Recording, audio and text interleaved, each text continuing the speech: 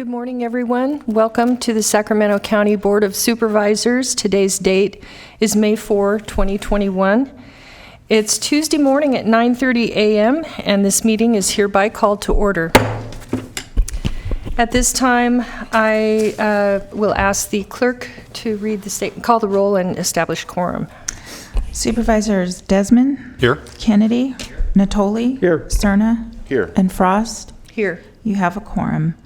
This meeting of the Sacramento County Board of Supervisors is cablecast live on Metro Cable 14, the local government affairs channel on the Comcast, Consolidated Communications, and AT&T Uverse cable systems. The meeting is closed caption and is webcast at sacmetrocable.tv. Today's meeting will be repeated Friday, May 7th at 6 p.m. on Channel 14, and a DVD copy is available for checkout from any local library branch. Okay, I'm going to take a little different path this morning, and I'm going to ask Chief Seal if he will lead us in the Pledge of Allegiance, please. I pledge allegiance to the flag of the United States of America and to the republic for which it stands, one nation, under God, indivisible, with liberty and justice for all. Chief.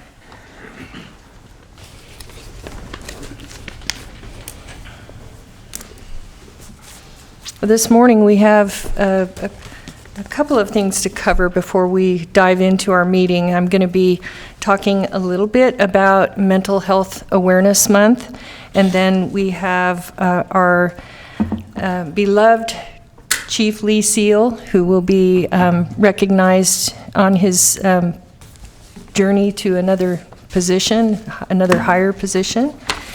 And I also want to make a couple of comments about peaceful discourse.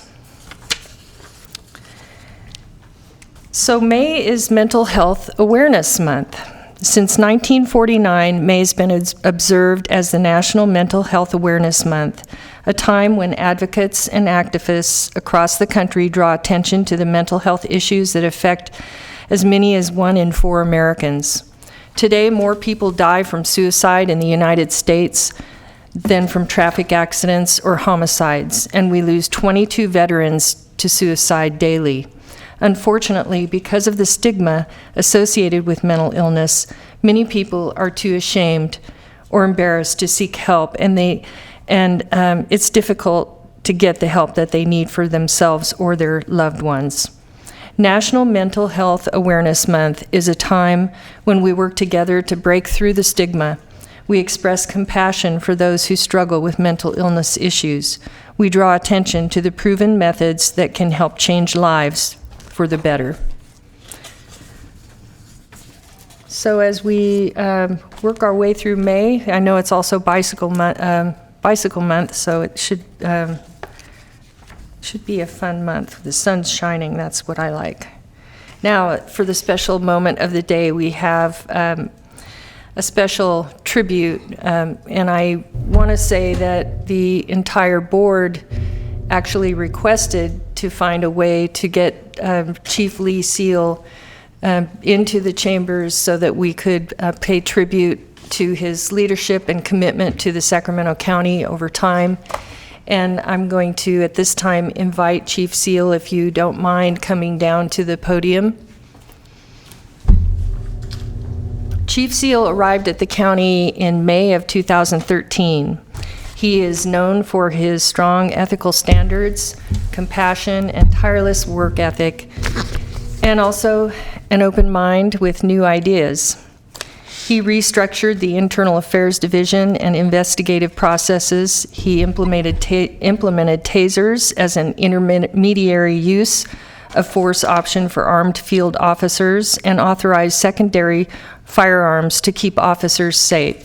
And many people don't realize it, but probation officers are those who work with those who've been released, and they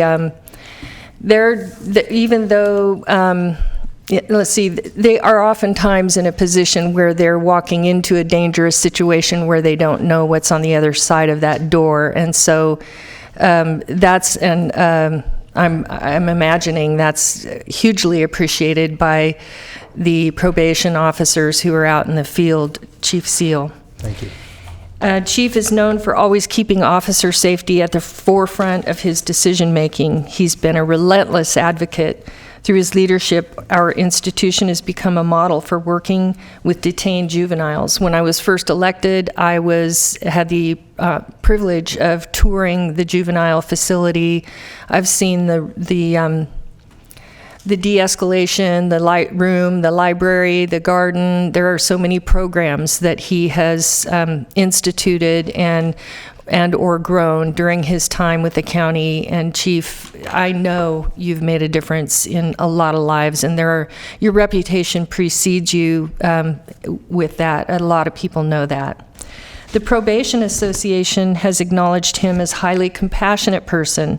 They expressed gratitude for his collaboration and the fact that while they were, I guess together, you implemented a peer support program and law enforcement honors, ways that you could honor fallen brothers and sisters and their families, and it was expressed by your peers and executives that you were there in those darkest hours with the families who had lost an officer and with the officers. So I think that says a lot about you. Thank you. They said, most importantly, he was there with us and the families of the fallen during the most difficult times. From some of his executive peers, he was referred to as a consummate team player who made sure that he understood what the direction of the county was, where we were headed towards, and he aligned his department accordingly. So his leadership was hugely appreciated during, I believe, I wasn't here, it was before my time, but you came in 2013, so I'm imagining 2009 through 12 were pretty difficult years. You lost a lot of officers and you were picking up the pieces after an extremely difficult time. Yes. The entire Board of Supervisors is delighted to acknowledge you for your dedication and your leadership. We wish you every success in your new position. And I'm going to open for comments with the board members and then the Office of the County Executive. And then I don't know if there are any folks here from probation or other departments that wish to speak, but I think it will be fun to hear what everyone wants to say. So thank you for being here, Chief Seal, to give us this chance to honor you. Supervisor Desmond. Thank you, Madam Chair. And Chief Seal, it's great to see you. I know you're moving on to bigger and better things and had to cancel our coffee meeting this week, but I certainly understand. It's really great to see you and for us to be able to publicly acknowledge you and your service. I first met you when I was the CHP commander of one of our local offices here, and you started coming to those monthly chiefs meetings among all the police chiefs and the CHP commanders and the sheriff and everyone else. And I think you hosted one of the first ones at Juvenile Hall, as a matter of fact. That's when I first met you. Was immediately struck by your leadership, innovation, certainly your kind of very, very high level of thinking when it came to approaching law enforcement issues. And as I got to know you a little more and encountered you in kind of different contexts, including as a candidate for this seat, and even in my role as the legislative guy at the CHP, your name would come up again and again and again. I can think distinctly of a few pieces of legislation that we're going through over at the Capitol, and people would say, "Oh, you got to, reach out to Lee Seal. What does Lee Seal think about this?" Because you were so highly regarded and respected among your peers throughout the state, and I hope you know that. And the level of admiration and respect that your staff have for you is really remarkable. Having been involved in a large organization for a long time, I know how important that is, and you certainly set the standard for being a great administrator who cares very deeply about the folks who work for you, work with you, about their well-being and the importance of them doing the most professional, best job they can do. And you inspired them. You're a transformational leader, and Sacramento County has certainly been lucky to have you. And I, for one, really appreciate your ideas about police and law enforcement reform and innovation. I mean, your ideas are still going to be very, very valuable, I think, to me personally and to law enforcement leaders throughout the state. Frankly, I thought I'd see your name. You'd be going to the state, some very high-ranking appointment, or maybe even running for public office or something someday, because I could certainly see you in those positions. But for me personally, it's been really an honor to know you, and I look forward to continuing a relationship with you, and wish you nothing but success in your new position. Thank you. Thank you. I just glad he lives in District 1. Thank you, Supervisor Desmond. Supervisor Cerna. Great, thank you. So hopefully, Chief Seal, you know that the board did kind of on the fly at the last meeting, at the conclusion of the meeting, offer some accolades and acknowledge your contribution to our community in absentia. And we wanted to make sure that we had this opportunity to see you face to face, despite the fact that we have plexiglass between us. But I think it's really important to acknowledge someone that has not just taken the reins of a county department and done some remarkable things and been the sponsor of incredible change, but someone that has really taken on the task to shift the culture of an organization. And I think what you've accomplished over your 8 years as our chief of probation is nothing short of amazing in terms of that particular effort. And I would suggest that it can serve and should serve as a model for other agencies.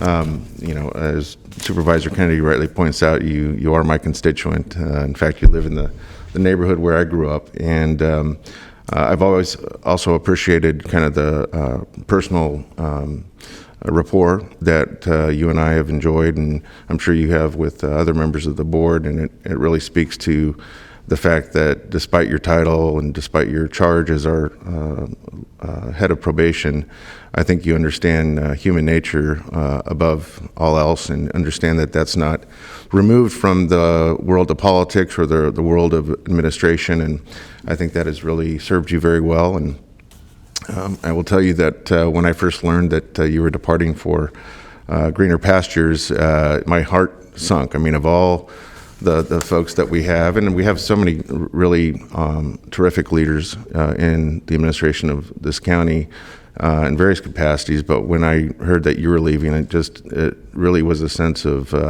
there's going to be a vacuum, and I really feel for the person that has to come in behind you and take the charge of the probation department. Who's that? But in all seriousness, I do think that the culture that you have left in our probation department is going to be very long-lasting. I think to Supervisor Desmond's point, you have an amazing amount of respect from the people that work directly for you, and I think have really embraced that culture change. Thank you. And so that momentum is there, and I suspect it's going to be sustained for a long time, and that is a legacy that you should be extremely proud of. I think we, by extension, are also very proud of, but we could not have enjoyed all these successes without your incredible eye towards, I'd say, call it sensitive management, and management that is very progressive, and management that really understands people as much as policy or programs or resource allocation, and that is very rare and very special. So I want to thank you for all you've contributed. Thank you. Thank you, Supervisor Cerna. Supervisor Natoli. Thank you, Madam Chair. Well, Lee, I would echo comments of my colleagues and just say that certainly during my career and tenure, seen a good deal of changes, but probably none as remarkable as what's occurred in the probation department over the years. And I think, as Supervisor Cerna said, certainly the change in culture. When I think of you and your time with our probation department, you're a true innovator, an outstanding leader, someone who, again, obviously has had the support of a strong team, a very strong team. And again, I know that you're person of, of certainly significant humility, but and so you would recognize, obviously, your colleagues. But with any team, you've got to have a leader, and you've been just that over the last 8 years. And some of the things as I was listening to my colleagues that really, I think, are noteworthy, and it was stated in Supervisor Frost's summation. We were just coming out of the Great Recession. We had realignment, and you had a department that had been, fairly significantly impacted by layoffs and budget reductions over those years. So rather than just accept it as a challenge, I think you saw that as an opportunity to affect change, to rebuild the team, and to do it in a way that really has had, I think, a very positive impact on the lives of so many. And when you think about probation, at least in the county realm, for a long time, it was just largely young people, but obviously with the realignment, the adult population, and I know what you've done with the day reporting centers and the outreach in the neighborhoods and communities, building diversity within your workforce to reflect, I think, a lot of the folks who you would be coming in contact with.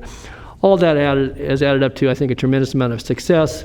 The success measured in lives changed, in folks who, either were involved with the juvenile justice system or the criminal justice system, but in a lot of ways found the support, the connectivity with your officers and with those who have been a part of, as I said, the probation team that really has made a difference. And I know you've collaborated with other county departments in the law and justice realm, but I think, again, it really been a shining star, no question about that. And I want to just compliment you for your work. You're not going very far away. You're going to be across the street, I trust, and and certainly in a different role. And hopefully you'll bring the same impact to the court system as you have with probation here in Sacramento County. But I thank you for your work, for your leadership, for all your contributions and the difference you made in the lives of countless Sacramentans, not just the folks you've contacted with, but their families and all of us in the community. So I think we're a safer, better place because of your leadership, and wish you well, Lee, and thank you for all your good work. Thank you.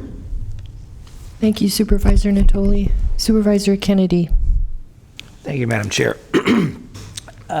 Chief, so you were my first meeting and on Del Paso Boulevard, and taught me in a course of 2 hours more than I ever thought I would ever know about probation.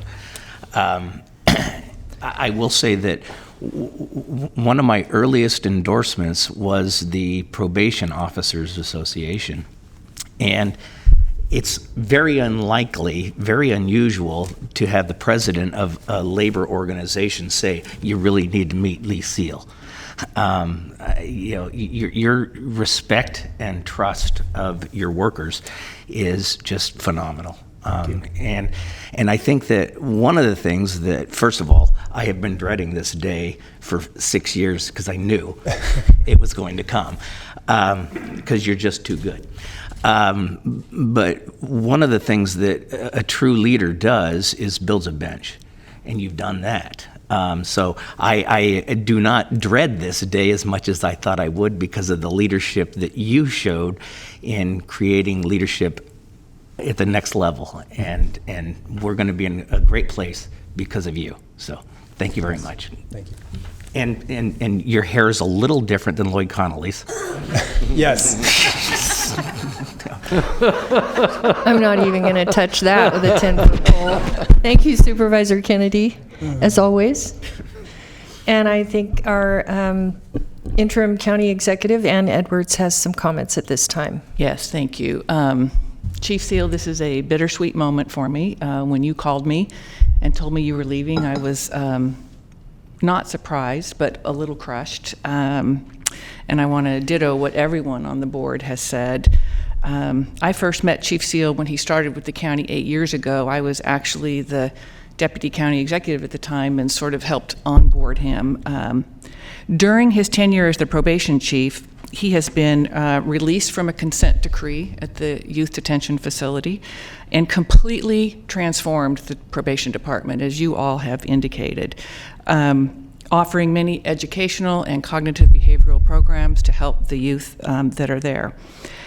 I recently received a copy of a letter from the Board of State and Community Corrections after completing their biennial inspection of YDF. One of the statements in that letter that is a reflection of Lee's transformation is as follows. We observed daily unit operations, noticing that the interactions between youth and staff appeared respectful and engaging. Staff had conversations with youth in calm tones, and reactions appeared to be genuine and reciprocated. When the youth were asked about this in private interviews, they said, "Oh yeah, that's normal." This is reflective of the kind of culture Lee's leadership has created.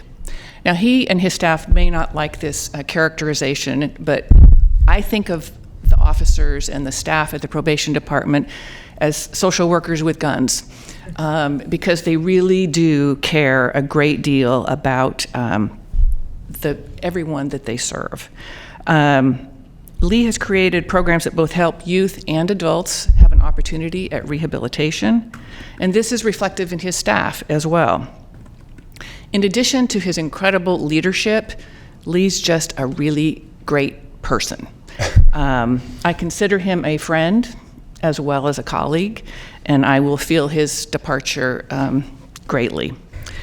You will be greatly missed, but you've done a great job because you put together a great team, and I'm confident that they will be able to carry on without you. So thank you, and I will miss you.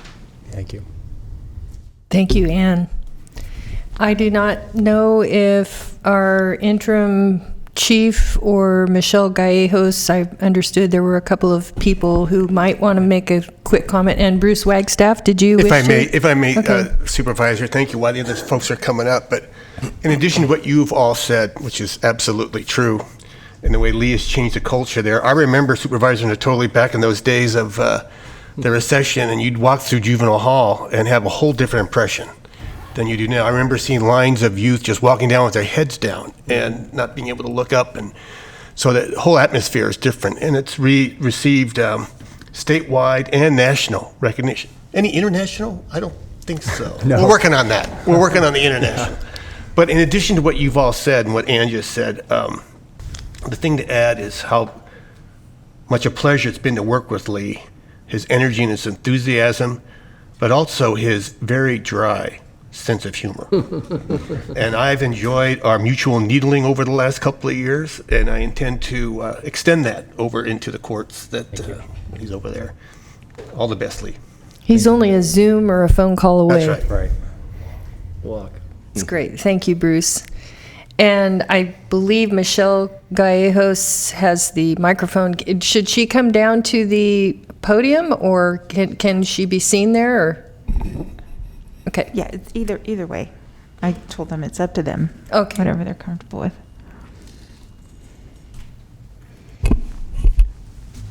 You can't lead unless someone will follow, and it's pretty apparent that his leadership is inspirational. Good morning, Michelle Callejas, Director, Child, Family, and Adult Services. And, thanks. Magic podium. I have had the pleasure of working with You are Chief the Seal. only one who's ever stepped up to that podium that knew how to work that. That's No, impressive. Flo is did my it. secret. Flo did it from her weapon. Okay. I tried to Never do it one mind. day and raised it inadvertently. It's magic. Yeah, Flo's so magic. I've had the pleasure of working with Chief Seal since 2013 when he came on board, and obviously my experience with him has been more on the juvenile side. But I was immediately struck with his compassion and desire to effect reforms within probation that would improve the lives of youth and families. And I'm so glad, and throughout the social worker term, because that has been my feel of Chief Seal, a very tough social worker, but the compassion, the passion, he leads with that. And he has been a strong supporter of the dedicated calendar in the juvenile court that only focuses on hearing matters involving young people in our community that are being commercially sexually exploited. He supported implementation of Georgetown University's crossover youth practice model designed to reduce the number of youth that cross over from child welfare to juvenile justice. And the whole effort really promoted stronger collaboration between child welfare, probation, mental health, and community-based providers. I could go on, but he's effected reforms. He makes the youth detention facility a kinder, gentler, more humane place but also significantly reduced the number of youth placed there. He eliminated out-of-home group home placements, which would seem unimaginable decades ago. And he's promoted more engagement with the community and other departments. So I'm going to miss you tremendously as well. Your leadership will have impacting, lifelong impacting change to our community. And we will continue the work, and no pressure at all, Marlon. You've got this. And you will have our support as well. So good luck. I know where to find you. Yes. Thank you, Michelle. Good morning to our interim chief, Marlon. We are happy that you're here and excited to hear from you. I appreciate that. Good morning. Marlon Yarber, newly appointed interim chief probation officer. It's hard hearing all the great accolades, the transformation that we've been through. We've been through it together. I wouldn't be here without him. As many people know, I came from the outside. Lee was an outsider, and he really worked to build a bench in the department. So we're fortunate that we have great leadership. We've got great people behind us, not just me. Our assistant chief, Julie Wary, is here as well. And, really Lee's foresight, supported sort of great thinking and innovation in the department. It supported diversity, so we look differently as a department. But that said, it really comes back to public safety, that balance of treatment and accountability. That's what we believe in, and that will continue on. So though the list of accomplishments is really long, there's still more for us to do. So we look forward to continue to support the board's direction, obviously working with the court and all of our stakeholders, but there's still more for us to do. So excited about a little bit of a community engagement as we go forward, as I think that's some of the next frontier for probation. So I will miss him. He's a friend, obviously. I'll miss strategizing over coffee at Temple, talking about, how to get the bee to come around and, show Let us some know love. when you figure that out. You're right. We are still working on that. So I applaud him and and support him really, truly for selfish reasons. I hope he does an incredible job at the court because we all stand to gain from it. So. Great, thanks. Thank you, Chief Yarber. Okay, I guess this is my opportunity to now thank the people inside Chambers today. Lee Seal, former Chief Probation Officer of Sacramento County. It's hard to say those words because the last 8 years have been the best 8 years of my professional life. I want to thank all 5 board members, Chair Frost, for this morning. But each of you, as part of being the Chief Probation Officer, I go to these statewide associations where I meet with my counterparts and all the other counties. And, quite honestly, it's an opportunity over a couple of days for people to, share stories and get some things off their chest. And I often have to listen to my counterparts talk about challenging board members or their county executive team or, what's going on and all the drama and politics and all the things that they have to deal with. And, I just have to keep my mouth shut, or else if I start talking about my experience and what it's like to be a part of a great team here in Sacramento County, I probably will get disinvited to some of those, after meeting,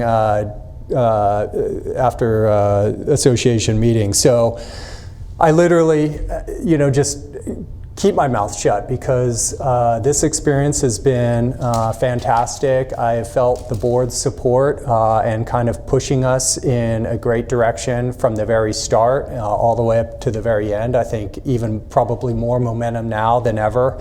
The opportunity and collaboration with the county executive's office. I want to personally mention and thank Bruce Wagstaff, who has been with me and kind of on the phone and helping me through some of the challenges throughout as Ann Edwards said she and I had the opportunity at the very get-go to form a bit of a bond before she herself took a brief foray, and we're just so glad to have her back. And then I really want to say something about the two people who have been probably my closest teammates. I've had the honor and pleasure of working with Interim Chief Marlon Yarber, who you heard from, and also Assistant Chief Julie Weary, who you didn't hear from today because, you know, she's just a little bit more of this type of quietly effective person who really does it all, sometimes in the background. But the three of us have been together for 7 years. The things that, the gracious comments that you all said and gave me too much credit for moments ago were a reflection of what they have achieved, or all of us together, and of course the men and women of the probation department. But I really want to just say a huge thank you in particular to those two, because they've been at my side since the get-go. They're the ones actually doing the real work of implementing these things and making it work and making it effective. I have enormous confidence in both of them. The probation department's going to move forward under Interim Chief Marlon Yarber's leadership. He's going to do great things. I ask him not to shame me too much right off the bat, you know, take some time with his progress, but he's going to be fantastic. And then I'll just conclude by, you know, I think the county is in great hands with Interim County Executive Ann Edwards, and we're just so lucky to be a part of this team. So one final time, just a thank you to all of you, all the folks who are part of the county, everyone from Michelle Calles to Flo here at our sides, keeping us on track. It's just a wonderful family, and it's been a privilege to serve the citizens and be a part of this county. So thank you all very much. Thank you, Chief Seal.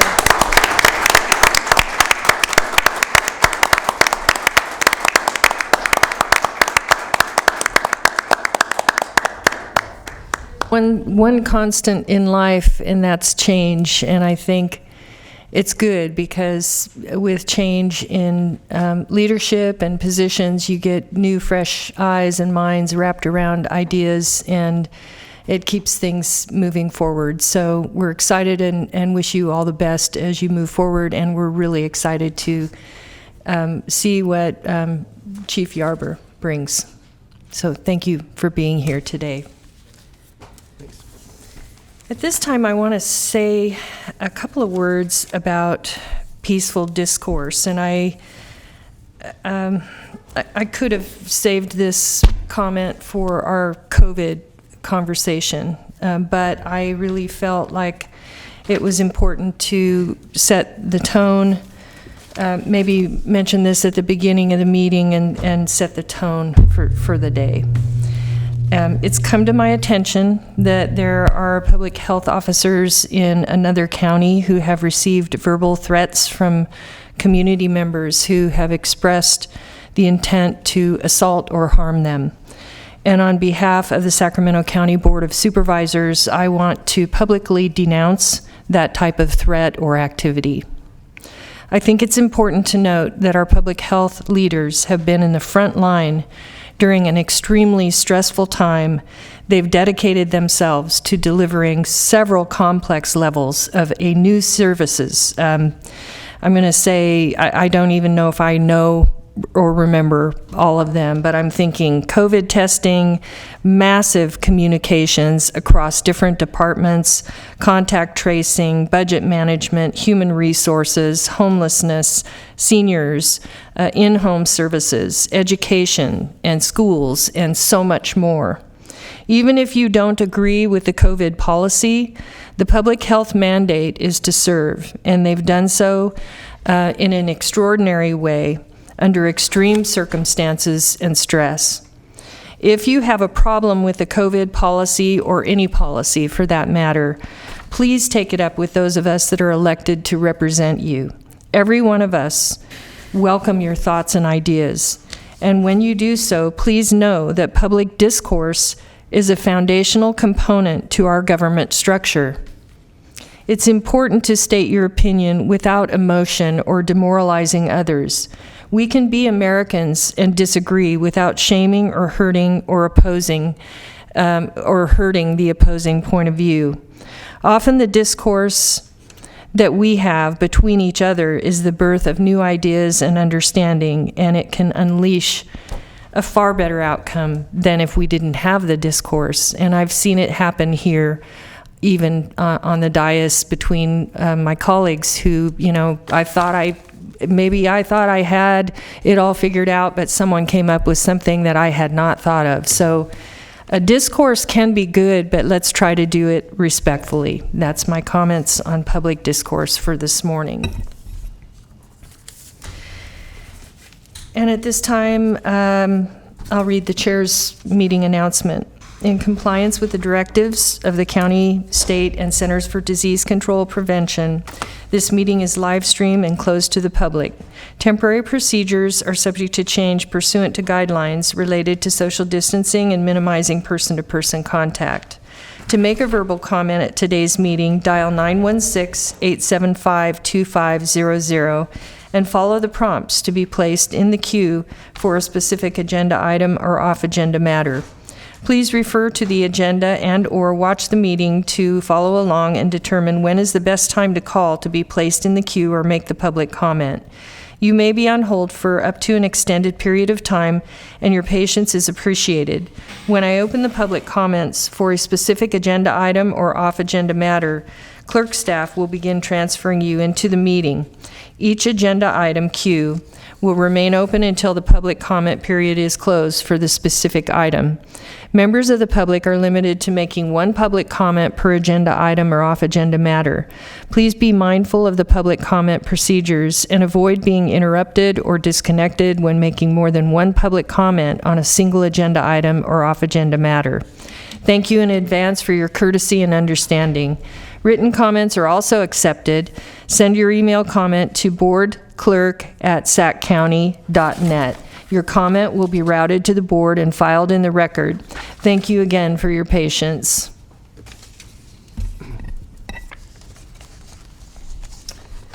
At this time, we will move forward to our consent items, please. Okay, Madam Chair, you have consent matters items 1 through 38. I don't have any comments for the board. You also have an addendum agenda, and I will read that item into the record this afternoon right before your nominations. Oh, thank you. Supervisor Natoli. Thank you, Madam Chair. I wanted to ask a couple questions on a couple items. If the clerk could call item 7, please. Item number 7, you're acting as a Sacramento County Public Facilities Financing Corporation. This is the Sacramento County Public Facilities Financing Corporation annual meeting. Okay, I don't know if anybody's in the audience. I see Colin there. On attachment 3, as I read through the staff report that was attached, and then looking at the chart on the refunding history, I want to, I guess, be clear in understanding that when it shows in that chart that's attached here, it says maturity, final payment. So this year, Cherry Island Golf Course, the debt's retired on that. Do I understand correctly, the main jail was paid off in 2018, parking garage 2014. Is that reading that correctly, Colin? So yes, we've either refunded the debt service and the payments are completed. So you're absolutely right. Cherry Island Golf Course, that completed this year. It was associated with the 2010 refunding bonds, and then we refunded those again with the 2020 certificates of participation. Okay, so the 2020 took out those, it paid those off, but also brought a package of debt that's reflected that still has to be paid off with the 2020 refinancing. Correct, but the Cherry Island Golf Course is no longer a part of that. They made their last payment in last fiscal year for the final debt service. Okay, payment. So if we could run through this then. So Cherry Island is paid off, so it won't, when you call this meeting next year, it won't show on here any longer, is that right? Well, we've continued to show even prior years right, as they roll the main jail, off, so it won't, yeah. Okay, so right. Main jail's been retired, the parking garage, RCCC 448 beds, that's completed, correct? Yes, and just so that you know, the RCCC for 448 beds is still an asset that is pledged to the 2020 certificates of participation. So while there is no more debt service associated with the construction or the whatever the original bond proceeds were used for, it still is an asset that is tied to the 2020 refunding bonds. Is that the case with any of the others? No, I believe what we did with the 2020 refunding is we released the main jail from the asset, and we replaced it with RCCC. Okay, so parking garage is released? I'd have to confirm that, but I believe so. Okay. And then if we go over to the page 2 of 2, all those are rolled into the package that shows maturity through 2033 or longer. So just let me ask the question, this is our annual meeting and the time to ask, why were some selected and others not? For example, animal care, voter registration, some of them had, or even Mather Golf Course, had a small number there, but you continue to carry the debt for, another 13, 14 years. So why would you pick off some of those easy ones and get them out of this altogether? So typically what we do is we structure the debt for, whatever term we're going out when we issue the initial bonds, right? And so then we take a look at the entire lifetime of the bonds, and then we allocate a portion out of whatever debt service is associated with the amount of money that went to the construction of that facility. In some instances, for example, the 2010, we had the main jail as the leased asset, but when we went to the 2020 refunding, the value of the main jail significantly exceeded the amount of the remaining bonds, and so that's when we swapped out the facility that was backing the issuance to tie it out and make it kind of in line with that. So some of them either are the leased asset, or alternatively, they were the facility that was constructed using those proceeds, and then that we track that debt service associated with the amount that they borrowed through the life of the bonds. One that kind of jumped out at me as well was the fleet maintenance facility. That's on today's agenda with another item, having to replace the roof. It was funded in 2006 initially. I don't know the completion date. I think it was right in a similar time frame. We're already having to replace the roof on it, so we got 14 years out of the roof, which I don't know if that's the useful life of a roof anymore. But well, and I'm not entirely sure if the roof was a part of what was constructed using those bond proceeds. I'd have to check that. The construction facility itself. My point being is that we're halfway to paying off the bonds, or not even quite, and we're already replacing the roof, and the amount is. It's been $312,000. It jumped up. So the total plan. So we're 14 years for a roof seems a little bit shy, but I don't of what we'd expect. I mean, hopefully get 20 years out of a roof, but we're already having to replace. Again, I guess the point being here. So we paid off some of these. We've extended some of these. Is there any plans to refund any of these and try to pay some more of these off? At this point in time, none of them are eligible for refunding. We have the 2018 refunding bonds that won't be eligible for an additional refunding until another 10 years. So in 2028, we'll take a look at any opportunity for refunding at that time. Okay, and I'll just ask one other one, since I've had some more recent conversations about it. I'm sure others members of the board have as well. On the Boys Ranch, it was $4 million, and that included, I think, the fence and the administration building at the time. And we still show an outstanding amount as of the 2018 of $2.6 million on that. The annual debt service, what's the annual debt service if you portion that out? I'd have to take a look at that. I don't have that schedule with me at the moment. Okay, so if you could, as a supplement to this, provide for all those that are still included in the refunding packages what the allocated or appropriated amount is for debt service on each of the items that would be helpful to include. I think it would be a helpful attachment because, again, it shows up in budgets somewhere, but I do think it's important since this is the annual meeting and this is the public document, so people can have an idea of both this board, but certainly others. And maybe we could have an addendum attachment to this item so we could actually show those annualized payment, what the allocated payment of the overall is to each of those. And I didn't realize we actually repledged the asset, as you stated, in order to refund the bonds. And so basically, It freed up one asset, so it freed up the main jail as an asset, but it took the RCCC and pledged that as the asset. So it took an asset that was more in line with the amount of outstanding proceeds that were refunded. Okay. All right. Thanks. That's all I had on that. But if you could, the follow on would help them. I'll follow up. Thanks. Okay. Thank you, Supervisor Natoli. Supervisor Cerna. Oh, I'm sorry. I wasn't quite done. I was ahead of you. Sorry. Yeah, thanks. Real quickly on item 16.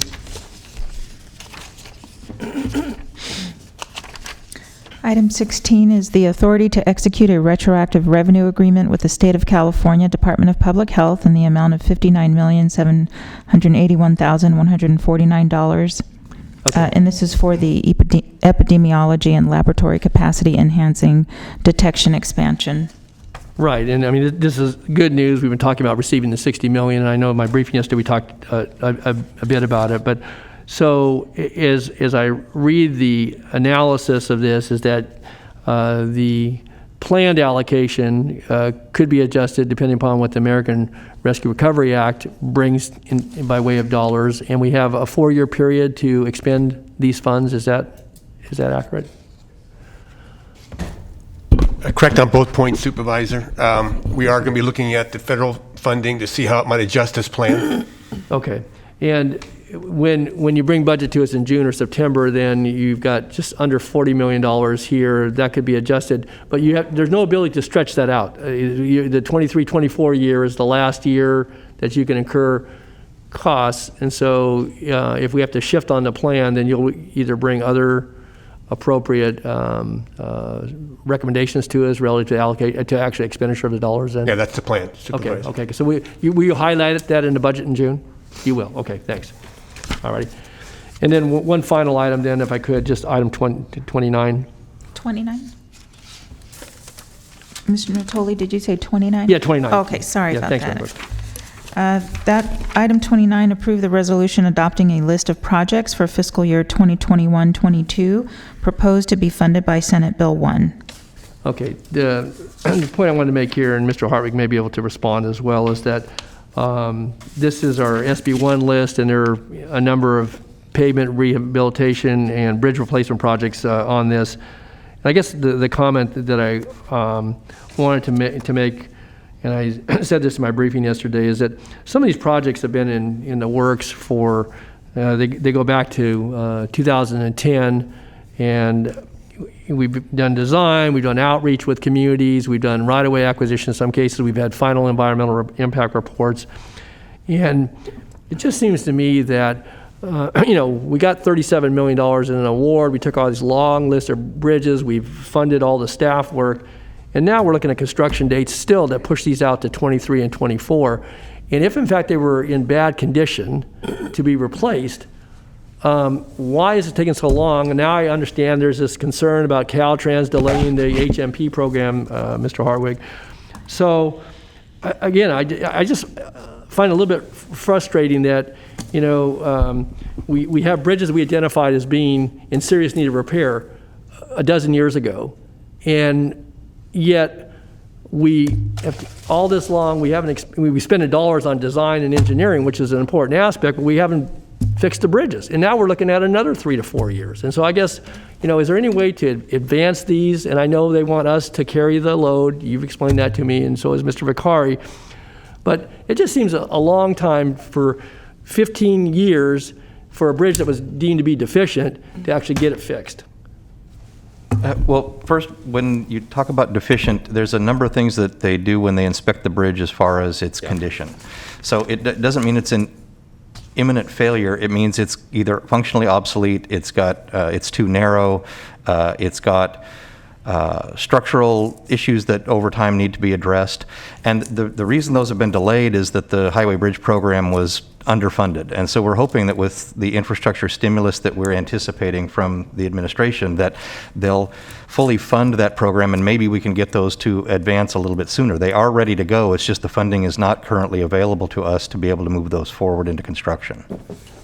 And I guess I'm sharing a little bit of frustration here. As the supervisor of the district where a goodly number of these are located, I've spent a lot of time with staff. I've spent time with the community.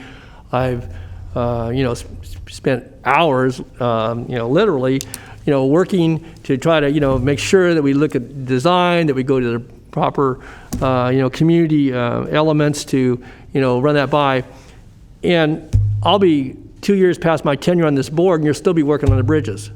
And it's a little frustrating when it takes 12 or 14 or 15 years to get to the point, and a lot of good work, and I'm not saying that works for naught, because it isn't, but that's just frustrating. And we had this initial award, we got very ambitious about how many bridges we were going to place in the South County, and we yet to do one of them. We did one, I take that back. And here we are. And so I guess what my point is here today, is there any way to advance these? I got my briefing that apparently there may be some ability to move on the Alta Mesa Bridge as soon as next year. But I find kind of difficult to understand why it's taking so long, and yet I get my monthly briefings, and maybe this is as good as we're going to do is in 23, 24 that you're going to, and that's the proposed construction date. Right. Now with what you just qualified, whether that money doesn't come through for whatever reason, these could be further delayed. Is that accurate? It's always possible that, because that's funded at the federal level. One of the things that we can do is you can request to do an advance funding where we basically front the money, but you have to go through the CTC to get that approval before you do it, and we would have to come up with the funding to construct it at this point. And I'm not sure that there's a fund source that would allow us to move one or even several of those forward at this time. I believe Ron Vicari is on the department head's call line if we want to have him chime in as well. My points are made, and if Ron has anything to add to it, and again, I know it's not because you haven't aggressively pursued the money. One other thing I would just note, I don't know at what point in time your environmental documents go stale, but some of these have had approvals, at least in the past few years, and so at some point in time, if things change enough, you're going to spend more dollars and you're going to have more delays. So again, I don't know that that's the case, and we're working on right away on a couple of these. So I guess I would just add, is there anything Mr. Vicari wanted to add? Otherwise, I'm going to support the item, obviously, but I want to make those comments. So, Flo, is it? Is Ron Vicari on the phone?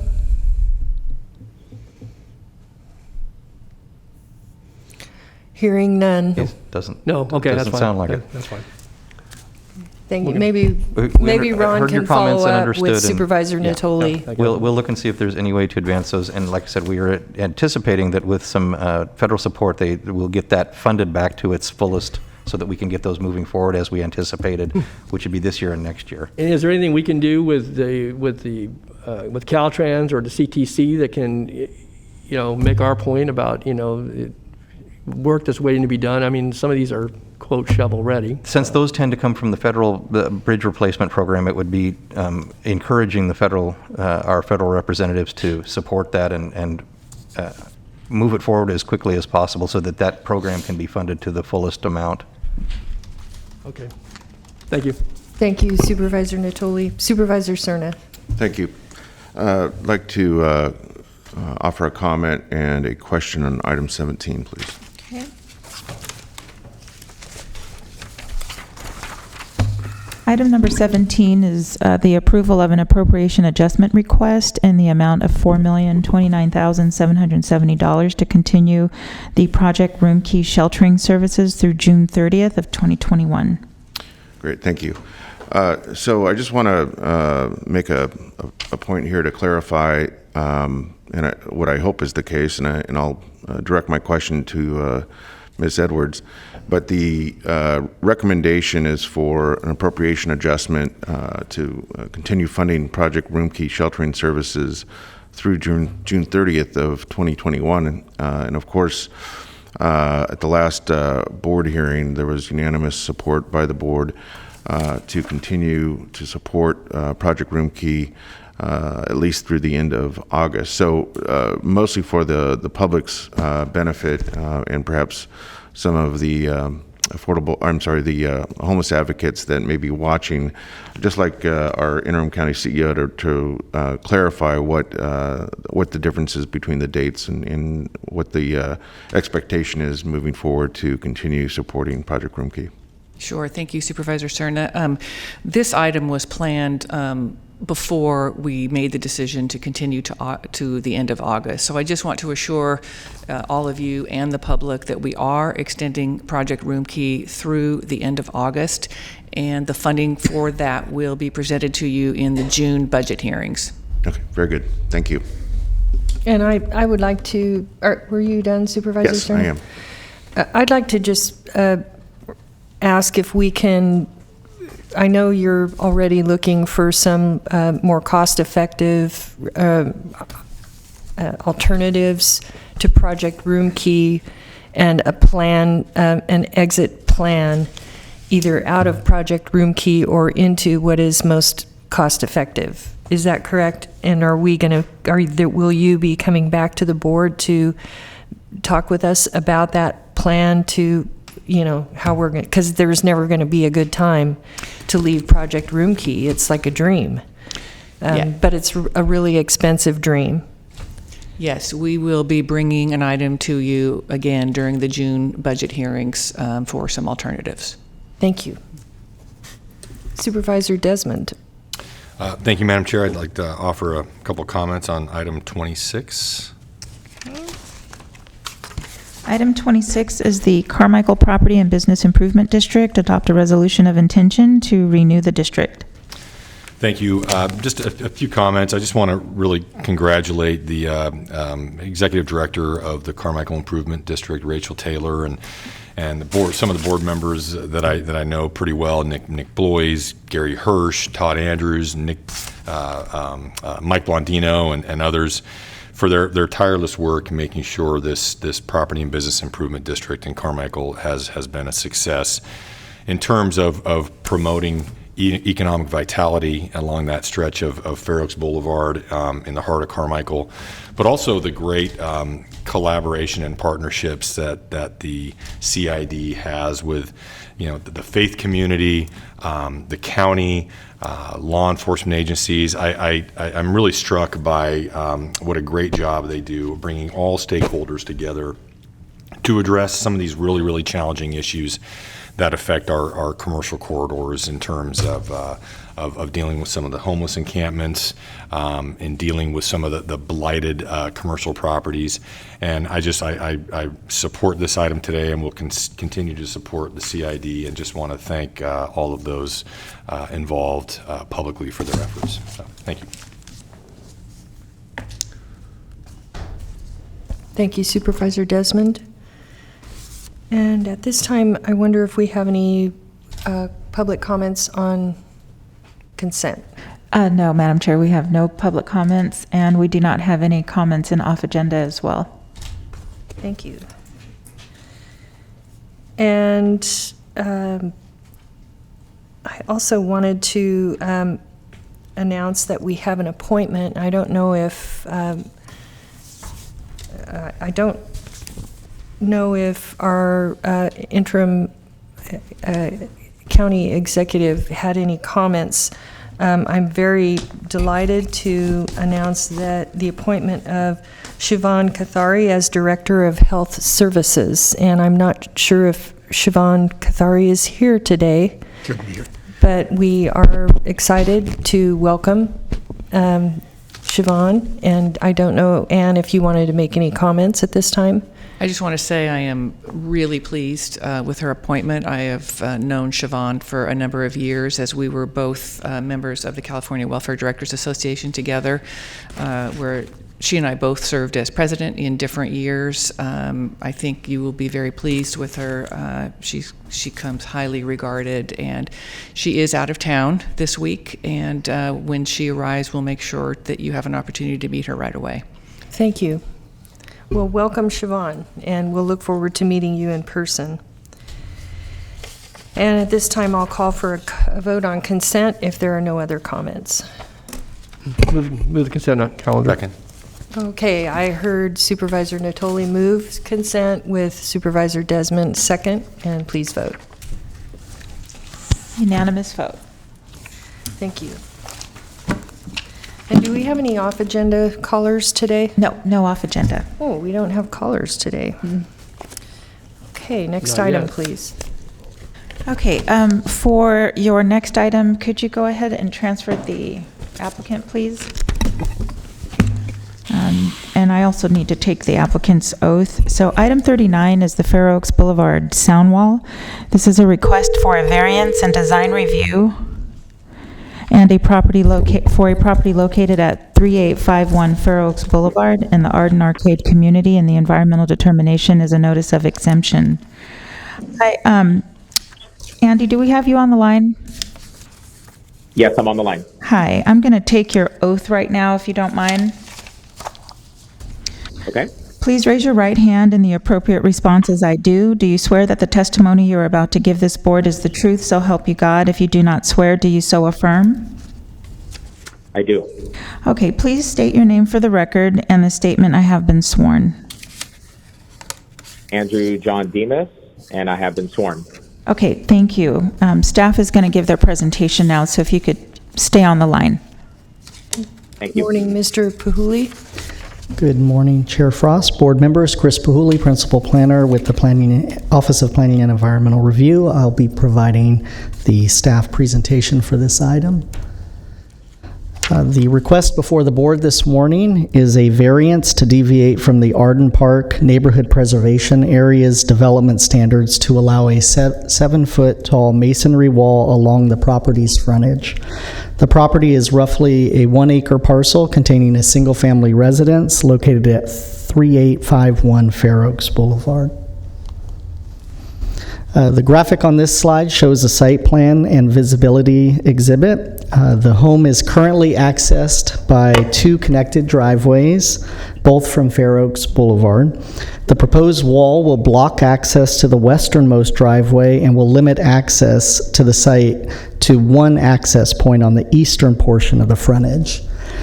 To address visibility concerns from the property owner to the west, there is a note or condition on the exhibit limiting the height of vegetation. This slide shows the rendering of the proposed wall, which underwent a design review by the Design Review Administrator for compliance with the countywide design guidelines. I'll quickly review some of the key points of the request. The Arden Park NPA allows for 3-foot front yard fences. Deviations to the development standards in the NPA are through a variance to the board, and the applicant is requesting a 7-foot wall. As noted in the report package, the applicant was provided a fee waiver for the variance request pursuant to zoning code provisions. Finally, the applicant has indicated the purpose for the sound wall is for sound reduction and increased security.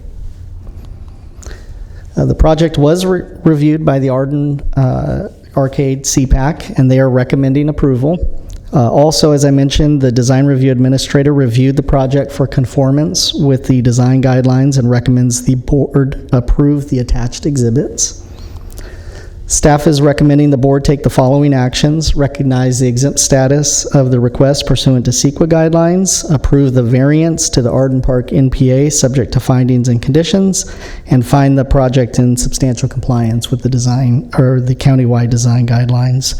I'm available for questions, as well as the applicant, Mr. Andrew Demas. Thank you, Chris, and Supervisor Natoli had some questions. Just a question.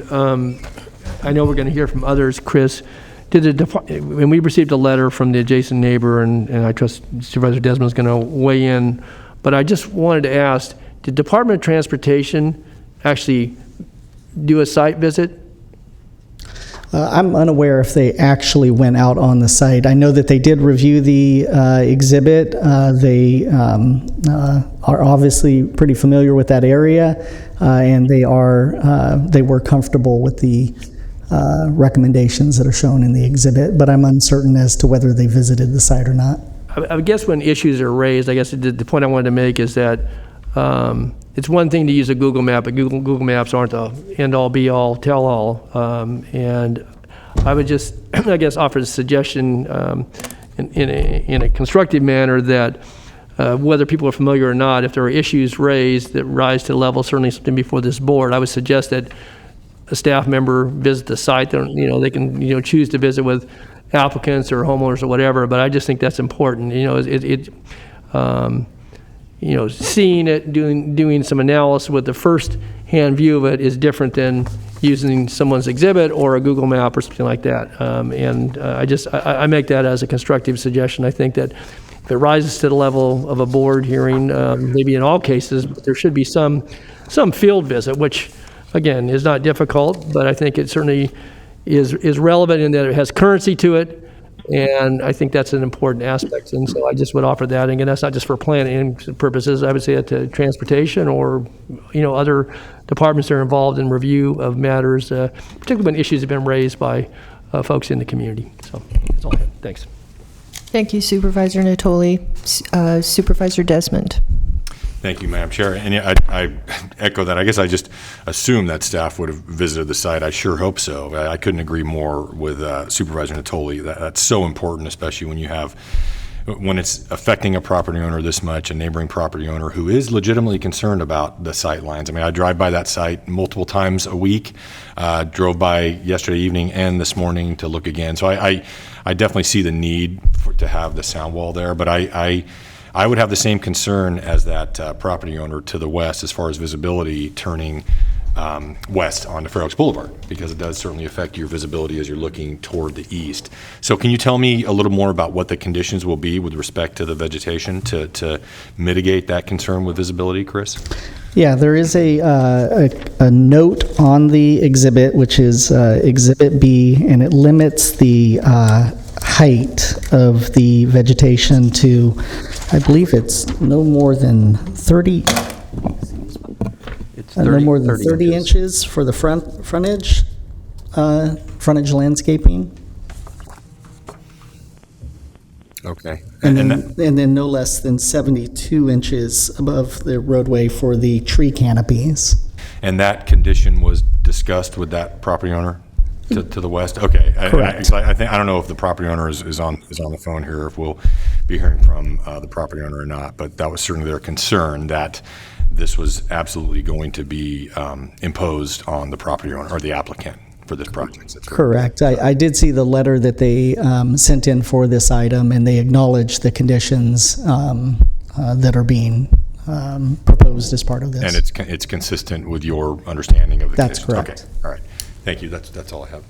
Thank you, Supervisor Desmond. I believe the applicant is on the line. I don't know if the applicant, Mr. Andy Demas, wished to make any statements. Yes, this is Andy.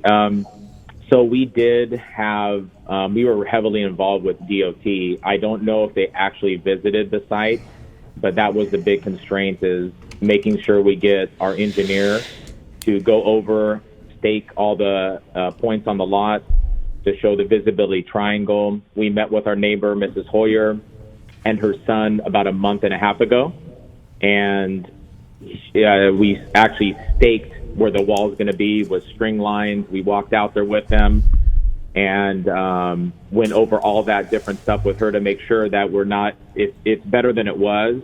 The Board of Supervisors, we basically, when we first moved in, there was a big brush wall where she couldn't even see, and we removed that immediately to have her have more visibility while we went through this process of approval. But yeah, we did go through all the right processes with DOT to make sure everything was right for her, because yes, that is the worst from the west side. That's what, she has the clear line of sight, but that's when we walked it with her son and herself. They did agree, and yes, the vegetation was going to be those little low-lining shrubs, basically, to make sure they stay low. Thank you. We do not have any other comments from board members. Do we have any public comment? We do not have any public comments for this item. Supervisor Desmond. I'll move the item. I appreciate the applicant taking those extra steps to meet with that property owner and mitigate their concerns, and I'll be supporting it today. Second it. So we have a motion from Supervisor Desmond, second from Supervisor Cerna. Please vote. Unanimous vote. Thank you, and thank you, Andy Demas, for being here on the phone. Okay, item 40 is to approve the 2021 Neighborhood Traffic Management Program traffic plans. Good morning, Mr. Lee. Good morning. Good morning, Chair Foss and members of the board. My name is Lou Lee from the Department of Transportation. Today I'm here to request the board to consider the approval of 5 traffic plans in the 2021 Neighborhood Traffic Management Program, NTMP. I have a presentation. I'd like to discuss these 5 plans.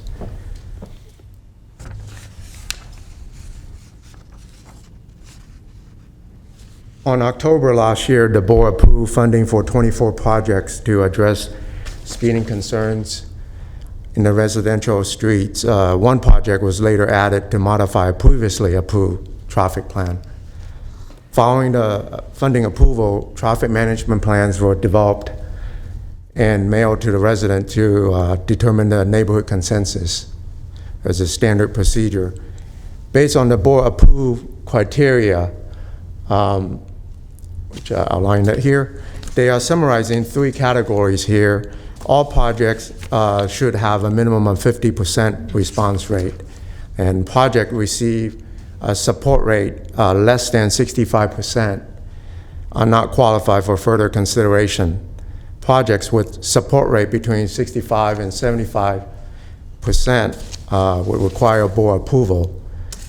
Project with a support rate at above 75% may proceed directly to construction phase without further board action unless a request from the board hearing has been filed with the Department of Transportation. So based on the survey and NTMP guidelines, 24 projects receive greater than 75% support rate, and 1 project has less than 65% support rate. Of the 24 projects with support rate greater than 75%, 2 of those projects did not have the 50% minimum response rate, and also two projects submitted a request for public hearing. Therefore, we have 5 projects total at the board today. So I separated these 5 projects and also in the 3 categories here. So support rate is based on all the return surveys. So 2 projects, 23rd Avenue and Whitcop Way, they were not meeting the minimum response rate of 50%. However, all the return surveys are all in support. Therefore, they all have 100% support with those 2 streets.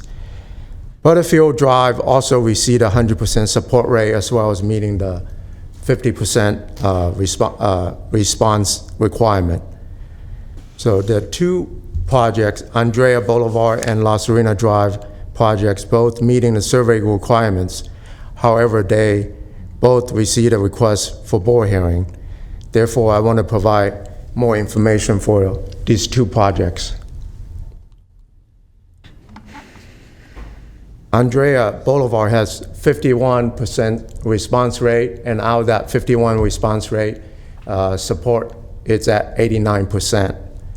So a specific concern with the request was a speed table on the southern end of the project. The circle here was concerned is too close to a house. So you can see that in the aerial map, the little enlarged map there. Staff been working with the residents and shifted the table away from the property line, so it's farther away from the concerned residents. So, and that has been also communicated to the resident of having the concern. And the next, the second project is La Serena Drive.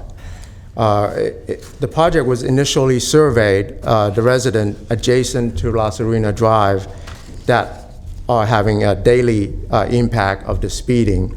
So these are considered to be the fun-on homes, as you can see in the border there. Due to residents' concern of this enclosed neighborhood, the survey was extended to include the entire neighborhood, which consists of over 300 properties. So that's why you see the two sets of public surveys here. So the front-on property has 76% support, and the rest of the neighborhood has 70% support. So both numbers show a greater majority of the support. However, there are residents on La Serena Drive do not think speed tables are needed in general.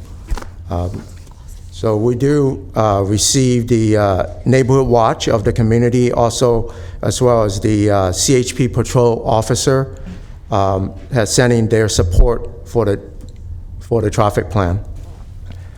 So with this, staff recommend the board to approve the 5 traffic plan and direct the department to proceed with the implementation of these plans.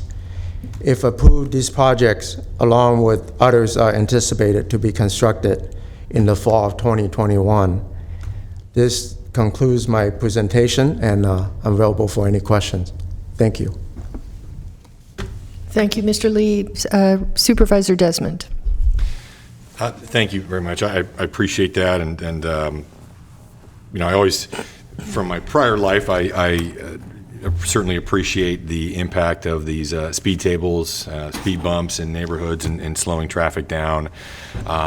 But I didn't know a lot about the process till I got this job, so I always appreciate being educated about it. On the La Serena speed table, I mean, that's where I think most of the concerns have been expressed by several of the residents. Can you talk a little bit about the role that the fire department plays, in this case, you know, Sac Metro, and what their feedback was specifically on the project in that location? Yeah, we have close coordination with the fire department. In this case, is Metro Fire in that area. So, Metro Fire, when staff designing the traffic plan, that's one of the first things we looked at, the map that they have shared with us. What are the fire routes? What are the secondary fire route? What is the primary fire route? So, with that, our guideline always has been the speed table or devices has to be at certain spacing. They're not extremely close that have a really significant impact to fire response. That's why you see the spacing at a set distance. And in addition to consider all the visibility of the street, if there's hills, anything to consider factor into the design.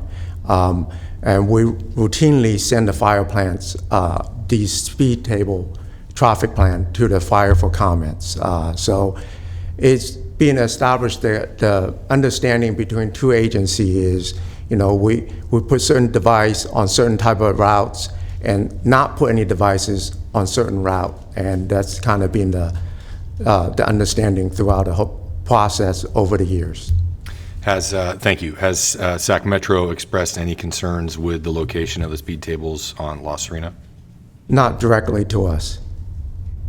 Okay, have they expressed concerns to anybody? I mean, because that's what one of the concerns that the neighbor is saying is, is that they have not approved it. They have not been consulted about those speed tables. Yeah, we have not heard from Metro Fire specifically about this location, and we have not heard from anybody else except the resident expressed that concern about fire danger. Yeah.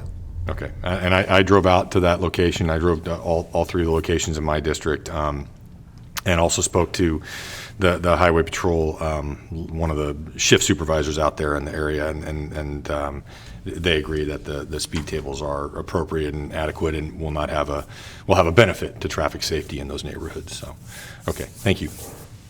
Thank you, Supervisor Desmond. Supervisor Natoli. Yeah, Lou, this isn't the first time we've heard La Serena, though. Going back probably, what, a decade ago or more, we had an item before this board, I think when Supervisor McGlashan was here. Is that?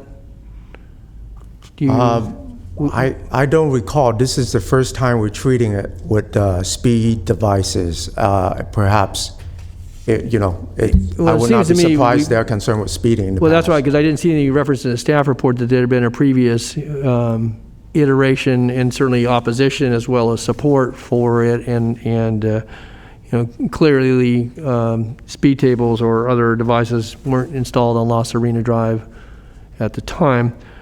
I wanted to ask, though, because the correspondence that we received, which attaches a petition in opposition to this, but I want to make sure that the information is accurate. And I don't know, have you had a chance to see that letter, Lou? The correspondence that raises issues about the information that was shared last October.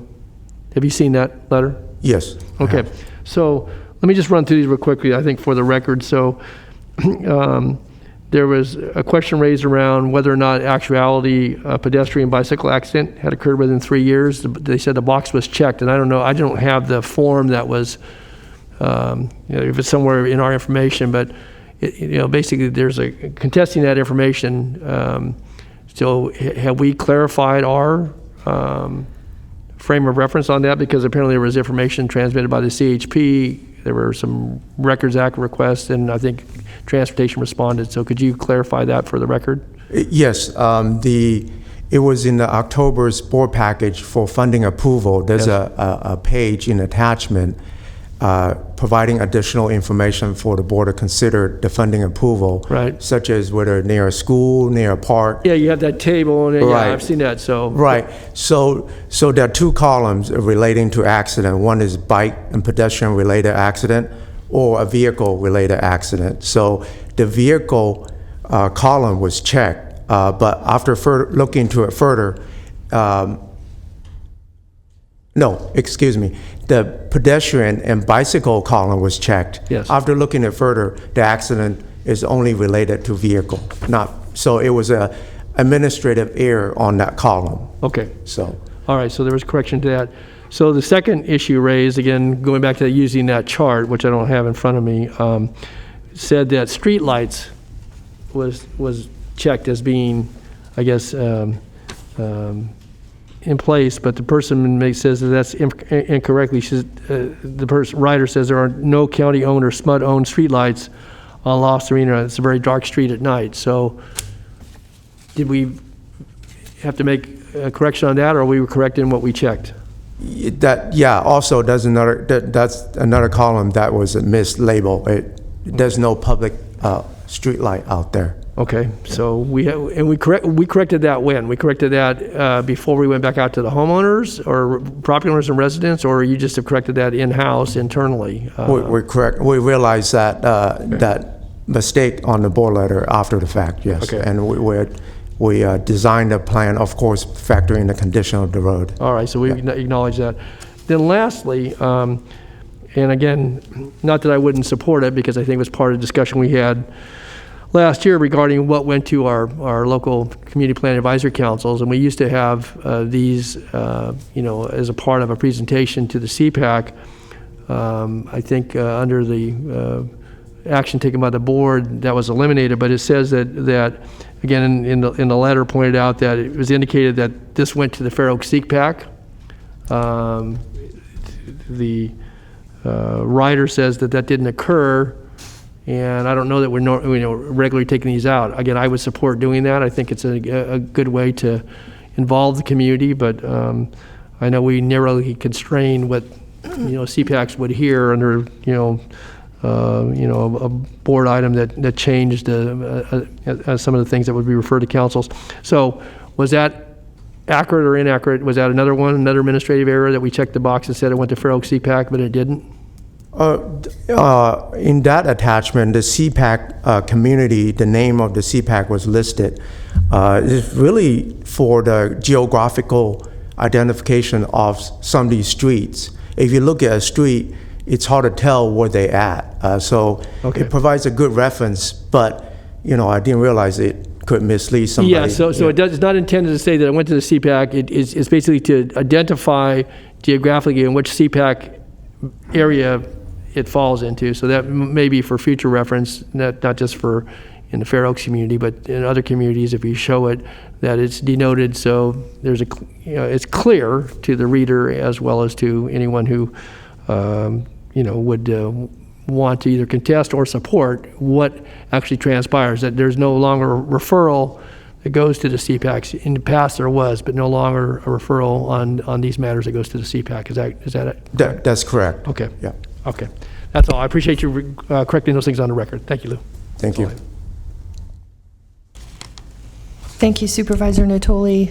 And I believe we do have some public comments on this item. I did want to just make one comment, and that is this is an ongoing, very hard thing in some communities where there's a residential street that really becomes, just by nature of its design, the way it is, it becomes the main thoroughfare, and it takes so much time and a lot of energy from the community to advocate for these speed bumps, which sometimes help, and it's just challenging. So I appreciate your time and your work with the community, and I appreciate the people that stepped up to advocate for this. And at this time, I'm going to go to public comment. Could you please transfer the first caller?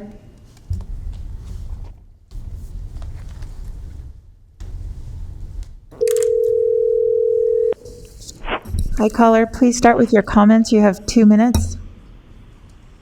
Hello. Hi, please start with your comments. You have 2 minutes. Okay, thank you. First, I want to thank all the board members for your service to our various communities. Your work, effort, and energy is what keeps our communities thriving, safe, and innovative. My name is Carmen Barney. I'm the Neighborhood Watch Director for our community. I took over this position from Marge Stottenberg, who passed away just months after passing me this role a few years ago. Her and her husband started the Neighborhood Watch program for the Lake Natoma Heights community over 25 years ago, and she was a major contributor to many action items that have made our community a better place to live. As a Neighborhood Watch Director, my job is to be vigilant about community safety. Over the course of living on Los Serena Drive for the past 4 years and in my role as the Neighborhood Watch Director, a key issue plaguing our community has been speeders.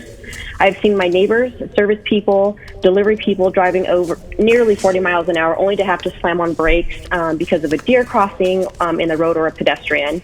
As the Sacramento Department of Transportation Speed Survey confirms, the average speed on Los Serena is 31 miles per hour, which means there are speeds in excess of 40 miles per hour to get that average. That is unacceptable safety risk to residents. Los Serena has multiple blind spots. It is a windy street. There are hills, and we do not have pedestrian signage, nor do we have sidewalks throughout the community. All of this has significantly increased the opportunity for vehicular pedestrian accidents.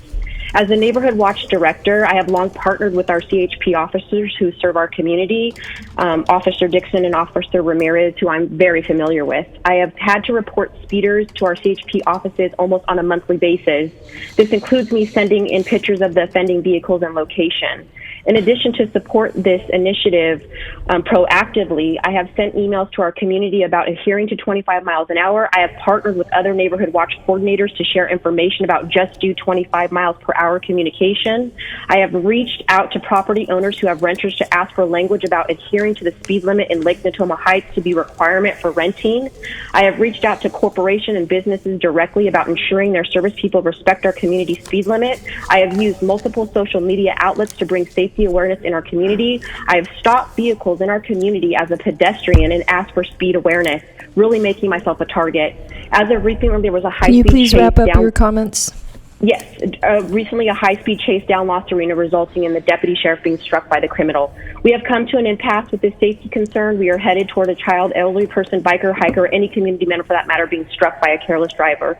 People are distracted with their smartphones while driving. They are on autopilot, and they drive through our community at excessive speed. Can you please wrap up your comments, please? Yes, this is the end. I have 2 sentences. This is what has brought us here today, and with the initiative, we need to install these speed tables. I'm requesting the board's vote and approval for installation of speed tables on Los Serena to encourage a safer community for our residents. I appreciate the board's time. Thank you. Please send the next caller.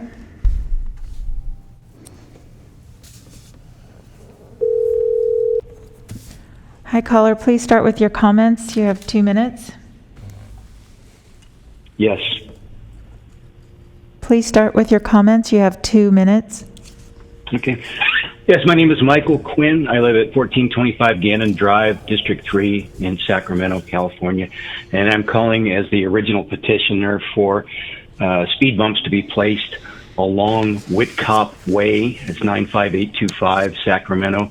The reason for the petition was in the past several years we have seen an increased amount of pedestrian and foot traffic along a two-lane corridor, which is Whitcop Way. It's about a quarter mile long. It runs east to west, and it runs from Fulton, where there's some commercial property and apartments right up at the edge, all the way down to the back entrance to Encina High School. And it's bisected by about 4 streets, including a 4-way stop near our house on Gannon Drive. Concern has been that in the past 3 years, with the population increase and the amount of new residents and also commercial traffic along the corridor, it is frequented day and night, and it poses a safety threat to not only the new students that will be coming from Encina High School once COVID is over with, but also people who recreate at the back entrance of Encina High School and park there in the evening times after dark, as well as pedestrian traffic from the apartment complexes that utilize the streets now for daily walks. People need to get out with their kids and their dogs and so forth, and they're working at home. So I originally petitioned a couple of years ago with Sacramento County Department of Transportation with Sonia Hernandez, the traffic engineer. It was transferred to a lady by the name of Tammy Urquhart, who 15 retired. seconds. And so therefore, she did mark 2 spots that for speed tables, and we respectfully submit that the board approved the funding for that. And I thank you graciously for your time. Thank you very much. Thank you. Please send the next caller.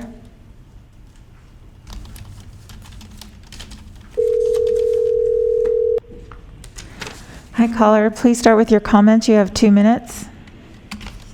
Yes, this is Brian Rindy. I live on La Serena Drive at La Serena and Los Encinitas. I've lived here for 5 years with my wife and my 3-month-old daughter. We are in 100% support of the proposed La Serena traffic control plan, along with 70% plus of other residents. We want to thank the board for their time in considering this matter, Sacramento Department of Transportation for developing the plan, and residents for their participation. We live in the middle of La Serena on the straight section, and not to make a joke or anything, but put it in perspective, some residents treat this straight section as a drag strip. As you've seen by the county's speed survey, the average speed of residents is 31 miles per hour, meaning there are residents going less than that, and there are residents going significantly more than that. But if you put that in perspective, that means every single resident that comes into the community on average is going 6 miles per hour over the speed limit in a residential neighborhood with children, elderly, wildlife. It's extremely dangerous, especially considering there's blind corners, hills, 70 driveways that enter La Serena. Just a couple weeks ago, my wife and I were crossing the street. We had about 400 feet of visibility on either side. We thought it was safe to cross the street. Midway through crossing the street with my wife, my 3-month-old daughter, in a bright stroller, a resident came speeding around the corner, and we literally had to run across the street to safely make it across the street. The resident did not slow down at all. So I urge you, this is an immediate safety risk, and based on the speed survey, I urge you to approve the speed tables and have them installed immediately. Thank you. Thank you. Please send the next caller.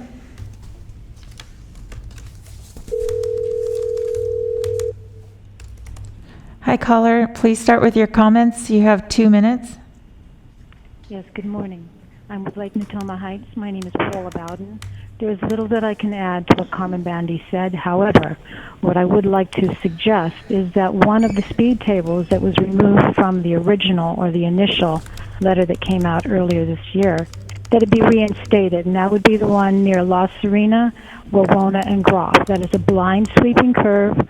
We have elderly people, young people, children, dogs, everybody goes through there, and that is a blind sweep, and at 51 miles an hour, that is too fast for anyone to be able to brake and stop hitting an elderly person. In regard to the lighting that was brought up by Representative Natoli, I penned a letter to Rich Desmond sent that out late last night, I'm sorry, and it does address some of those issues of the lighting, which has a lot to do with residents that were here before and conversations with the county about where lights would go. Otherwise, there's very little else that I can add. Thank you. Thank you. Please send the next caller.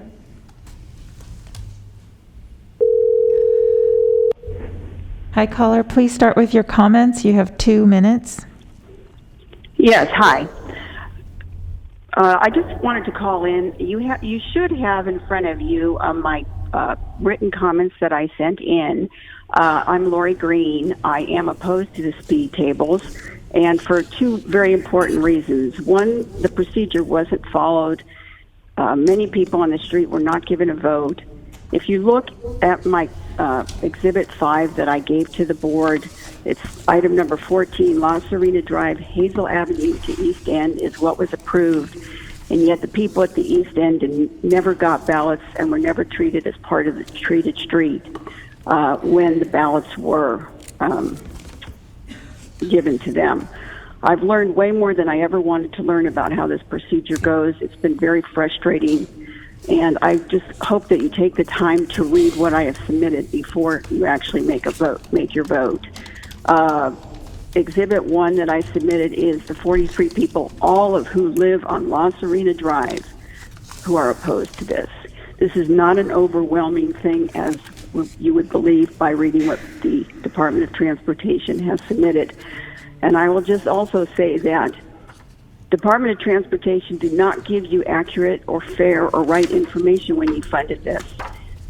Everything seems to be, it was an administrative error, but the reality is it was an error and it caused you to fund a project. Look at the need. People say there's speeders, but there haven't been any accidents within 3 years. There hasn't been any pedestrians or bicyclists hit.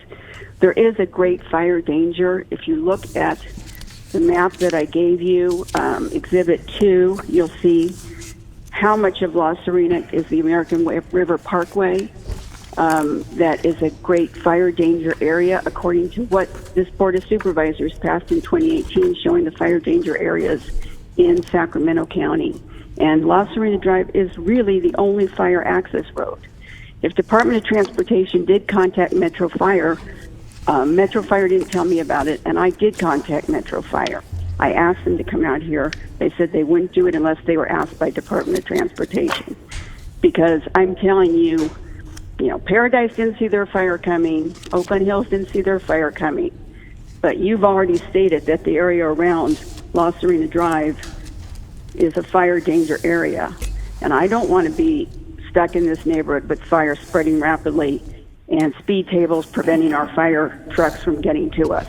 And also, La Serena Drive is the only evacuation route for actual vehicles to leave this area.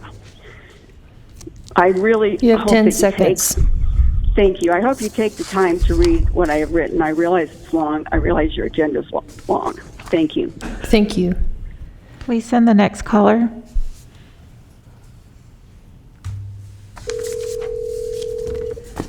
Hi, caller. Please start with your comments. You have 2 minutes. Hello, thank you. Thank you very much for considering our comments. My name's Diana, and I've lived in the La Serena neighborhood for 21 years. I enjoy my walks with the dogs up and down La Serena, and my concern is that there's also speeding on alternate routes within our neighborhood, including Vega del Rio and Vista del Rio and Leatham Avenue all. And I'm concerned with the population of speed bumps on La Serena that it might just push the traffic to the other areas. Just a concern, and thank you so much. You have a great day. Thank you. Please send the next caller. And I think this might be our last caller.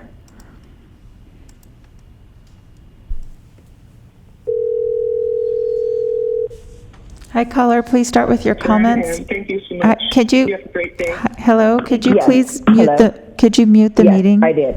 Thank Yes, you. I did. Go ahead and start with your comments. You have 2 minutes. Thank you. Yes, my name is Marty Monroe, And I am a resident of the Lake Natoma Heights neighborhood. I walk in the neighborhood regularly with my family and my dog, and I've observed a lot of speeding on La Serena Drive. I do feel that in hearing what Lord Green said about the fire versus the, if we have to look at the issue of the fire versus the danger to the pedestrians is on a daily basis, pretty much anytime there's daylight. And especially if anybody chooses to walk in the evening because we don't have street lights. We appreciate your time and consideration, but I do feel, and my family feels, that it's an urgent issue to be addressed and voted on in a positive way immediately. Thank you for your time. Thank you. Just check one more time. Okay, and that was your final caller. Thank you. I wonder, Mr. Lee, if you can just speak to the fire access and how the speed bumps work for fire access. Yes, like I mentioned before, the speed table is specifically designed with fire in mind. So their speed tables have a minimum speed, have a design speed of 20 miles per hour, but for regular vehicles. But other vehicles can certainly navigate a different speed, but that's the best device we can come up with in order to accommodate all type of vehicle, including fire engines. So another aspect to the plan is the spacing of these devices. They're not set close together. They're set at certain set distance in normal street, but because specific condition of the alignment of La Serena Drive, there's a little bit of rolling terrain and there's windy corners. So they're designed with a lot farther spacing just to have that visibility and emergency vehicle response in mind too. So, so generally that's the thinking behind specifically with La Serena Drive. It seems like in Orangeville we have some speed bumps that actually the width of the axle on the fire truck is bigger, and so those speed bumps, the cars go over the speed bump, but the fire engine can actually go over it, and there's a path for the fire.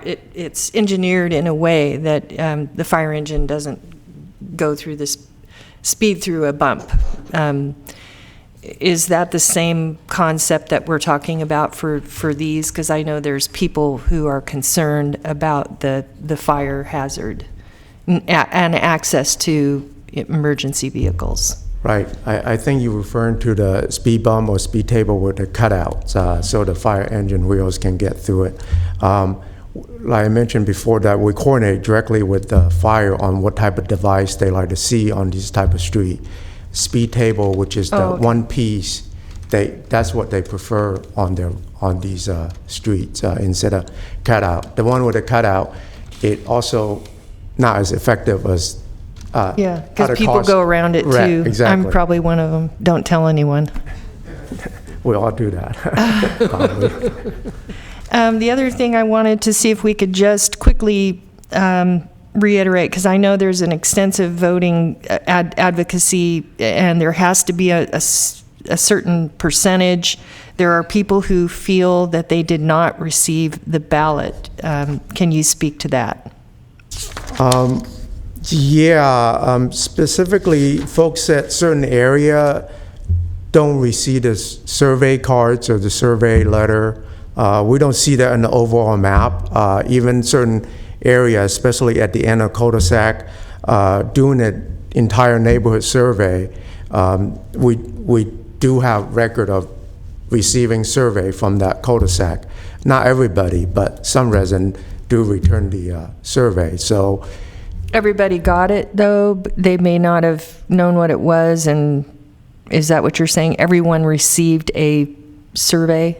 I believe so. We send it out to everybody, that's for sure. Okay. You know, I trust the mailing system, and certainly I would expect everyone receive them too. You know, it's one piece of regular mail, and some people may not pay attention to it much.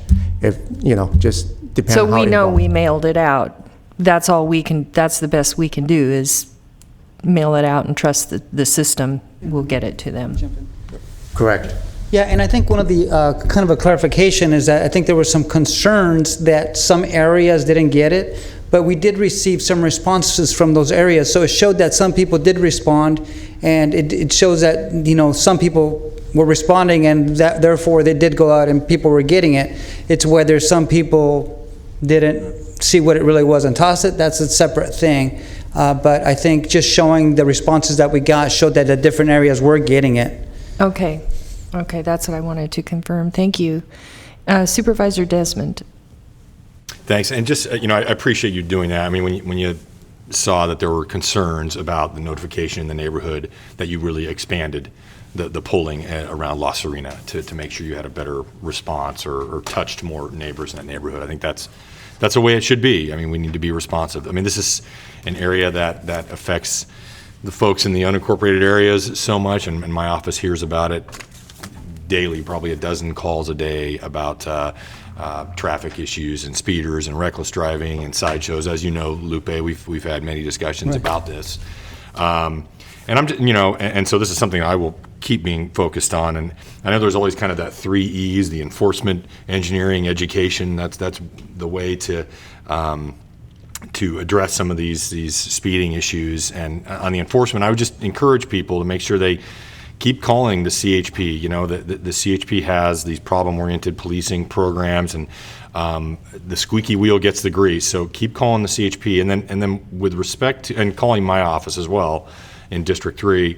But with respect to some of the engineering things, I know we use the speed tables. Is there anything else out there? I mean, I've over the years, I've read about different things that local transportation departments have tried in terms of engineering. I know some things are very expensive, but other things like I've even seen mobile or movable, rumble strips being placed in different parts. Are there any other engineering efforts or solutions out there that maybe you're exploring? Yeah, and quite a few years ago, we developed this program, and at that time, we looked at various types of options. There was some solutions that are called chokers, or just narrowing devices in the middle of the street. Yeah. There was some of the traffic circles that we tried in different locations. Those are expensive. Yeah, rumble strips are a tool, but more for kind of waking people, or making sure people notice signs as you're approaching a curve or something like that, because there's also some effects of noise with those, and so those are kind of used carefully and trying to figure out when is the right place to use them. So there's a lot of different things that we have used in the past, and I think through the years what we found is the speed tables and the speed bumps tend to be the most effective and kind of foolproof. I think we hadn't gotten mixed results for the different types of tools or devices that we've used in the past. And so for that reason, some of these streets, we said, okay, you know what? We know this works because sometimes we put in traffic circles in existing intersections. And with that, what we're finding is that you don't get the right amount of deflection, for example. And so if you don't get the deflection at this intersection, meaning how much you have to get around the circle, is then you're not really slowing the traffic as much as we would want. And so then you get the people complaining, or the residents still complain about, hey, you really didn't do as much as we would like. And so with the speed bumps, I think everybody seems to be more satisfied with them as far as the effectiveness. It doesn't solve all of the issues, right, but it helps reduce the overall speed, which I think, that's what people are looking for.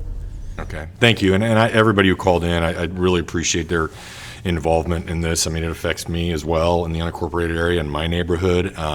And I want to keep having the discussions with you and Ron about maybe looking at some of these more innovative solutions and maybe things that might cost a little more money, but in some of these corridors that were always a neighborhood corridor, but now have become kind of a default commuting corridor. I think we need to be looking at some more, outside the box ideas to slow traffic down. So right. Thank you very much. We can do that.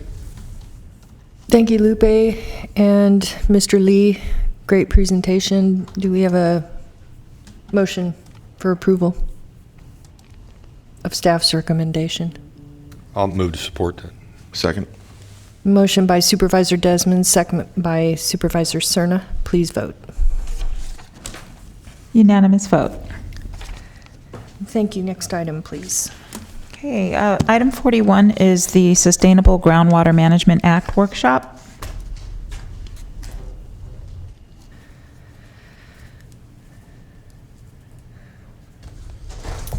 Good morning, Chair Linda. Frost, board members. My name's Linda Dorn, and I'm an environmental program manager with the Department of Water Resources. And I'm happy to be here today to talk with you about the Sustainable Groundwater Management Act. And we'll move right into the first slide, which is a quick recap because we have come to the board multiple times over the last 6 years since the legislation in 2015 that implemented the Sustainable Groundwater Management Act, also known as SGMA, because there will be acronyms throughout the presentation, and I'll get started with trying to clarify them. But the most important piece that came to the board was in April of 2017. And what that item did was say that Sacramento County would be the groundwater sustainability agency for areas that no other local agency stepped up to be a groundwater sustainability agency in. Those are known as unmanaged areas, and we became the groundwater sustainability agency in those areas and assumed those responsibilities. And what that actually translates into for your board is that we'll be approving, or you'll be approving, groundwater sustainability plans for the subbasins where we're a groundwater sustainability agency in. Those plans must be submitted in all medium and high priority subbasins, groundwater subbasins, by January of 2022. So those plans will come before your board in December of this year. Oh, and please ask any questions anytime. So this slide is to give you an idea of the supervisorial districts and the groundwater subbasins that each district overlies. I think the most interesting fact I took away from putting this slide together is that the South American subbasin in the central part of the county is has all 5 supervisorial districts that are within their boundaries.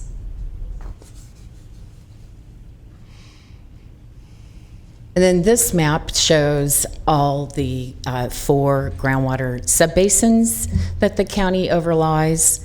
And the darker blue areas are the areas that the county is a groundwater sustainability agency in, and that you will be approving groundwater sustainability plans for.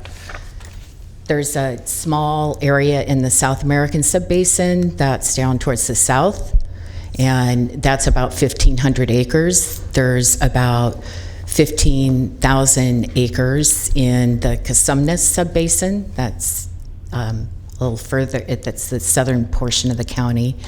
And then the delta portion of the Solano subbasin, the county is the groundwater sustainability agency in, and that is around 40,000 acres. And then we'll be reviewing in detail each one of the subbasins and where the groundwater sustainability plan development is at. So this is a slide meant to focus on what groundwater sustainability plans are meant to accomplish. And basically, you want to focus on the bottom row, which are undesirable results. We want to make certain that a groundwater sustainability plan avoids any of these undesirable results and leads to a groundwater subbasin being managed sustainably within 20 years. That's the time frame that SGMA allows for for meeting your sustainability goal, which is at the top of the triangle here. And basically, these groundwater sustainability plans are regulatory technical documents that lay out how that basin will be managed in over the 20-year horizon to bring you into sustainability, sustainable groundwater management. And one of the things that Sigma has really encouraged is coordination with other subbasins and within these groundwater subbasins.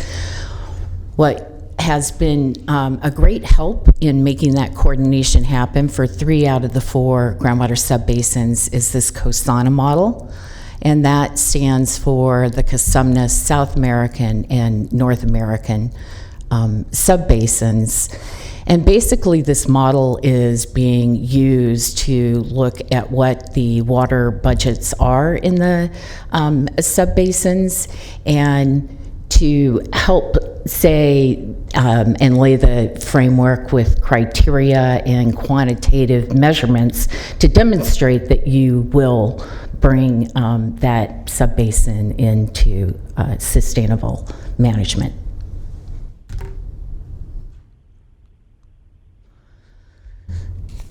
This slide is showing the water storage component that COSANA model uses to understand your groundwater system. And basically, you want to look at what the inputs and the outputs are, and that establishes a water budget for the basin. Lots of people compare it to a checking account, and so you need to make certain that you're balanced in the end, and that's where you need to get at the end of the 20-year period. And the main area to focus on is what is below the dotted line, because that is how much groundwater can actually be stored in your basin, and that gives you an idea of how healthy the groundwater basin is. Supervisor Natoli. Yeah, Linda, while you still have that chart up there, I just wanted to, this takes into account infiltration by, I guess, natural means, maybe not, maybe by applied water. I'm not sure what that means, but I know in some of the basins they've been looking at, obviously it has a pretty long process to go through, but actually storing water by injecting water.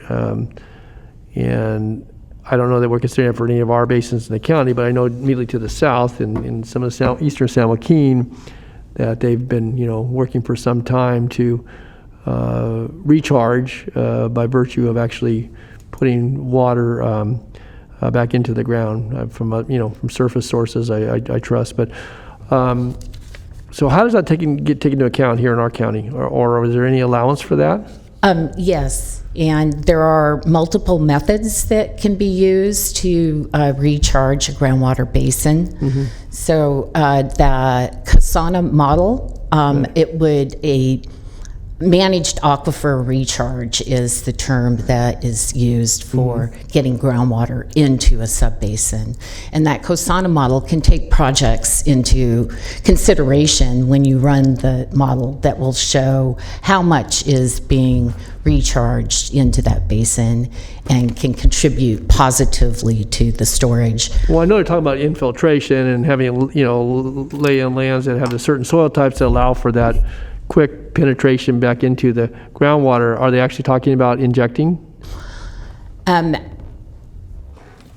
There's a feasibility study, I believe, that is just in the initial stages for looking at injecting through wells. Mm-hmm. I think that's what you're asking that's about. my question, but I don't see it on the chart here. So right. maybe it's under one of those categories. I guess that's my question. Where would it fall? Below the dotted line and one of those 3 arrows, where would? Yeah, I would put it in the infiltration of applied water. Yeah. Of applied water. Yeah, I mean the applied water does make it sound more like it's just a surface spreading, But yeah, an injection would be either there or infiltration of surface water, because you'd have to take the water from the surface and inject it into the ground. Right. So either one of those. Okay, so it could be accounted for, recognizing there's, and again, I'm aware of the one, I guess pilot that's underway. So, alrighty. I see Carrie came down behind you too, so I don't know if she was going to add anything to that. So, nope. She's here to jump in anytime she would like. Okay, all right. Okay, thanks, Linda. And probably knows more about the feasibility study than I do. So. Well, could I just ask real quickly? Could you just share what the study is? So I think obviously this is important. This beyond us as board members, people that will tune into this. So what's being looked at out there, Carrie? Carrie Schmitz with Department of Water Resources. It's aquifer storage and recovery.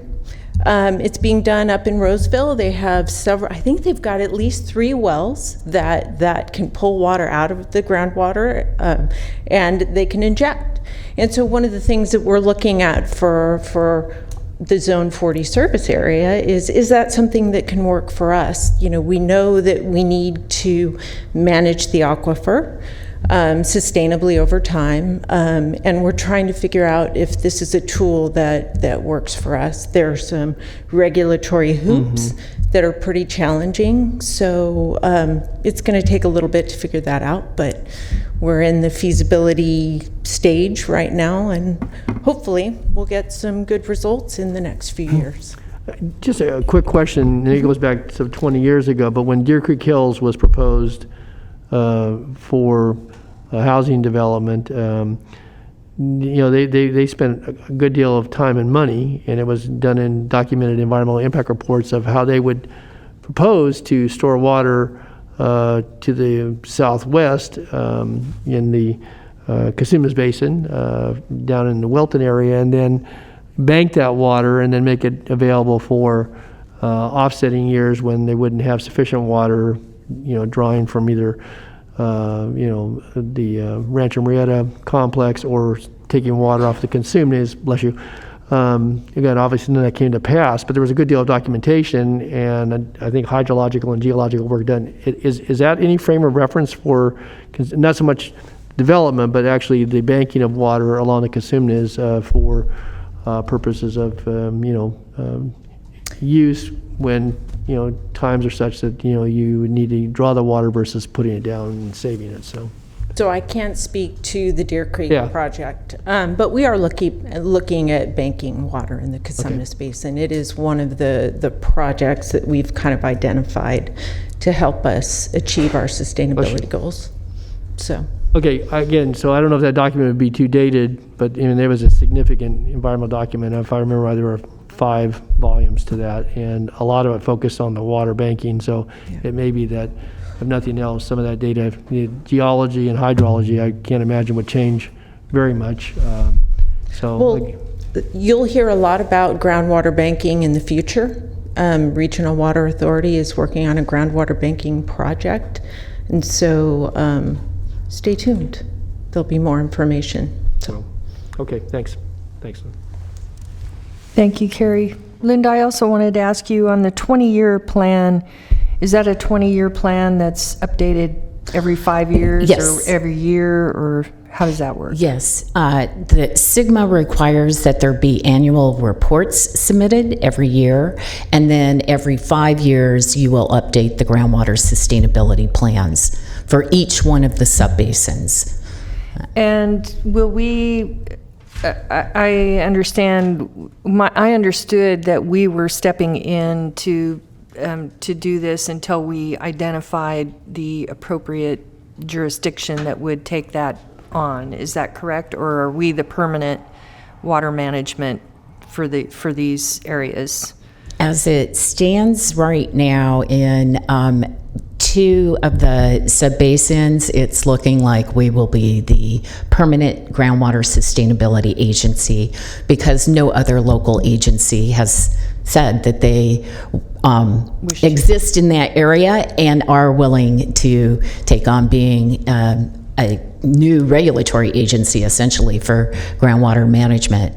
And then in one of the subbasins, the South American subbasin, that small 1,500 acres, we just last month had a consent item for your board to set out a process for that area to move into the Sacramento Central Groundwater Authority. So as the opportunity presents itself and makes sense for us to hand over groundwater sustainability agency responsibilities in a subbasin, we would. But right now I can say pretty safely 2 out of the 4 subbasins we Are have. us. Yes, it's us. Okay, thank you.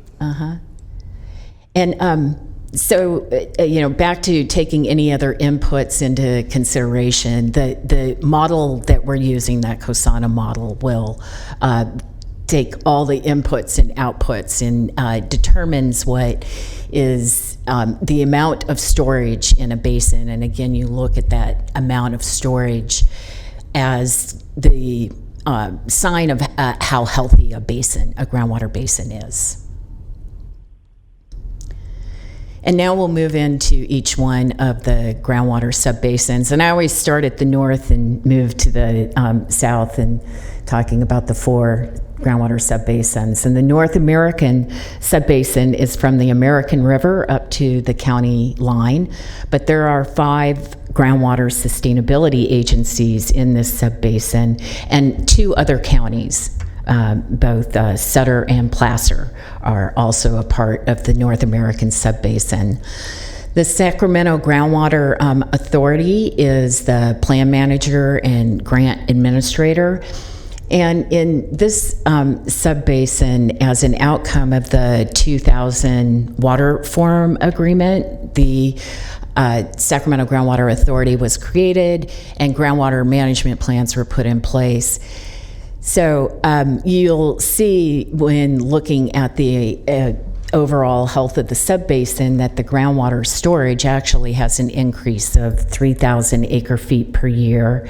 And an acre foot per year of water means 1 acre covered 1 foot in depth of water. So that's what an acre foot is of groundwater. And with the model, what we've been doing is adding in climate change scenarios, because these the length of time that you have to come into compliance and be managing your groundwater basin sustainably is long. 20 years, 50 years for looking at climate change. So the model runs go out to the year 2070. And when you look at adding climate change in, you'll get a decrease of the model estimates a decrease of about 6,000 acre feet per year. And a common theme that you will see on looking at the climate change scenario in each one of the subbasins is that things get worse when you look at climate change impacts on groundwater.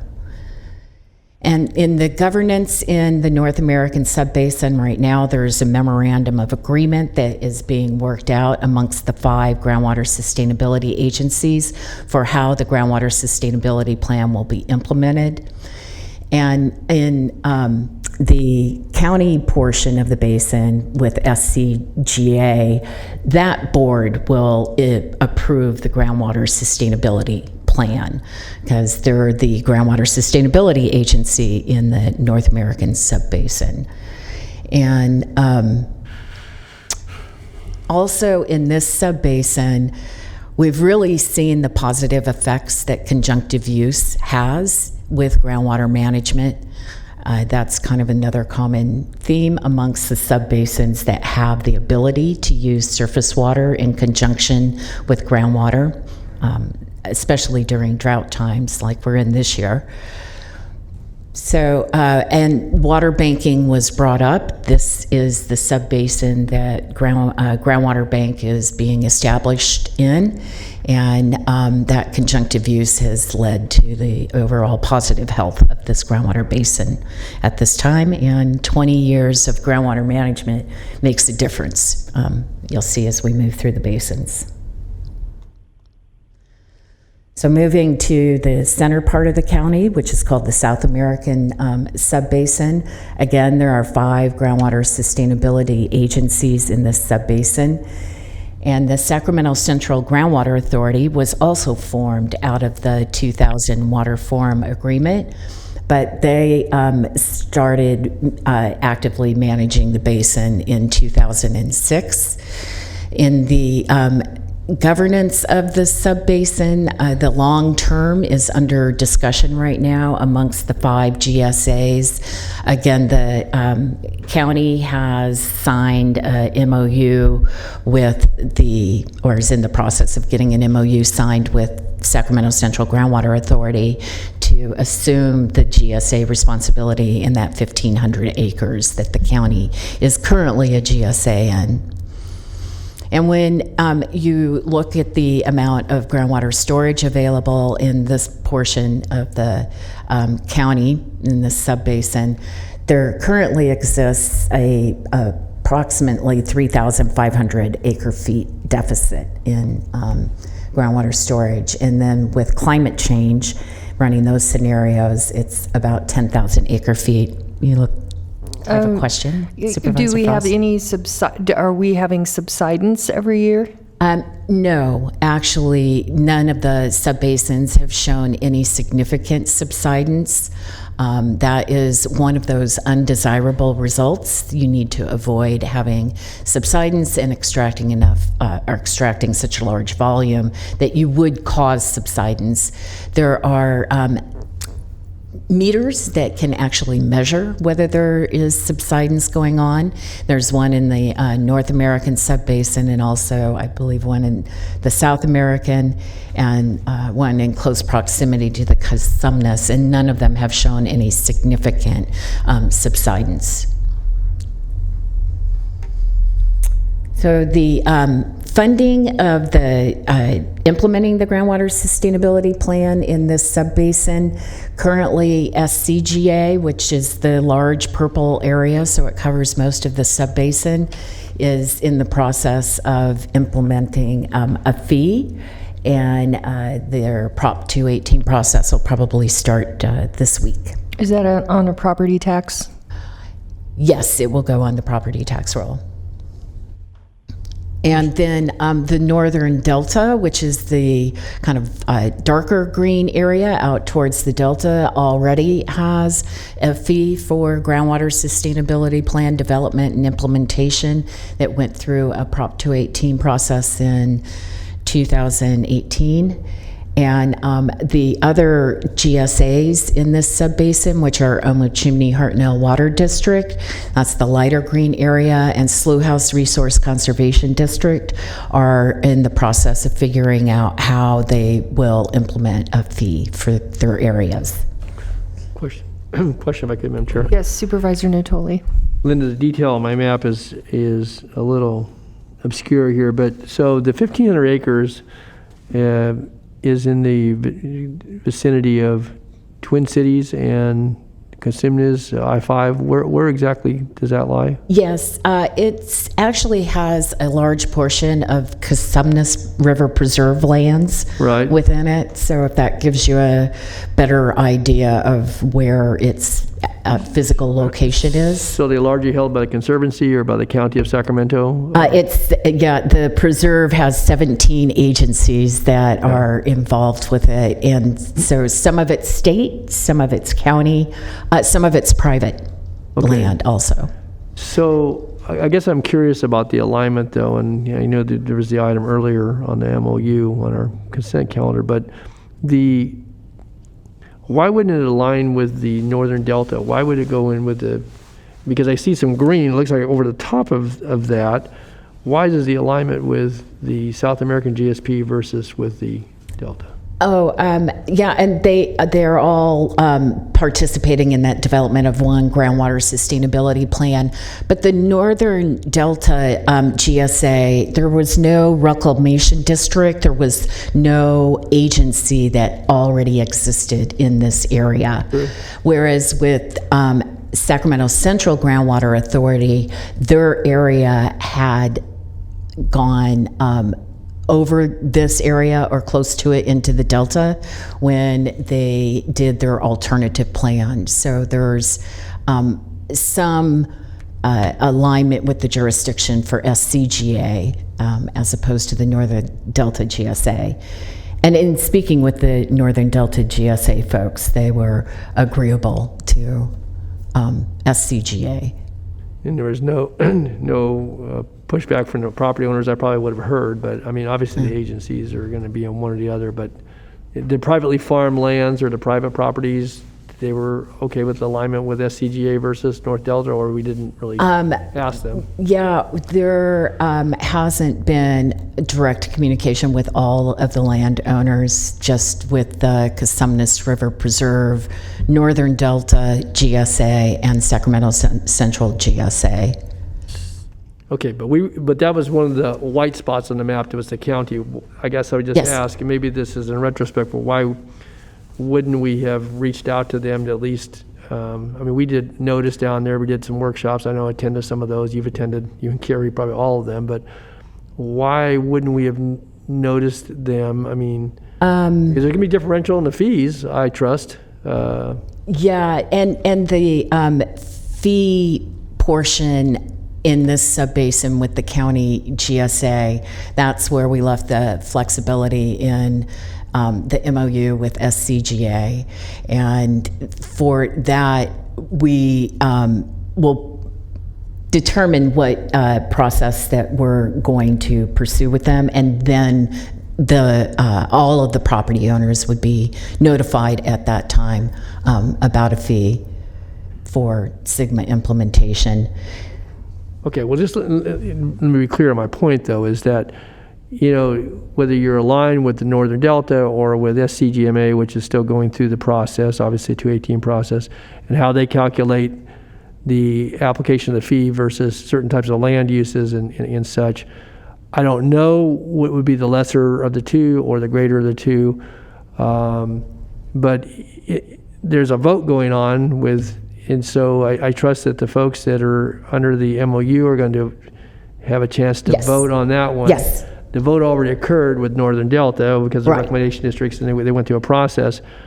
I guess my question would be, take a look at how that aligns. If the lands are in similar uses, but one's in one basin, one's in the other basin, yet still in the county, that there not be some big discrepancy for farmers, you know, and ranchers, but other public agencies, just because you happen to fall into this 1,500 acres that we're aligning with SCGMA by agreement, versus if they were in the North Delta, what they might pay. Because again, you know, folks are talking to each other out there, and if there are similar attributes both on the surface land, but also to what we want to accomplish in the GSP, then I would hate to see some big difference between what somebody's paying, you know, across the fence versus in the area that we represent immediately, or that's in the county. So maybe some follow-on information if you have that, if we have some idea what, maybe it's comparable, and if it is, fine, people get a chance to vote on it, but there's a much bigger basin that's going to be voting on this versus the 1,500 acres that we actually represent. Right.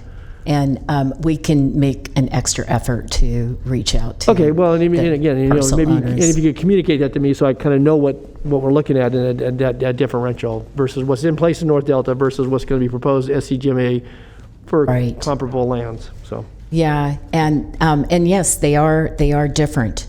The fees that are proposed for SCGA and the fees that exist in the Northern Delta GSA. Okay. I guess I'd like to know that, because if it's a lot different, I'll probably hear about it if you may hear about it first. Yes. So, okay. All right. Thank you. And we're working through the process of developing fees for implementing these GSPs in all of the subbasins, even the North American subbasin. The fee that we pay into SCGA increased slightly this year, and will continue to increase as you implement Sigma. If I could just point out real quickly too, because I've seen it in writing here again recently, that this is not a pump tax. No. But I think it's me to be clear about that, because I've seen somebody who took some exception to part of this that actually wrote a letter to the to the local newspaper and equated it, kind of had their own take on it. Obviously, they're entitled to that view and opinion, but that, this has been coming for a long time, and that we're going to control the private wells.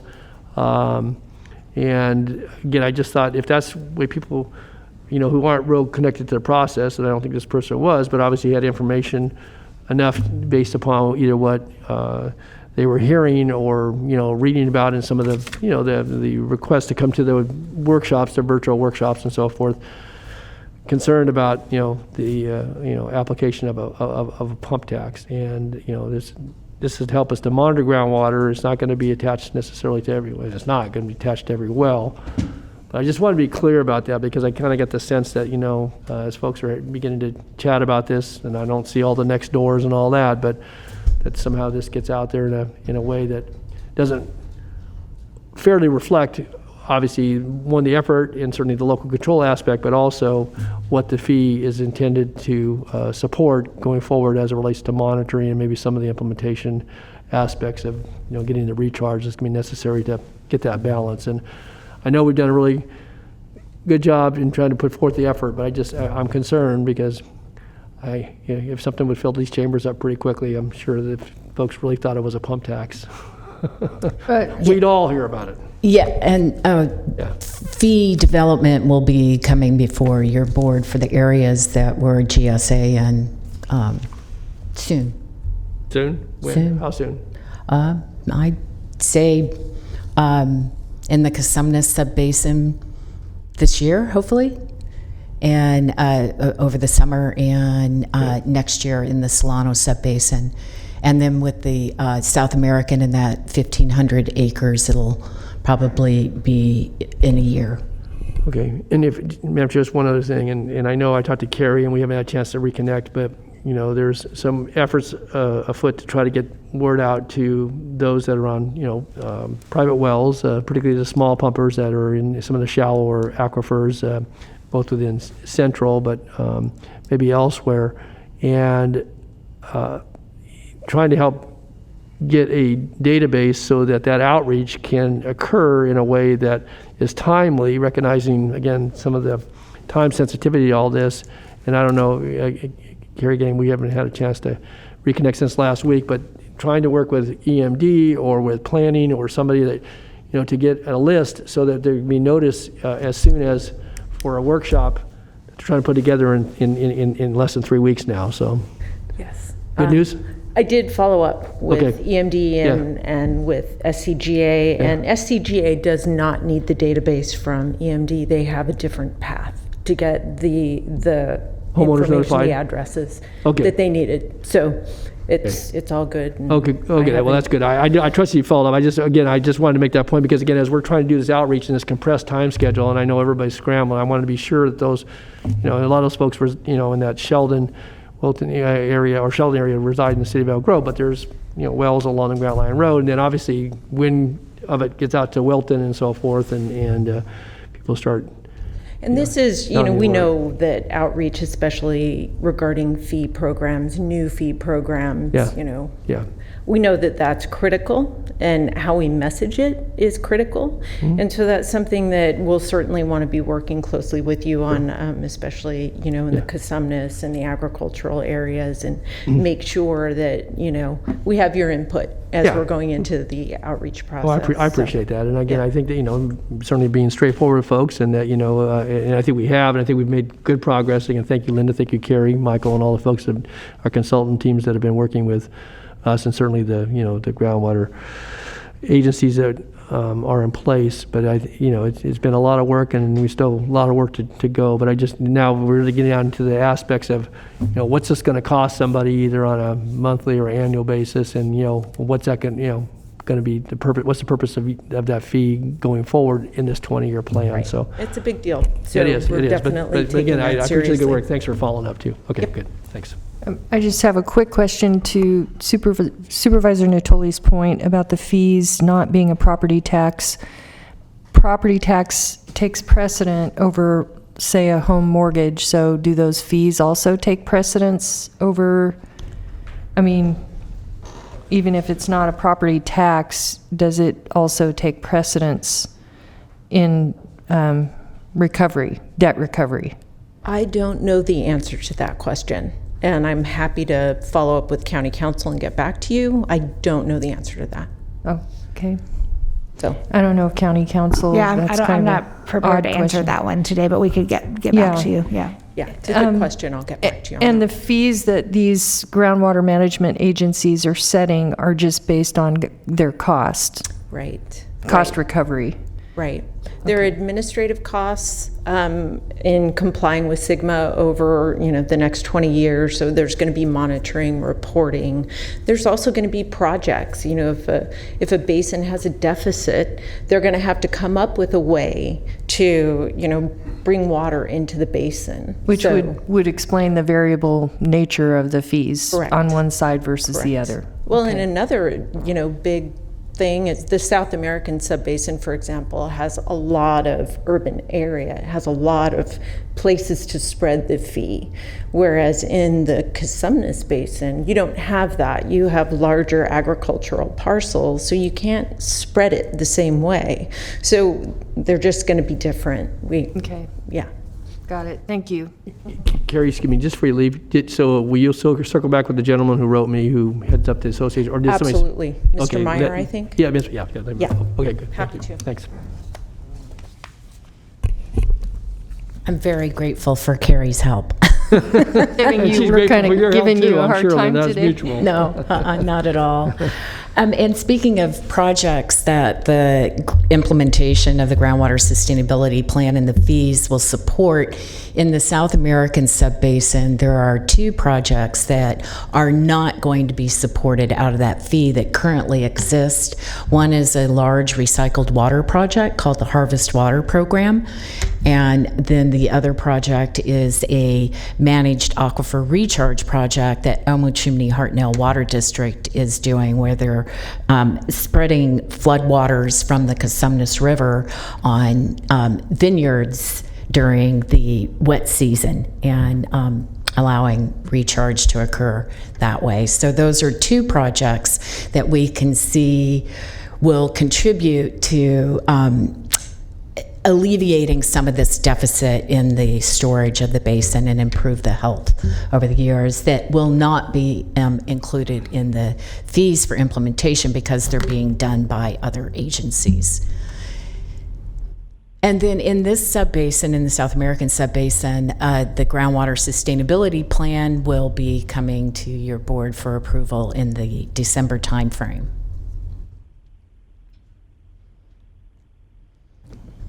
And then the groundwater subbasin in the southernmost portion of the county is the Cosumnes. And in this subbasin, there are 7 groundwater sustainability agencies. One of them goes into Amador County. And the Slough House Resource Conservation District, GSA, is the interim plan manager. We had previously had Water Forum support, and they've been good to step in and help us in the communication role. We are looking at developing a joint powers agreement for governance in this subbasin that will include all 7 of the GSAs. They also, in this subbasin, have less or little access to surface water to be able to conjunctively use surface and groundwater, and you see that they have the largest deficit that we've seen in any of the subbasins of 6,000 acre feet per year. And then when you add in climate change, that increases to, well, it decreases the amount of storage available by about 11,000 acre feet per year. We just had the discussion on the fees, and this subbasin has not had any fee structure in place historically with any of the GSAs to support groundwater management. So there is more of a need in this subbasin, and that's why I had said your board will be seeing something sooner for the Cosumnes subbasin. Linda, I do want to certainly express thanks and appreciation again to leadership in the Water Resources Department for the county, because I know we were very integral to pulling down grant funding, but also matching it with some of our Zone 13 dollars. And again, obviously, There's a lot of tugs and pulls for resources, but I think that has really helped to contribute to a more positive climate, at least for the planning phases, and and all that's gone into the work that you're going over today. And I think it's been very clear that it didn't provide the long-term funding, but again, I thank you, Carrie, Michael, and others who've worked in that regard, because again, I know it took some time and effort, but that brought millions of dollars, a couple $1 million, if I'm not mistaken, approaching $3 million to the table to actually allow us to do the work that you're bringing to us with the summary today, but also that'll result in us in that overall plan and the coordination. And I know it's been countless meetings and many hours back at the office, but also working with folks in the field. So I wanted to say thank you for that, because again, I think that's helped pave the way for hopefully what'll be a productive outcome here. So. We are all learning to work together well in this sub-basin. So but you brought a lot of money to the table. I mean, you were, that helps. You're understating, and that's fine. But I mean, that was significant. I mean, those dollars, because without them, discussion about how it was going to be paid for, could have led to, I think, some breakdowns, early, and could have added to delays that would then put us in some jeopardy of the state coming in and at least rattling, the cage and saying, you either get it done or we're going to do it for you, which to me is not a viable option. It just isn't. So I think, again, I wanted to acknowledge the good work of, both your effort, but also the dollar resources to back all that up. So thanks. One of the projects that is being looked at in this area is the fallowing of land. And so I wanted to make certain you're aware of that. And then also doing managed aquifer recharge on lands that might be appropriate by bringing water through the Folsom South Canal.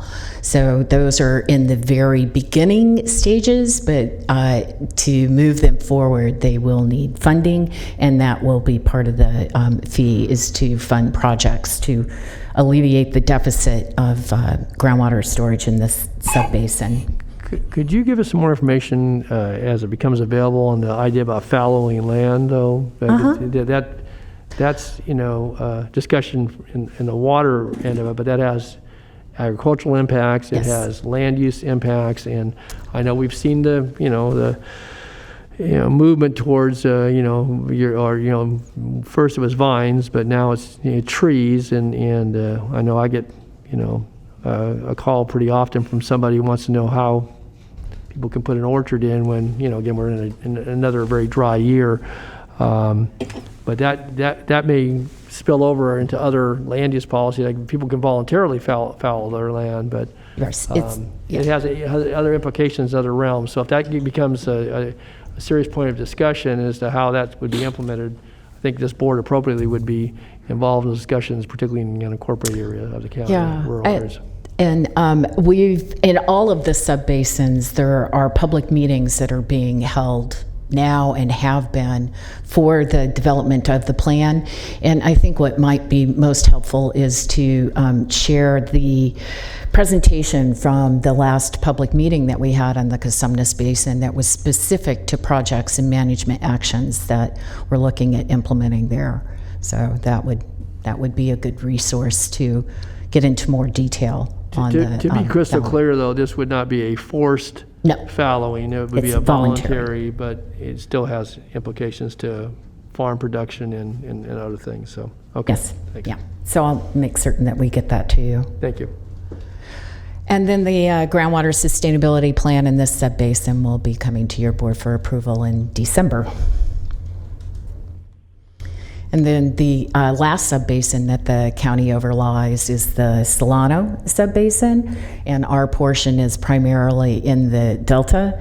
There are 10 groundwater sustainability agencies, and 5 of those GSAs entered into a MOU to establish the collaborative, and the 5 are Sacramento County, the Solano County Water Agency, Solano Irrigation District, and City of Vacaville.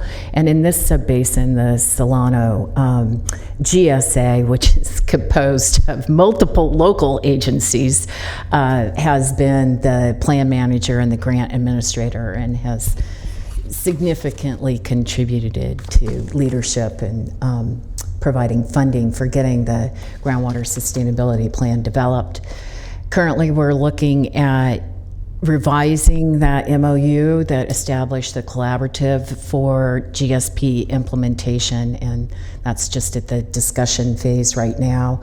This subbasin chose to use a model for looking at their water budget and the groundwater storage component that the State Department of Water Resources provided, and it was provided a little late, so the calibration of the model has taken place later, and we only have the knowledge right now of a potential increase of 2,000 acre feet, and the future conditions that will include looking at projects and management actions and climate change has not been released yet. And then for funding on the implementation of the GSP, we'll look at some sort of fee development, but that's really at just the beginning discussion phases for what that fee is going to support. And again, this sub-basin will have the GSP brought to your board for approval in the December timeframe.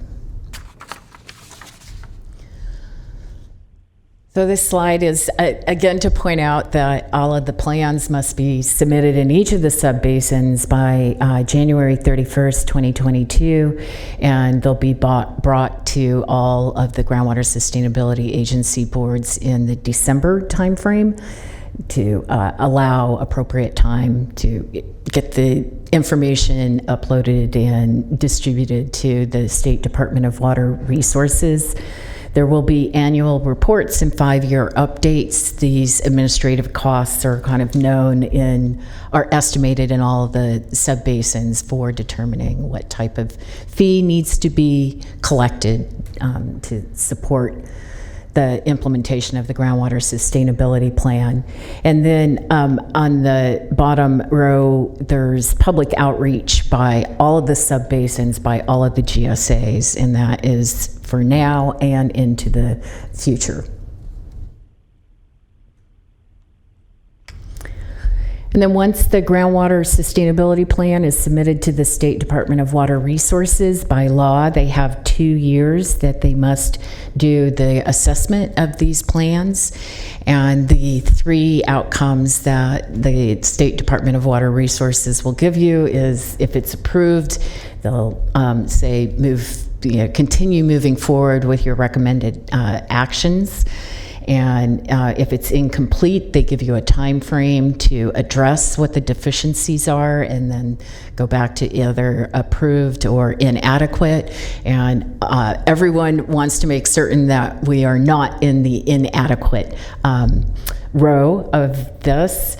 That can lead to State Water Board intervention. They're the enforcement end of SGMA. And if the State Water Board intervenes in your subbasin, the cost to the folks in that subbasin will be much greater than implementing the plan yourself. And the idea with intervention is that they would develop a plan and then hand it back to the local agencies to actually implement that's the idea behind State Water Board intervention. And with that, if there's any other questions? I don't have anyone in the queue, but I want to thank you, Linda, for a very thorough and informative overview of the groundwater sustainability situation. And I do want to say I appreciate that you're working so hard and to be diligent and make sure that it's not state controlled, because locally, I think it's always better if we can manage things locally. We know what we need locally better than maybe they might perceive what we need. So at this time, I'm going to ask if we have any public comment on this item. We do not have any public comments. Okay, and we do have, we do need to approve Oh, no. Receive and file. No, this is just a receive and file. Yeah. So Thank you. I thank you very much for your presentation. Yeah, thank you for your time, and see you in December. See you in December with that vote Yes. of approval, hopefully. Have a great day. Thank you, Linda. Thank you. Terry. Thanks, Michael. Next item, please.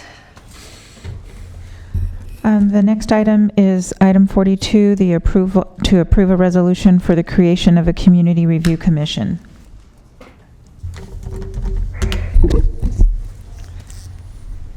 Good morning. Good afternoon.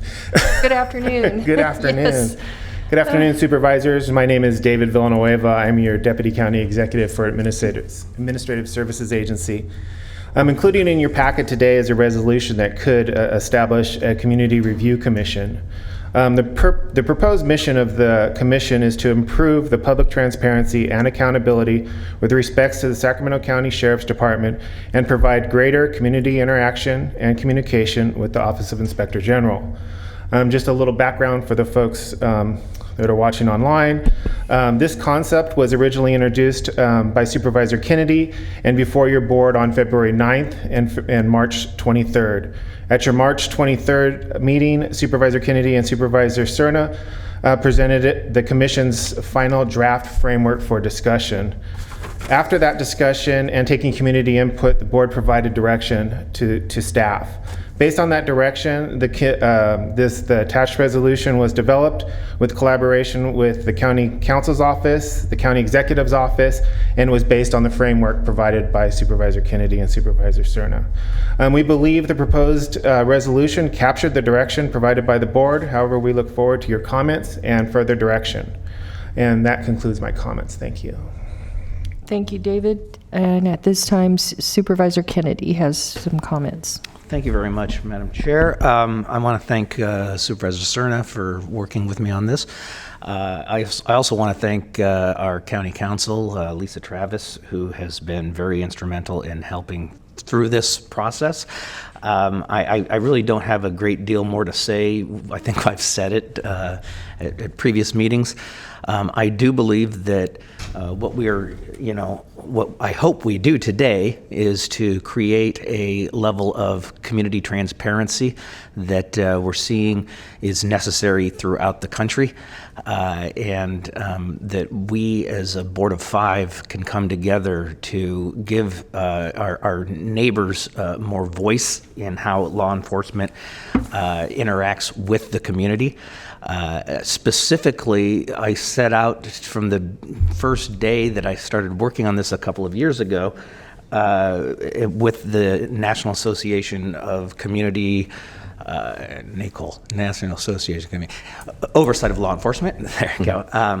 And counties sit in a very unique situation as opposed to cities in which we have our own elected sheriff. This proposal that I put together originally, and Supervisor Cerna helped to improve it, in my opinion, is to specifically work with the Inspector General's office and be the Inspector General's eyes and ears in the community. I have talked with the Inspector General very recently, and he is eagerly enthusiastic that this will be helpful to him as he does his job, and I hope others will as well. Following our current Inspector General. So with that, I know other board members have things to say. I would assume that we have callers, but I strongly ask for my colleagues' support. Thank you. Thank you, Supervisor Kennedy. Supervisor Cerna. Thank you, Chair. So I want to start by thanking Supervisor Kennedy for his leadership on this important subject. I know it's taken some time, and it's not been without some frustration that's been expressed by some. But I think the fact that the entire board is looking at this so seriously, and we want to make sure that we don't rush and do something that is can be accused of being superficial. I think what we have come to at this point is something that is actually very advantageous to the residents of Sacramento County, to this board, to the relationship between the board, the Inspector General's office, and the Sheriff's Department. Given the fact that we do have a relatively recent legislative construct with which to help shape this resolution, I think deserves mention from our own Assemblyman McCarty's office in terms of his leadership to give us that construct. And so I know that we're going to hear from a number of folks that have spoken to the board before on the subject, and I really await to hear their comments today. But they should also take some joy in understanding that they have been instrumental as well in helping push the envelope, so to speak, with this board, and working with Supervisor Kennedy closely on the last iteration of this. I can say without hesitation that the suggestions, comments, and recommendations that have come not just from staff but from the public in general have helped shape this. So I think there's plenty of ownership to be felt by multiple parties here, and this is really, I think, the product of a process that at times, again, has been frustrating to some, but I think it has ultimately concluded with something we can be proud of. And like Supervisor Kennedy, I would certainly ask for our colleagues' support on this. Thank you. Thank you, Supervisor Cerna, and I just want to remind everyone that our Inspector General, Mark Evenson, is also on the phone if we have questions for him. And Supervisor Desmond. Thank you, Madam Chair, and I too want to thank Supervisor Kennedy and for his leadership. I mean, I think I support the creation of this commission. I think it's very important, and I have expressed some concerns in our two prior meetings about this, about the some of the limitations on our ability to appoint members to the commission. I'm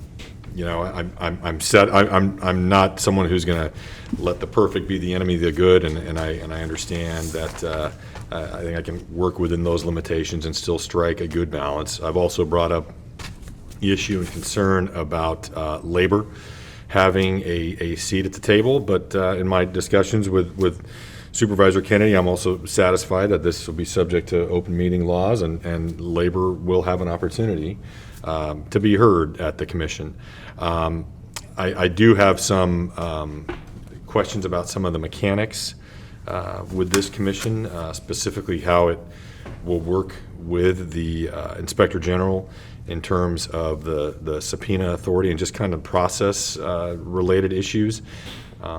Most importantly, since this is being created as, and I agree how important it is to provide a vehicle and a voice for more community input about how the Sheriff's Department operates. I think that's crucial, but this board has chosen to do that within the context, I think, of the IG structure, who the board oversees directly, and I want to make sure the board doesn't end up abdicating its responsibility ultimately to make decisions. And something I specifically talked with County Council about yesterday was what happens, for instance, if the Inspector General and the chair of the commission disagree about an investigative path or maybe a subpoena process.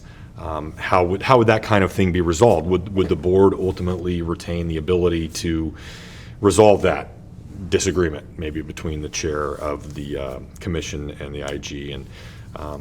And I'm happy to wait till after public comment, because I think that will certainly inform some additional discussion we have about it, about those concerns I have. So. Okay, thank you, Supervisor Desmond. Supervisor Natoli. Yeah. There was a response sent out to board members. I guess a question came up during briefings yesterday that talked about clarifying kind of to the point that Supervisor Desmond was making. So I guess I want to be clear. Maybe, Lisa, you could help with this. It came through the agenda clerk, but the question was posed, clarify the requirements for subpoena power. It says, does the chair or inspector general have subpoena power? Question. Must the chair, IG, and council review and approve subpoena power? Question. The answer that came back to us by way of this, it was fairly short, but it wasn't, still not real clear to me. It says the way the resolution reads, the one that's attached for our board's consideration today, the commission has the power to issue subpoenas, and either the chair or the IG would draft and send a subpoena on the commission's behalf. And then it goes on to say, in other words, neither the chair, neither the chair nor the IG on, it says it's their own, I assume, that could issue a subpoena without the commission voting to do so. Additionally, either the chair or the IG, whoever is actually issuing the subpoena, in the paren, must consult with county council prior to issuing the subpoena. That portion is clear to me, but so if I understand the response that came back, the IG already has delegated authority from this board, designated authority to issue a subpoena already, correct? Correct. And doesn't need to have the commission's approval to issue a subpoena. Correct. Now, in the event that the commission were to issue a subpoena, if I understand this correctly, the chair would have to have the commission would have to take that action, and then the chair would be, on behalf of the commission, given the authority to issue the subpoena. Is that correct? Correct. In consultation with county council. County council, always, yes. yeah, that's the backdrop. Right. But under the Code of Civil Procedure, an attorney has to send out the subpoena or approve it. Okay. So to answer your question, yes. And so where I think there's still a lack of clarity is if the IG, which would have delegated authority, the commission would have delegated authority, but the event that those two parties, the commission through its chair, and the IG didn't agree, how is that resolved? And kind of goes to Supervisor Desmond's point. Would that then come back to the board, since the authority is being delegated in both cases by the board, certainly now with this stricture of law behind a good portion of this? So how is there a resolution anticipated here, or is that just an open question? I think it is an open question, one that could be addressed by the rules and regulations that the commission is going to be adopted under this resolution. Okay. My thought of it is that it wouldn't necessarily come back to the board of Supervisors, because it's not really within the Board of Supervisors' purview. If there is a disagreement between the IG and the commission, that's not something that the board has taken on. Certainly, that could be addressed in the resolution, rules and regulations, if that's the will of the commission and the inspector general. But that remains an open question. Okay. Unless you direct it in this resolution. In other words, the board could address that issue in the resolution today. Okay, we could. Yeah. But to the point earlier, the IG is not bound by a commission vote to already issue a subpoena. I mean, he could concur, I assume, but he or she, but the IG has designated authority that's already has standing. So this response that we got is not totally accurate. I think it's accurate. It may not be complete, and I apologize because I didn't draft that response. No, but it says neither the chair nor the IG on its own could issue a subpoena. Right. Yeah, the IG could issue a subpoena. The IG could issue a subpoena, not in the context of the Community Review Commission. Okay, got it. Okay, so I was answering the question that was asked in relation to the Community Review Commission. But the chair, in order to act, has to have the commission's affirmative vote to issue a subpoena. Yes. Okay. All right, that's all I needed for right now. We're going to hear from some folks, so thank you, Lisa. Thank you, Supervisor Natoli. Supervisor Desmond. One more question before public comment, though.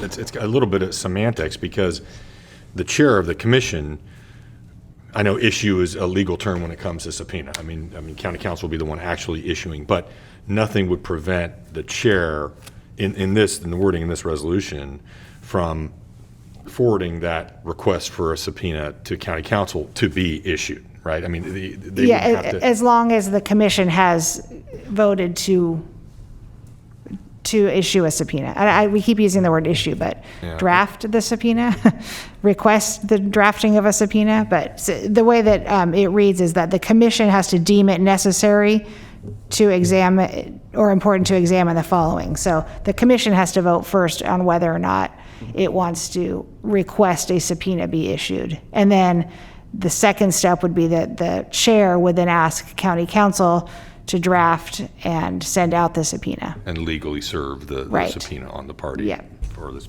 And so you think the language, whenever the commission deems it necessary, you think that language requires a majority of the commission to support, to getting to Supervisor Natoli's point? Yes. Okay. Okay, thank you. Thank you, Supervisor Desmond. I have a couple of questions, and I first want to say that I am definitely in favor of an oversight committee. When it was initially suggested in the first rendition, I was so excited because I felt like I could support it, and I do have some questions this morning about this structure of the committee.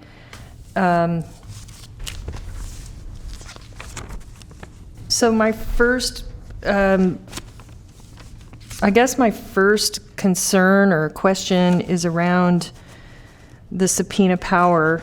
And, you know, I had asked for clarity on, does the IG have to approve the subpoena? And I have a question relating to, and maybe this is a question for Mr. Evenson.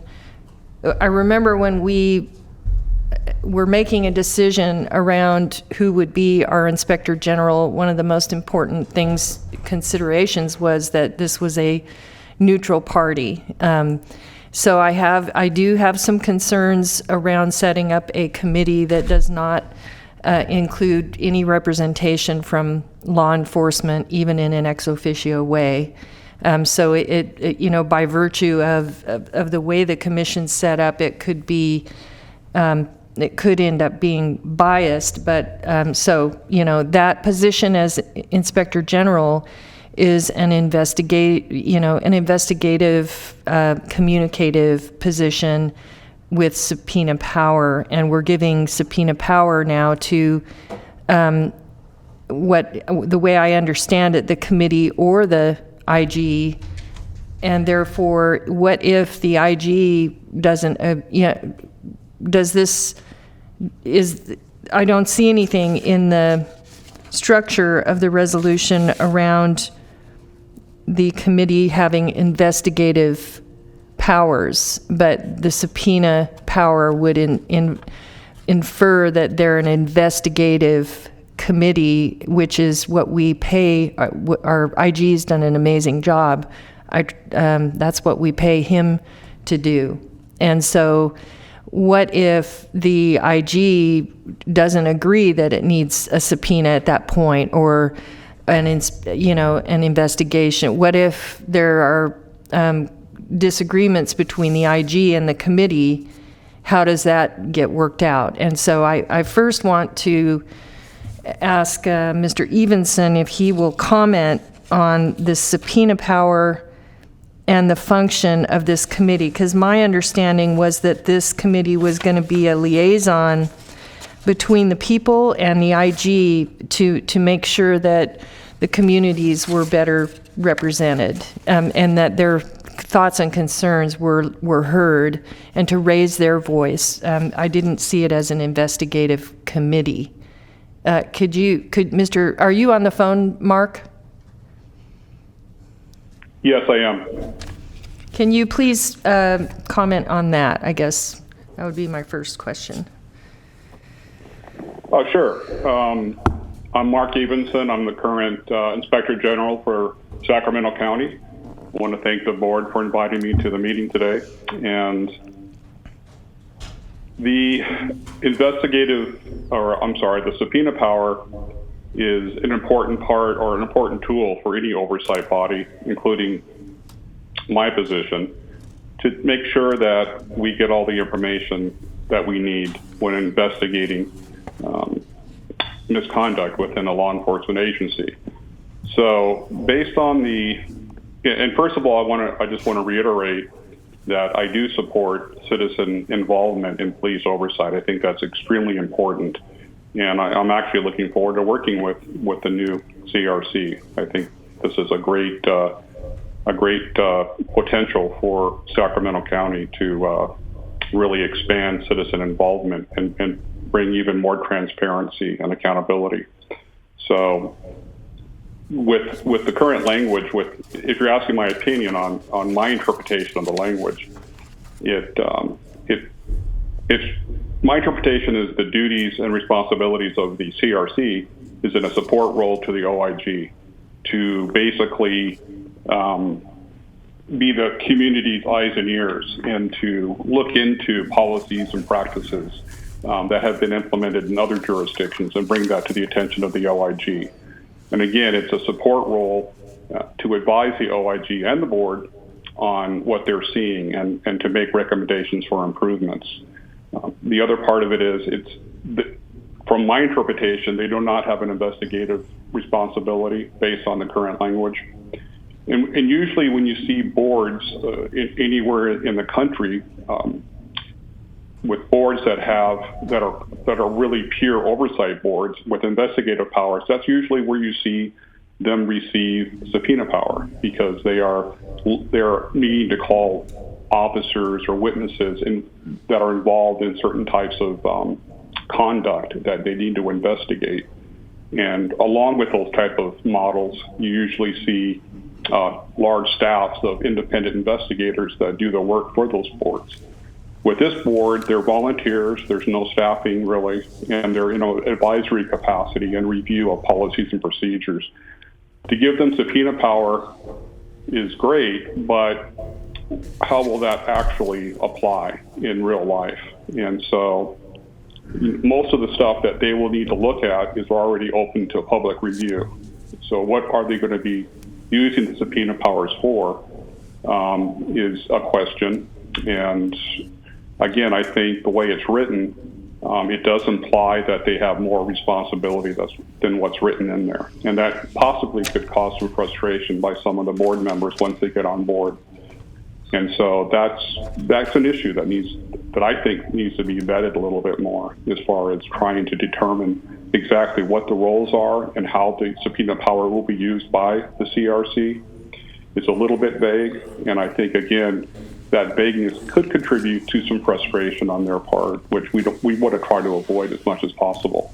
So the more we can work on the proposal ahead of time and to really provide clarity to the board, to the CRC about what their roles and expectations are, I think that'll provide a better foundation for bringing these volunteers on board. And maybe even working on the rules and regulations prior to the board prior to the citizens coming on board to be the review committee, and bringing working staff working on that first, so that can be communicated to the new volunteers, so they know exactly what they're getting into and exactly what their roles and responsibilities are. I think it's a great idea. I just think it needs a little bit more work to vet it, to make sure that clarity is in place, so the new volunteers feel good about what they're doing. So basically, that's my response to your question. Okay, and thank you, Mark. My next question I want to address to County Council to make sure I understand this resolution correctly. Does this resolution allow the committee to write their own guidelines? Because as a general rule, when we have established committees, and I think we have around 67 or 8 of them at the county now, we kind of give them we give them clarity on what their purpose and their mission is, and then we provide staff that assist them in their effort. Does this leave it open for them to determine their, I'm hearing from Mark Evenson that there's question about their function, that this leaves doubt about what, or lack of clarity on what their purpose is.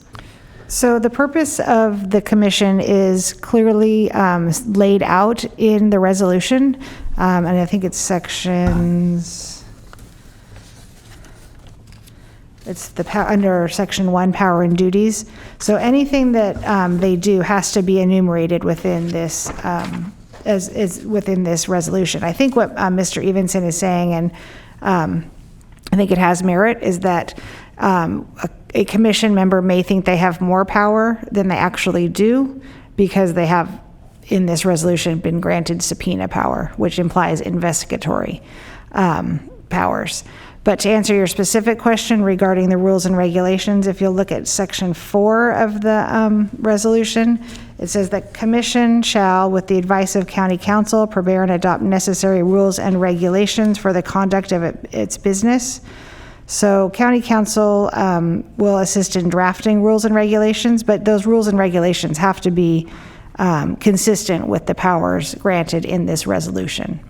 I get it, okay. So there are confines that they would have to, even if they drafted their own. Right, okay, got it. The last question for now is, I remember Supervisor Kennedy exhaustively worked with the Deputy Sheriff's Association and the sheriff with the MOU. And that was like it seems like it was a one-year issue project. And I wonder if this, this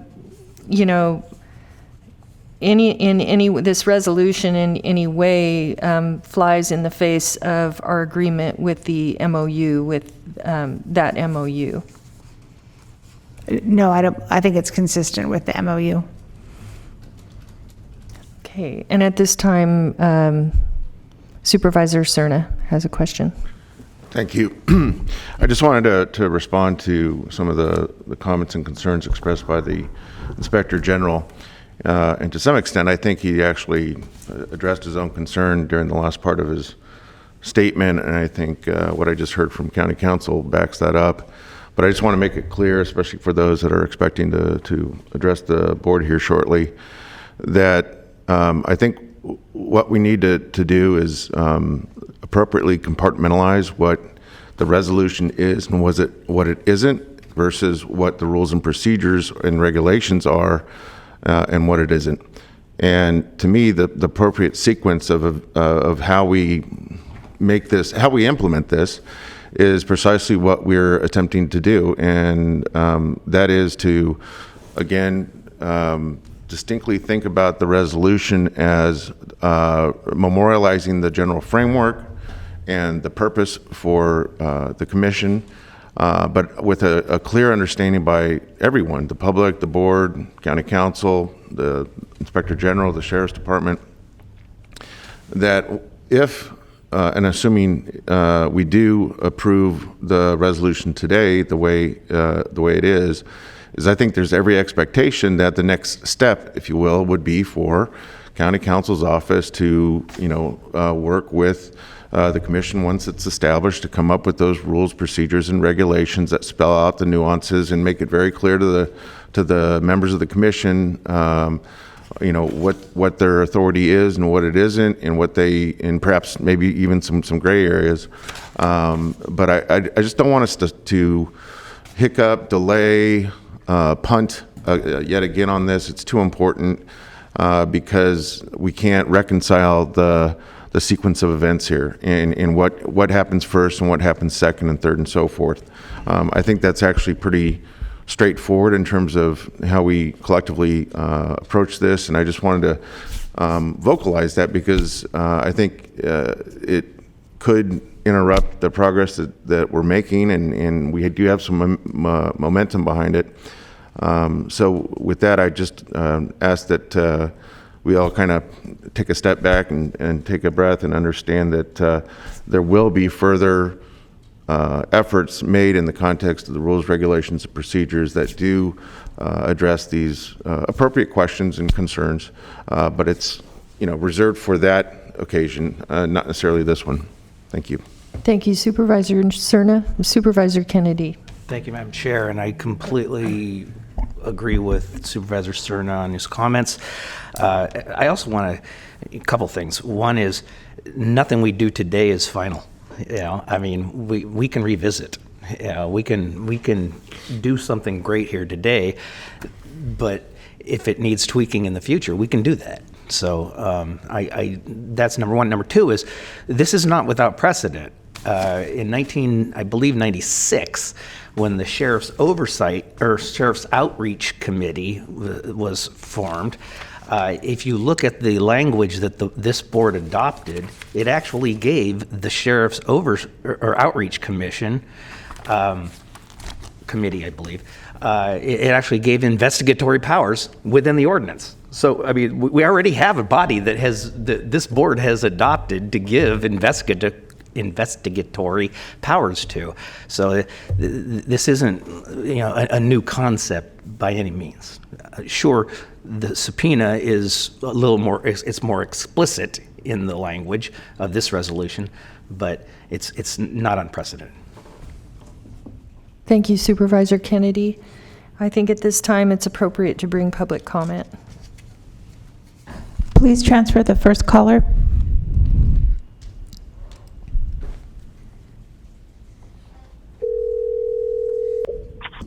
Hi, caller. Please start with your comments. You have 2 minutes.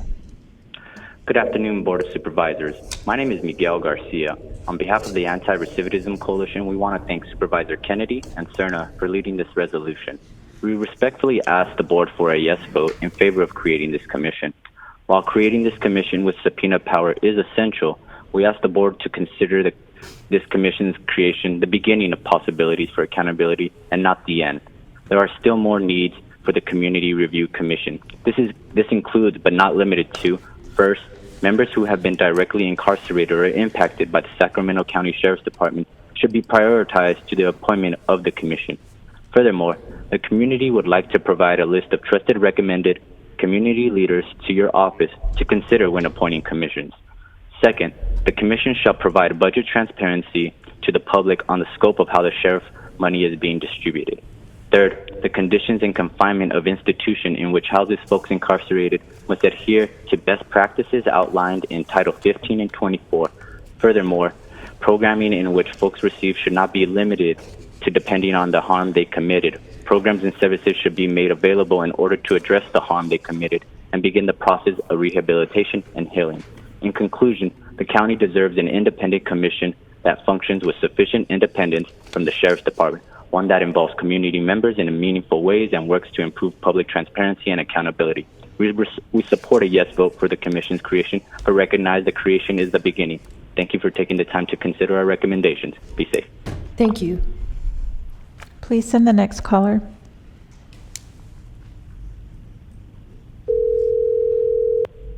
Hi, caller. Please start with your comments. You have 2 minutes. Hi, County Board of Supervisors. My name is Keon Bliss. I'm a constituent of District 1, as well as a member of Sacramento City's Community Police Review Commission. And I want to thank Supervisors Kennedy as well as Cerna for bringing forth this resolution. And I would ask the entire board for a yes vote in favor of creating this commission. While I support a yes vote for this commission's creation, I want to remind the board this creation is the floor for public transparency and accountability and should not be the ceiling. While creating this commission with subpoena power is absolutely necessary, there are still more needs for the Community Review Commission, which the previous caller has included, but is not limited to, first and foremost, more community involvement in appointment of commission membership to set the tone for the entire operation of this commission. And second, there must be adequate funding to support this volunteer commission. If we're asking them to volunteer, they need to have sufficient staff support and budgetary resources to do the work of providing you all with accurate, informed advice as well as investigative powers. And thirdly, which speaks to that point, the commission must have investigative authority to receive, review, investigate, and report on complaints it receives from community members. filed against officers employed by the county in the sheriff's department. And that includes, excessive use of force, discrimination or sexual harassment, the improper discharge of firearms, illegal search or seizure, abuse of civil asset forfeitures, false arrest or imprisonment, false reporting, criminal conduct, misconduct, and fatal officer involved shootings, and in custody deaths. This commission must review and investigate such deaths that arise out of or in connection with an officer employed by the sheriff's department, even if the complaint is not filed, because this is why there is such distrust within between the sheriff and the community and the county institutions that it's charged with overseeing it. Foremost, I would like the commission to also be able to provide budget transparency to the public on the scope of how sheriff's money is being distributed, which includes but is not limited to how the sheriff spends money in collaborating with other carceral departments. So I really appreciate and am excited by the work and encourage you all to create this. Yes, as Supervisor Kennedy said, this is still going to be continued. This isn't the end all to improve this commission. Can you please wrap up your comments? I really want to emphasize this needs to be the floor and not the ceiling for what this commission can ultimately do. And I really encourage you all to continue making these bold decisions as we go forward. Thank you. Thank you.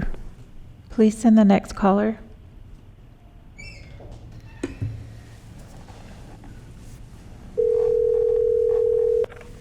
Hi, caller. Please start with your comments. You have 2 minutes.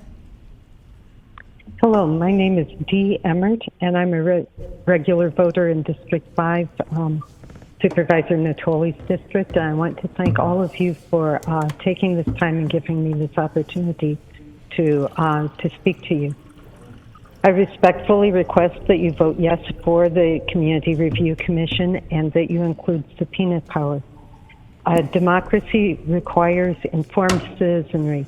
We cannot, as commission members, we would not be able to speak in an informed way without having the necessary information and input to make an informed decision and informed input.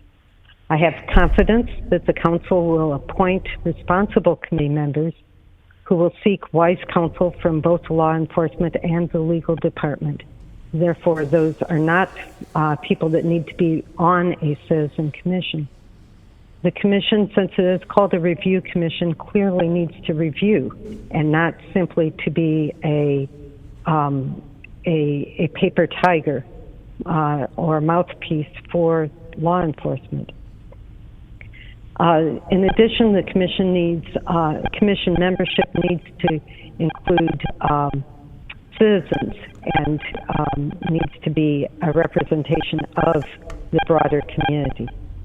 We ask for transparency, including the use of the budget of the Sheriff's Department. We also request that there be appropriate funding so that the commission could reach out for professional input from and compensate adequately people who provide information to the commission. You have 10 seconds. Thank you. This needs to be a powerful committee. Otherwise, we are wasting both the commission's time and the county's budget. So we need an independent commission that involves our citizenry. I thank you for your attention. Thank you. Please send the next caller.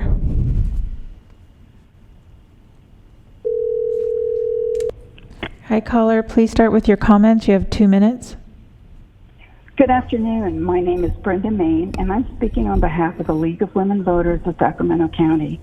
We commend Supervisor Kennedy for bringing forth this resolution to approve the creation of a Community Review Commission. We also thank the board for exercising its authority under AB 1185 to grant the commission necessary subpoena power, as well as its intent to provide the commission with staff, clerking services, representation by county council, and training for all commission members.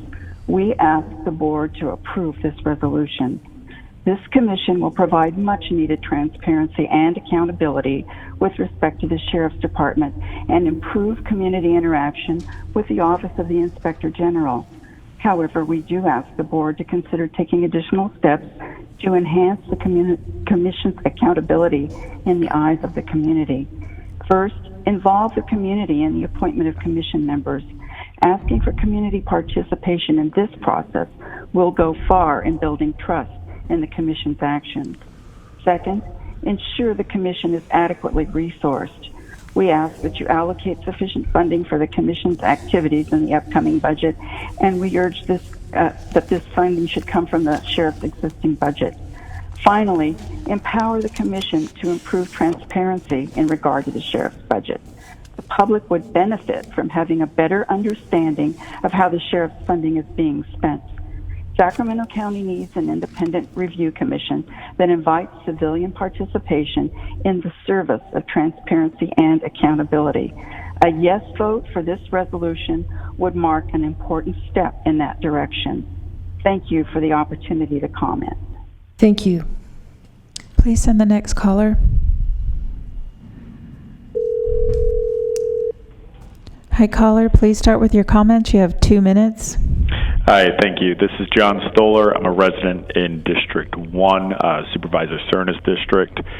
I've been following this issue for years now, since the ACLU first brought Supervisor Cerna to speak on AB 1185 and an MOU he had been working on at the time. And I want to thank everyone here for working on this resolution today. I think it's really a triumph of small d democracy in seeing this thing come together as it is. I paid attention to the comments, and so I wanted to address an additional concern not addressed in Section 1F, and that is the use of the word "and" in discussing subpoena power instead of "or." As County Council probably knows, this thing could eventually get litigation, and the use of the word "and" in that way is a little worrisome. It goes, the chair of the Community Review Commission and the Inspector General may issue. It'd probably be better to use an or an and/or. The other thing I want to comment on the need for subpoena power is there's, of course, the investigatory arms and issues that have been discussed already, but there's also the educational aspect that is clearly within the purview of this resolution. That stuff is not public information. A lot of the information that the public would want and why you would have a CRC in the first place will be to get that. For instance, although most agencies make departmental policies available online, it's also blacked out, or there parts of it are blacked out. If you go to the sheriff's website, I'm certain parts of the use of force will be blacked out. This information may not be obtainable without a subpoena. If the board wants to do a longer report on, for instance, police services in a particular region, 15 seconds. That will not be available without a subpoena. The other thing to keep in mind is PRAs would not be effective either with Government Code 6254 and the agency's ability to declare something investigative and therefore not respond to PRA. And of course, I would echo all the tech issues, not just victim and citizen issues, but just the officers and their right to privacy and how important secure data will be. Thank you so much for voting on this, and I appreciate your time. Thank you. Please send the next caller. Hi, caller. Please start with your comments. You have 2 minutes. Thank you. Good afternoon, Chair and Board. My name is Adria Okoro, resident of District 5. I want to first thank Supervisor Kennedy for bringing forth this resolution to create a community review commission. And we ask the entire board for a yes vote in favor of creating this commission. And we are honored to begin this journey to addressing disparities in the criminal justice system in our country, setting a precedent for change needed throughout our nation. We are requesting community involvement in the appointment of commission membership. This board must be diverse and a reflection of the diverse county we live in, allowing independent review of the Sheriff's Office and allowing communications with the Sheriff's Office upon request. Outreach and recruitment must be inclusive and thoughtful. The board must also have clear charges of their individual commitments, powers, and duties, as well as pathways to address officer misconduct and to put forth recommendations to adjust our system that for too long has targeted communities with high concentrations of poverty and Black, Brown, and AAPI women and men. In addition, there must be adequate funding to support this volunteer commission. as well as providing transparency on decisions and operations within reason, including how money is being distributed and collaboration with other carceral departments. Again, we thank you for this precedent move, and we look forward to supporting you in future actions to address our criminal justice system. Thank you. Thank you.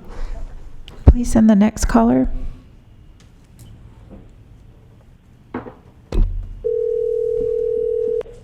Hi, caller. Please start with your comments. You have 2 minutes.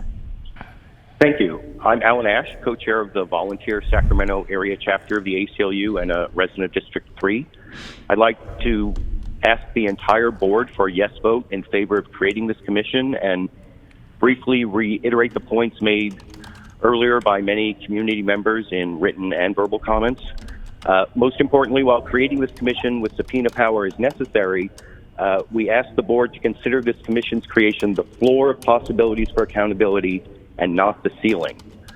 Specifically, raising that floor includes community involvement in the appointment of commission membership, an adequate budget to support the work of the volunteer commissioners, and making sure the commission can provide budget transparency to the public on the scope of how sheriff money is being distributed. Thank you all for your time, and I won't take up any more of it. Thank you. Please send the next caller.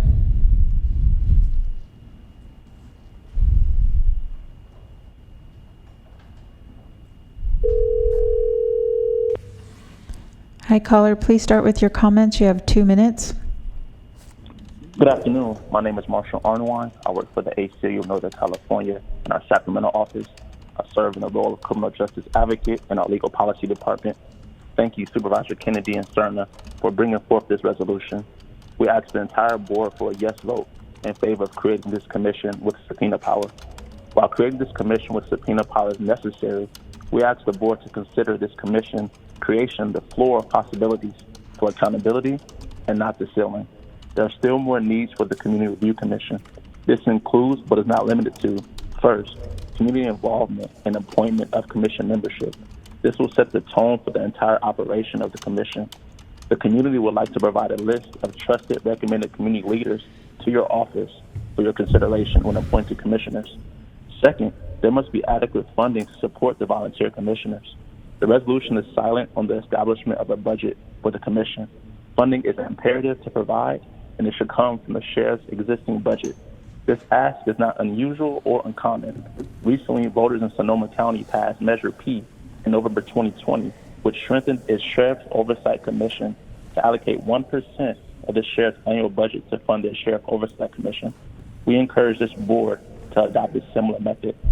Third, the commission must be able to provide budget transparency to the public on the scope of how sheriff money is being distributed, which includes but is not limited to how the sheriff spends money and collaborating with other carceral departments.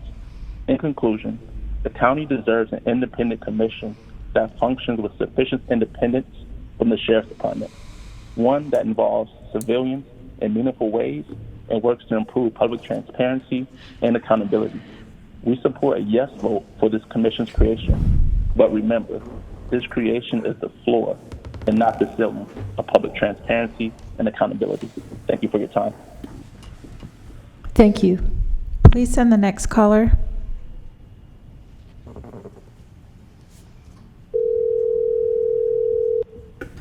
Hi, caller. Please start with your comments. You have 2 minutes. Yes, my name is Robin, and I live in District 3. Just basically calling in quickly to ask for a yes vote on this. I support the creation of this Community Review Commission. With the addition of the subpoena powers, this is essential to be able to truly work towards accountability and transparency with the actions of our Sheriff's Department. And I know that that's been a problem in the past to be able to do that. So this is an essential step, and it is just that, one step. So definitely please vote yes on this proposal. Thank you. Thank you. Please send the next caller.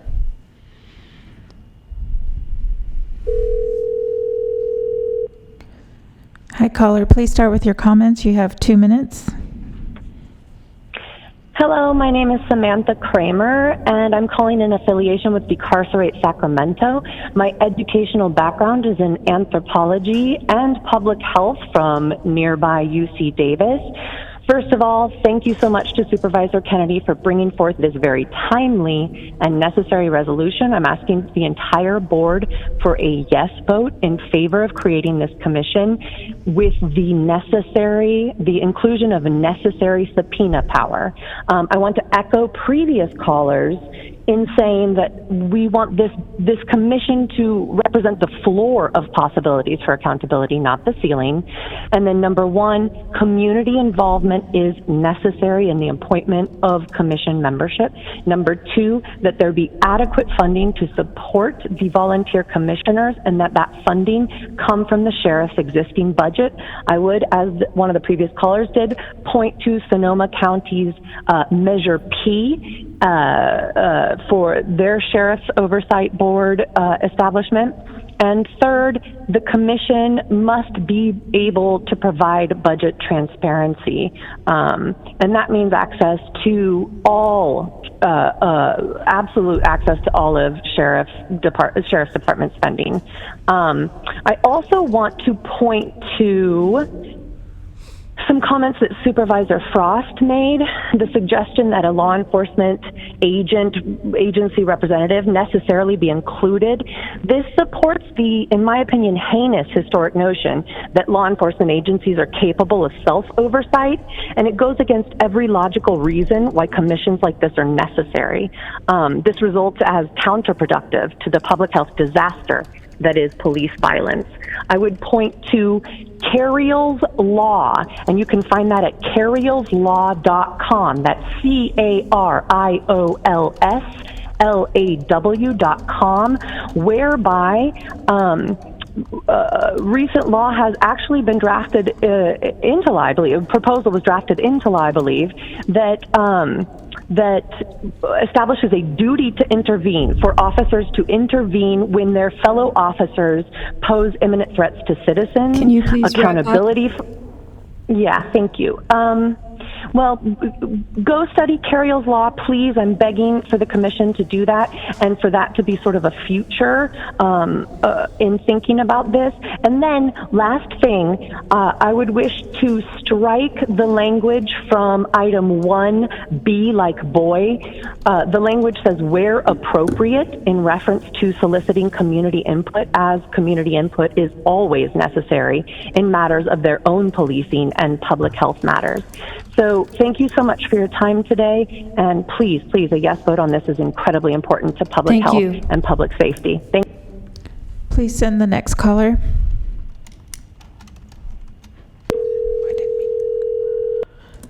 Hi, caller. Please start with your comments. You have 2 minutes.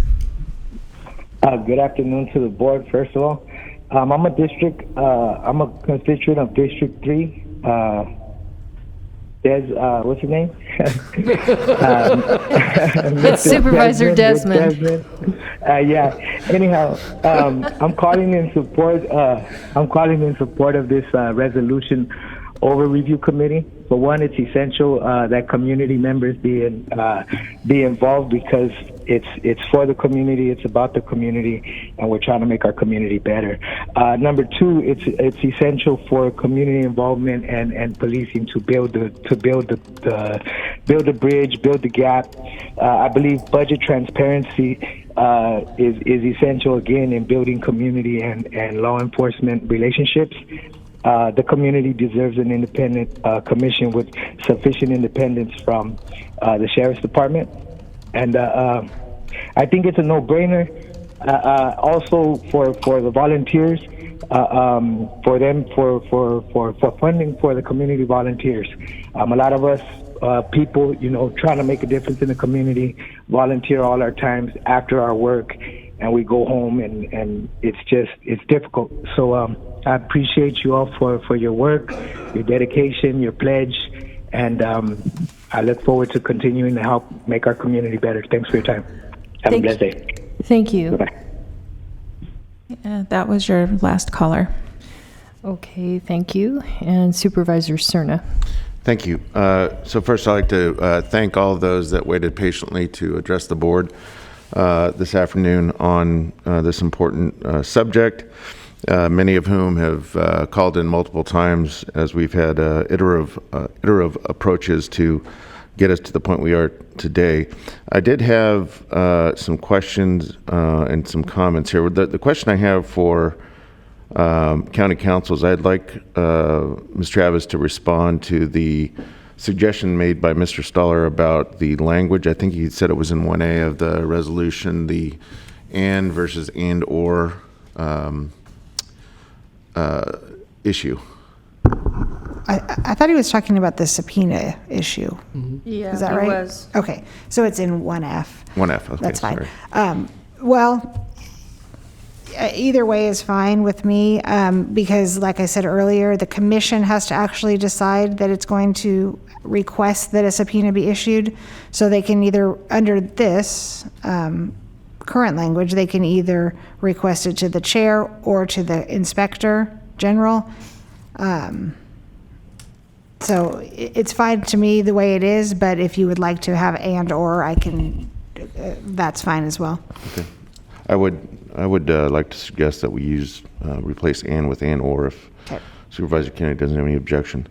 And then I just wanted to emphasize kind of the theme that resonated with me and that was enunciated by a number of speakers about this being the floor, not the ceiling. I couldn't agree more that should it be the will of the board that we pass this resolution today that takes us forward as a new kind of bold step to enhance transparency when it comes to the relationship between the Sheriff's Department and the public and the board, that we have a subsequent responsibility to make sure that all the resources, budget included, are available to ensure that this new commission, with its very critical charge, has what it needs to fulfill the purpose that we would be basically endorsing with a affirmative vote today, as well as making sure that the composition of the commission is reflective of a very, very diverse community, and making sure that the commission is equally diverse in its membership. So I just want to cite that to again, amplify the fact that this is not a one and done moment. This is the beginning, and again, I would respectfully ask my colleagues to support this. And with that, Madam Chair, I'm going to do something a little unusual and offer my second to what I know Mr. Kennedy will offer as his motion later for approval of this this recommendation. Thank you. First. There you go. Okay. I heard a motion to approve the resolution from Supervisor Kennedy and a second from Supervisor Cerna. Was that your intention? Yes. Thank you. And Supervisor Desmond. Yes, I guess I'd like to throw it out there with a substitute motion, but first throw it out for discussion. Again, I appreciate the comments, especially from the resident of District 3. I'm Rich Desmond. Hopefully I'll have the chance to meet. But no, I think, I agree. This is something that will evolve, certainly. I'm still, something that really I'm hung up on is, since this is intended and structured to be something that is in support of the Inspector General, I think we should build a mechanism in here where the Inspector General and the chair need to agree on the issuance of a subpoena. And if they don't, it rests with the board ultimately to, be, I guess, the final arbiter of that. I think that's important. I can certainly see a situation where a conflict might arise, and I think if we just kind of retain that ability to resolve that, I think that would be important. And I think we could either do that through a minor amendment of this resolution, or maybe even, and I'd ask County Council about this, maybe we even make it where Supervisor Kennedy with County Council and the IG actually put the bylaws together, and you could structure some kind of process for that within the bylaws, instead of just kind of throwing it to the commission to put them together themselves, which I think is actually sensitive to the volunteer nature of this commission. I mean, I think it might help them start off on the right foot if those bylaws are in place, again, with the authors of this resolution, the IG, County Council, and, I mean, maybe another stakeholder or something. And I throw that out there as a discussion point, and would like to hear feedback from my colleagues. Is that a sub-motion? It's a sub-motion, but I'd have to fine-tune it, I think. And I don't, procedurally, I guess I have to make the motion. Yeah, I mean, what you Amendment. Yeah, it's an amendment maybe to the motion that you're asking. I think what you're asking for is some further clarification in this resolution about who makes or drafts the rules and regulations. Obviously, County Council and the IG would be happy to do that with presentation to the commission. Of course, the commission could then reject those, but at least it's a good starting point. So I think that there's value in that. I think that could be a little more clear in the resolution. So if the board wants to add that, then we certainly can. I think you were discussing also the subpoena. So I think maybe I was confusing. I wasn't Right. articulating myself very well, which is typical. But the point about how do we resolve a disagreement between the Inspector General and the Chair of the Commission on the appropriateness or the necessity of a subpoena. Right. So it would actually be a disagreement between the commission and the IG, because as I think now we understand that the commission is actually the one that would, or the body that would vote to issue a subpoena. So the conflict could be between the commission and the IG. Right. And is that a conflict that would even, to me, there's no mechanism for resolving that kind of conflict. And I could certainly see that kind of conflict arising. Right. The only way I think, well, there's a couple of ways it could be addressed. Obviously, yes, in the rules and regulations that could be addressed in that. And I think given the nature of this body, it appears to be a advisory body to the IG. So what follows would be that the IG would have the authority to disagree, I guess, with the commission and not take the recommendation. That's implied, it's not explicit. So again, that's something that the board should clarify today. Or again, this is could be a work in progress. So in the future, if a conflict does arise, it could address that in the future as well.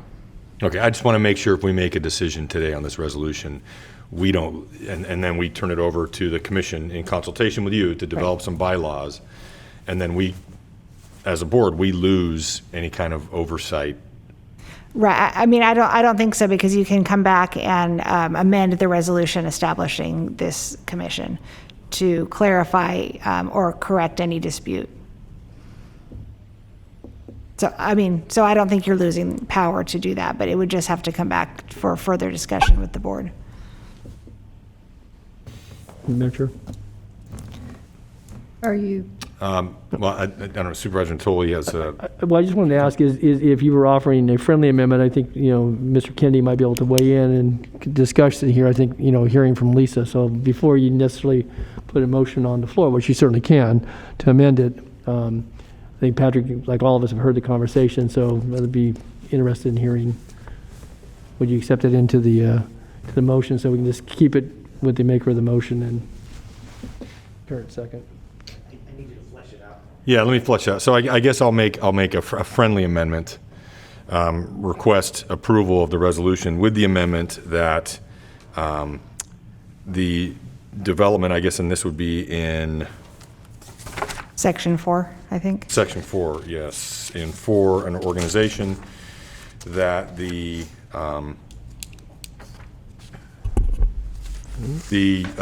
committee, maybe a committee of the board and the Inspector General and the County Council prepare and adopt the necessary rules and regulations for the conduct of its business.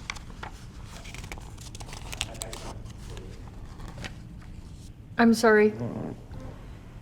As the maker of the motion, I would accept that. Okay.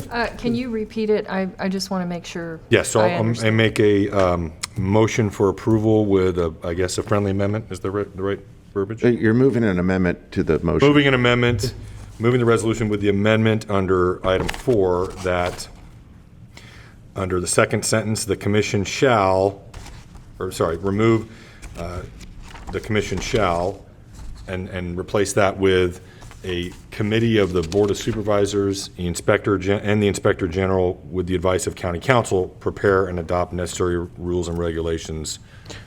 So a committee of 2. A committee of 2, yes. So basically, That doesn't include your comment on the subpoena, resolution of the subpoena power. No, but I'm satisfied that the committee of 2 in consultation with both County Council and the IG will, I think, resolve and be sensitive to the needs. Madam Chair, I think our concerns. could I offer an amendment to the amendment then? I don't have any problem with that either, except the fact that it sounds like it totally extricates the commission Yeah. out of the development of the rules and regulations. So if you're open to having those 4 parties do it, then including the commission, then I'm okay with it. But it sounds to me like it's replacing and excluding completely the commission from the development of the rules and regulations that they're going to function under. And so I would suggest that it be the committee of the board, the IG, and the commission and county council's office that develop those rules and regulations. Isn't the function of the committee normally determined by the board? Yeah, well, I've heard a number of times that there seems to be a common understanding that the commission would, in fact, be working with county council's office to develop the rules and procedures. And I think all I'm hearing concern about from Supervisor Desmond is, should that necessarily include a committee of the board? I have no problem with that. I think it's a fine idea. But I just don't want us to take and replace the involvement of the commission itself and supplant it with the committee of the board. I think it should be additive, not a replacement. Well, the IG is on the committee, so if we delegate that authority to the committee and the IG and council, that is the committee. I don't think I follow, but here's where I'm going with this. All it does is add one board member. Yeah, I just think there should be 4 parties to the development of the rules and procedures. Committee of this board, as Supervisor Desmond has suggested in his amendment, County Council's office, the IG, and the commission itself. Those four entities. Madam Chair, I would just say. Supervisor Desmond, have you?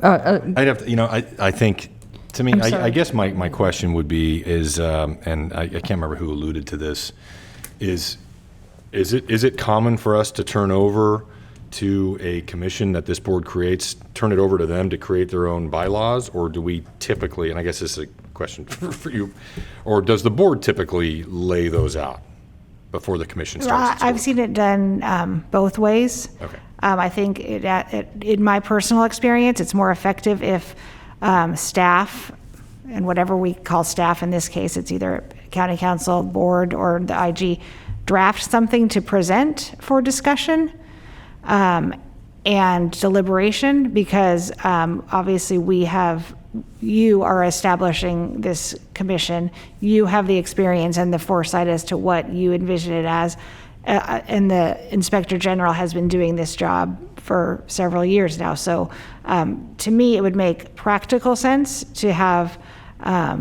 something presented to the board for deliberation. So I think it's a hybrid of what everybody here is saying. I'd be more comfortable with that. I don't know if Supervisor Kennedy is amenable to continuing it one more time until we have a. He's not. I don't know. It's not. I don't think. we need to. I wasn't suggesting continuing the item. I was just suggesting tweaking the resolution a little bit further than from what Mr. Desmond was saying. I think because his amendment was prepare and adopt the necessary rules, and my thought would be that the committee of the board, county council, and IG could prepare and present for adoption to the commission, adoption and deliberation or something. That's my motion. If I may, So we recently we did this recently with the Health Authority, and it was presented. I would assume you guys had something to say about, or little. Yes, well, Okay. don't assume things.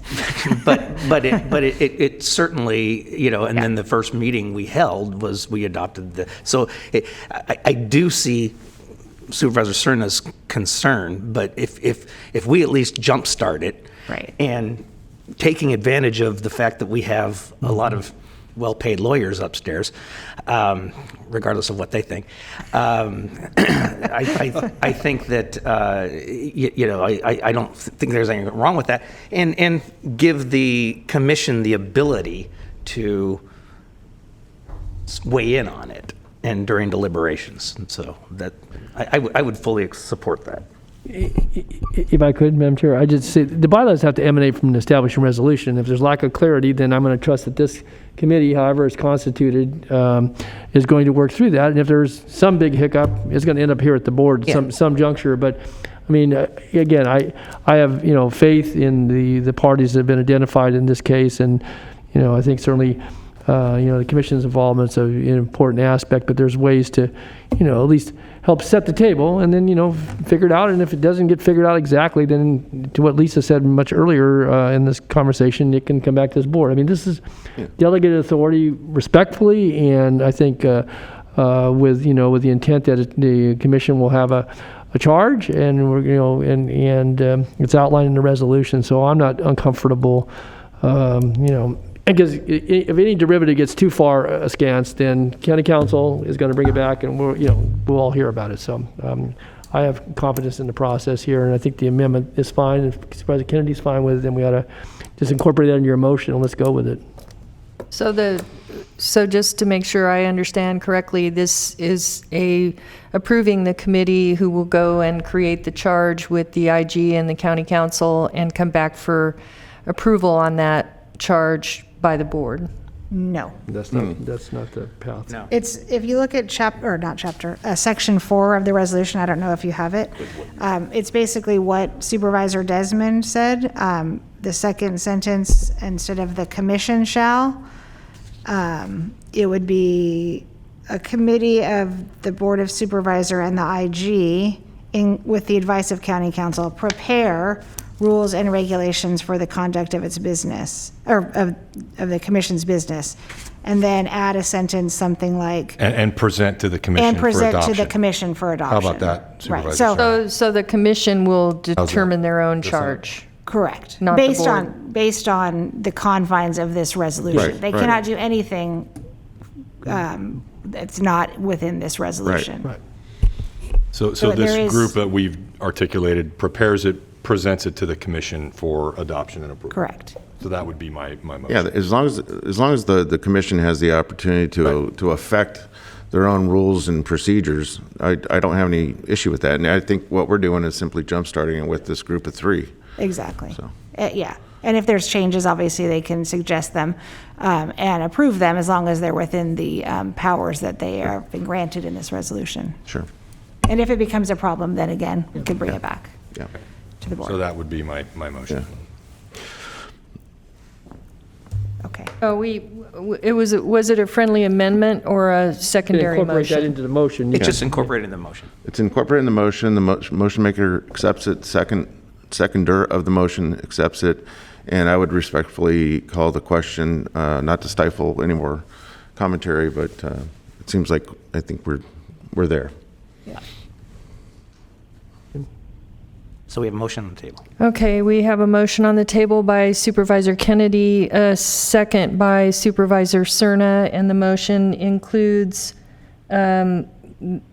actually just an adjustment to the committee item 4, which would call for the community review and 2 board members and the IG to determine the charge.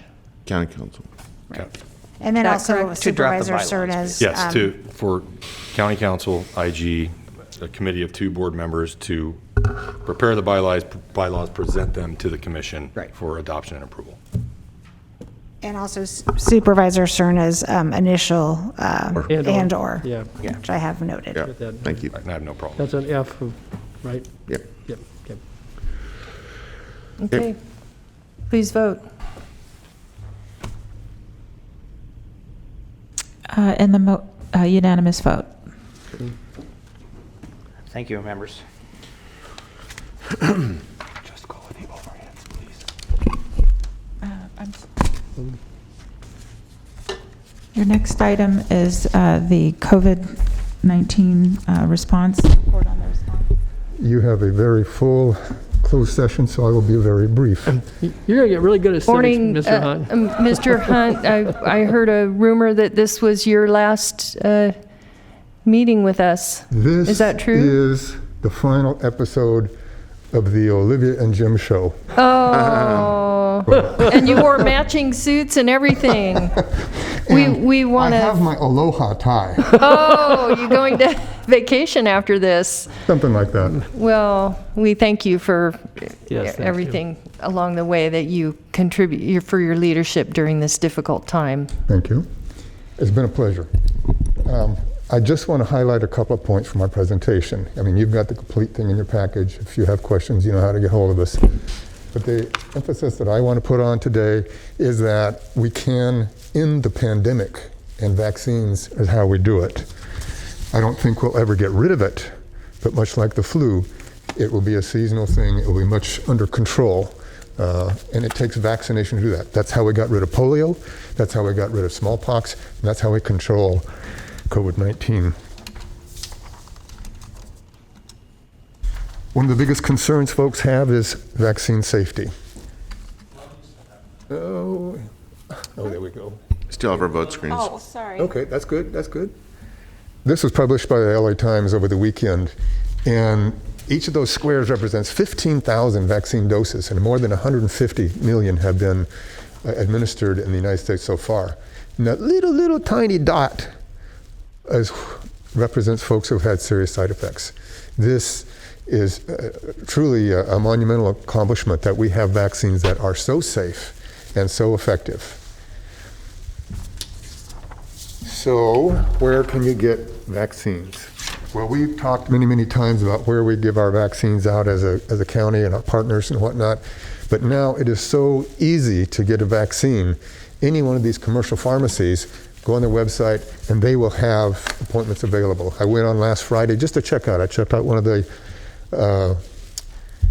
big box stores, and I checked out one of the pharmacies, one of the drugstores. Both of them had vaccine appointments available within just a few days, and many of them have walk-in appointments available. Now at our site in McClellan and our site at Cal Expo, we accept appointments and we will accept folks without appointments. So it's so easy now. And that's one of the complaints that folks had when we talked about how what reservations they have about getting vaccines. They wanted more information. They wanted it to be close and convenient. And many of them needed to hear it from a trusted person, a pastor, a doctor, a friend, maybe a leader in the community. The state has set up a hotline to actually accept calls and provide through my turn appointments through a phone call. I tested this because I don't trust state phone numbers, and after a brief period of just a couple of clicks on the phone from the phone tree and a short hold, I was transferred to a person who was ready to make an appointment for me. So we have big concerns about people who don't have access to computers or aren't computer literate. We have a phone number, and I'm leaving this up for a second so people can write down that phone number.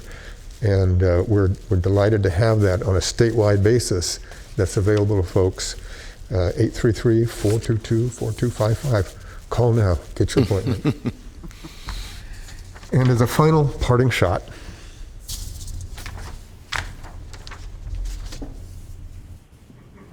one of the biggest incentives to getting a vaccine and getting completely vaccinated is the travel that it allows you. And there's so many restrictions now. If you want to travel, get vaccinated. And I know a man and his child bride who are looking forward to doing that. And that concludes my presentation.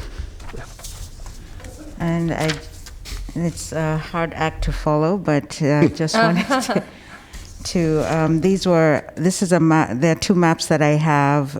These were requested by Supervisor Cerner to show, and this one shows you the percent of Sacramento County residents that are fully vaccinated. And this is by zip code, and it clearly shows you the area that we need to focus on, District 3, where we have the vaccination rate is less than 20%. And that's compared to other areas where it's up to 40% and actually 40 plus. So that's Rio Linda, North Highlands, it looks like. Yeah. Sacramento. So we do have some clinics there, but we obviously still have our work cut out. And the way to do that, in addition to the appointments that are available that Jim Hunt has talked about, we also are going to continue with pop-up clinics in those areas, working very closely with the community-based agencies to go door to door and actually get the people out to be able to get vaccinated. And then this one is also very similar in terms of the layout, but this shows you at least the residents that have received at least one shot. Can you pull the title down? I'm sorry, we can't read the title. Sorry. There you go, thank you. That have received at least one shot, so it includes those that are fully vaccinated and those that are partially vaccinated. And again, you see that there is that area that we still need to work on where the vaccination rate is less than 30%. And so we continue with our pop-up clinics. And I also wanted to, again, thank Jim Hunt for jumping in and assisting me through this period. I've enjoyed working with him, and so have fun with your trips. Thank you. I do want to say thank you to Dr. Kasiri and all the leadership in the Department of Health Services. You have an amazing team out there that is dedicated, and you would not believe the hours they put into serving you and serving the people of Sacramento. I am honored to have been able to do this. Thank you, Ann. That's it. Thank you both. Supervisor Natoli has some comments. Yeah, I have a question, but certainly, Jim, thank you for your efforts, and certainly Dr. Kasiri, to express appreciation for the work of all your dedicated staff and certainly all the volunteers that we've enlisted along the way and professionals in the different disciplines. But again, you stepped at a time when there was a void, and appreciate that, Jim, and again, wish you well in your re-retirement. But thank you so much. I wanted to ask Dr. Kasiri, then his question that comes up all the time, we continue to, I think, our indicators on the cases per 100,000, we're still, well above the target for the orange tier, and people are talking about June 15th and what that'll bring. So if you could just take a minute, and here we are, we're 4th of May, and we were hopeful for a good reason that we could get to the orange by late April or even mid-April one time. But yes. Any reflections on why we're stuck at where we're stuck at? And I guess we're not the only county, so. Sure, yes. The case rate has dropped a bit from the update that we got from the blueprint last night. It's at 7.5 per 100,000. So that has come down from 9, but we're still a ways away from getting to 6 that would allow us to get to the orange tier. Yes, there has been some concern why we are kind of stagnating. And actually, if you look at the surrounding counties, you notice that it's the same pattern.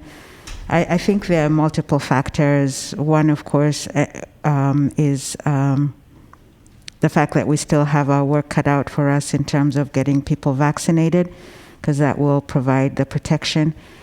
We also notice that for areas that are able to do more testing, especially those that have large university campuses, they're able to get their rate down. We don't happen to have that in this region. And of course, over time, our testing volume has gone down a bit. We also do have the concern of variants. We do get reports from the state, and we know that we have several variants that are circulating. We don't test every single specimen. There are only a few that are tested, especially those that are hospitalized, or if someone gets a second bout of COVID-19 or gets COVID after getting vaccinated. Those are the ones that are tested, but we do know that there are variants that are circulating, and that actually highlights the need for us to really push to get to the point where we have enough protection in our community, as Jim pointed out, so that we can end this pandemic. We still have our work cut out for us. Just a real quick follow-on question then. So is there anything that resource-wise, I trust that there's sufficient fiscal resources, but to, recognizing the vaccines, we don't control the flow of those, but it sounds like we're getting ample, fairly ample, I'll just my calculation of this, vaccines, but anything else we can help to deploy? Obviously you can have all the people ready, but if people don't show up for the vaccinations, then you've got to get, you invite people to the event, but if you don't have them there. So I guess I'm curious, anything else you think we can do by way of this board, and any other actions we can take to assist in that regard? Obviously we can make public commentary about the need to get vaccines and so forth, but so I'm just asking that question because, again, otherwise it sounds like we may struggle for a while. I don't know. Yes, and actually we've noticed that over the last week or so we've seen a drop in the demand, and this has actually been noticed nationwide. I think what you can definitely do is continue to encourage people to get vaccinated. I know that you and I are going to show up at the Gold Flea Market tomorrow. Yep. And you got your shot already. I'm going to get mine. So. Yeah, and so I'm hoping that we will be able to continue getting the message out. But what we have found, especially now that we have gotten to meet the demand for those that are very enthusiastic about getting the vaccine, is that what we need to do now is work with trusted messengers. I know that that's a term that's been thrown around a lot, but it works because in talking to communities, they are going to listen more to people that provide services to them, people that they trust. And so that's why we've been working with community-based agencies, and we've seen it work, working with churches. And there are people that we have who are going door to door to actually get people to sign up. And when the appointment comes up, they call them up and say, hey, where are you at? You need to show up. You said you would. Mm-hmm. So that's what it's going to take. And also, of course, providing services in areas that are more convenient. There are a lot of people who are not able to go to the large drive-through sites. And so being able to have pop-ups within the community has helped a lot. So we will be continuing to do that. I did mention the last time that pretty soon we're hoping to have our trailers that will also help us in being able to go to some of these different areas to be able to vaccinate. Okay. One of the things I'd like to mention is the State Department of Public Health has identified Sacramento as one of several counties that is below average in vaccinations, and they have offered us their assistance in a school program. And with the imminent approval of vaccines for young people 12 to 15 years old, I expect that by next week, if not sooner, an initiative to get into the schools. If you were to look at the map of where vaccine sites are available, the drugstores and big boxes and whatnot, they kind of surround 95660 in North Highlands, and maybe the edges of Rio Linda, which is very high, and in North Sacramento as well, around the edges. But in the middle, we have schools. And that's really where it's going to be one of our areas of emphasis. And hopefully in getting some of these middle school youngsters in, we can bring in families as well and improve our vaccination rates that way. Good, thanks. Supervisor Desmond. Thank you, Jim. It's been a pleasure to work with you for a brief period of time. And Dr. Kasiri, thank you. We're having our second pop up at Liberty Towers tomorrow in Foothill Farms. I think we got about 1,000 people there with their first dose of Pfizer a few weeks ago. A lot of folks from the community, North Highlands and Foothill Farms. And so they'll be back for their second dose. And they also, I believe, have a supply of J&J vaccine tomorrow as well. So hopefully, we'll get some more people out for that. But I would say, yeah, it is troubling. You look at the state stats, 57.3% of folks at least partially vaccinated. Sacramento County is closer to 37%. I think those are all great ideas. I think that you mentioned. I think we need to drill down not only in schools, but maybe even look at some of the parks, in some of these communities in North Highlands and Foothill Farms and, my district that I'm more familiar with. But I think those are opportunities there where we can attract maybe families to come out and get creative, find other ways to attract folks out to the vaccination event. And I'm certainly looking forward to continuing to work with your office on some of those ideas. So thank you. Sure. Thank you. Do we know in our county what percentage of which vaccines is being issued? That's a kind of a... We have that information, but I don't have it with me. We can maybe send you can it to just you. email me. Yeah, sure. Thank you. Supervisor Cerna. Thank you. So I asked this question on behalf of a constituent who asked me to present it to you today, and it's probably one you expected, but and maybe perhaps you've already kind of answered this in a roundabout way, but how in the heck does San Francisco and LA get to orange before we do? There's a couple of reasons for that. One is within the last couple of months, the state put a significant emphasis on the Bay Area counties. And also, FEMA had the Oakland Coliseum mass vaccination site, which had a huge impact. So there was a lot of emphasis put on those two areas. When you say emphasis, Jim, you mean vaccination resources Yes. in general? Yes, Okay. absolutely. And we won't be getting a FEMA site, but we'll be getting that attention from the State Department of Health now in the coming weeks with the schools initiative. So I'm optimistic that in the coming weeks and months, we'll see ours come up much better. So I also do want to point out that I think one of the things that COVID-19 has brought out is some of the health inequities that we have. Because when you look at the counties that are more well-to-do, their rates are much lower, and also their vaccination rates are much higher. And I think that those are things that we need to look at and make sure that we address the underlying issues that are driving those disparities. So based on what you've both said, and I appreciate the responses and expected the substance of them to be what you mentioned in terms of vaccinations especially. But for those that are frustrated by the fact that just today those two large counties have moved into the next tier, perhaps that shapes even more precisely a message from frustrated businesses, frustrated parents, others that are so eager to, and I think we all are basically, but so eager to move into the next tier, that the best way to do that is to go get yourself vaccinated. Is that right? Well, we don't want to discount the emphasis on masks, especially as a means of slowing the transmission. I mean, that's what we're talking about right now is the transmission. The vaccines, yeah, that's how we control the pandemic.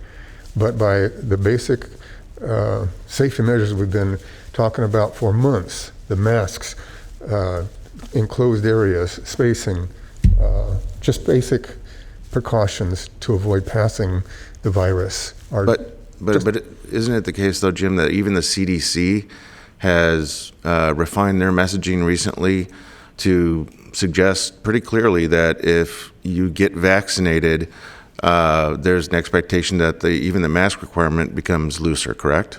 Yes, that is correct. Yeah.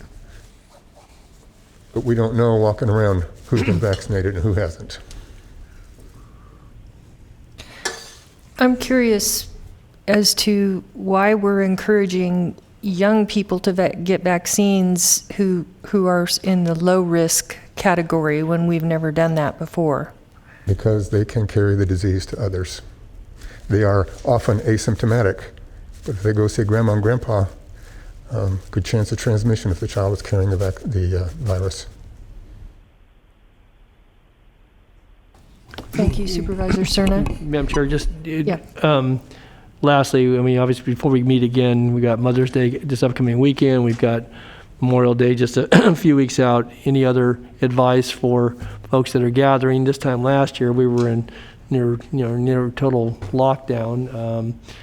We're in a better place, but not an entirely different place. And so I guess any advice for those that may tune into this, or if we're conveying to folks, about the, upcoming weekends and weeks ahead?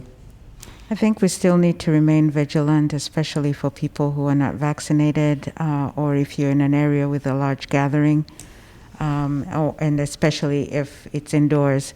So we know now that if it's outdoors, the risk is reduced. If everybody's vaccinated, the risk is reduced. But large gatherings are still a risk because you don't know if everybody has been vaccinated. So right now we still need to remain vigilant. We need to be patient and continue with getting people vaccinated, because that will help to drive down our rates as well. Okay, thanks. Thank you. I just want to, you weren't here this morning, and I did make some opening comments regarding a public health officer in another county who had been threatened.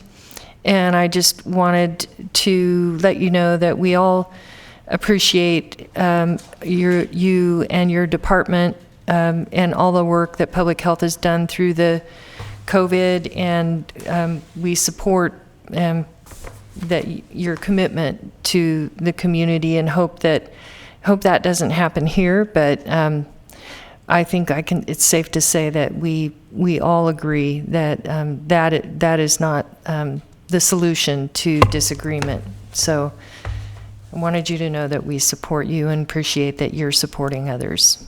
Thank you, and I greatly appreciate the support. Okay, I don't have anyone else in the queue with questions. Do we have any public comment? You have comments. We do have comments. Please Let's go to public comment. Okay. Please transfer the caller.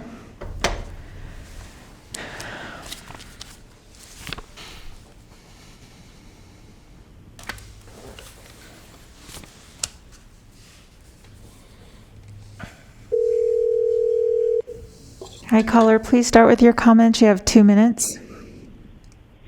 Good afternoon, board. My name is Samantha Kramer. We spoke on the last agenda item, number 42, and I find myself building a practice of watching these board meetings. I've been learning so much, and I want to uplift the conversation. First of all, thank all of you, and uplift this conversation that is very evidence-based on vaccine uptake and current mandates guided by the CDC, but also understanding that our communities are distinct and require sort of adaptive cultural notions and educational campaigns in order to really, some population densities in major cities like a San Francisco, like a Sacramento, are very different than where I came from in rural Kansas. Having said that, I'd like to quote Mr. Jim Hunt. First, let me say that in this practice of watching these board meetings, I have really enjoyed a little bit of the banter. Clearly, a lot of you know each other, and I love that this is the way government is enacted, and I appreciate that. When I'm quoting Jim Hunt, Acting Director of Health Services, he said during his presentation, one of the greatest incentives for vaccination compliance is travel. I know a man and his child bride who are very much looking forward to that. And everyone in the room seemed to chuckle at that. This is atrocious to me. These are public meetings. No one checked him on that or even pushed back at all. These kinds of jokes are inappropriate, and I'm saying that as someone who has a past life as a paid. My income was as a stand-up comedian. And I appreciate a good lewd joke. And this was not the environment for that. And child trafficking, sex trafficking is not humorous. It is.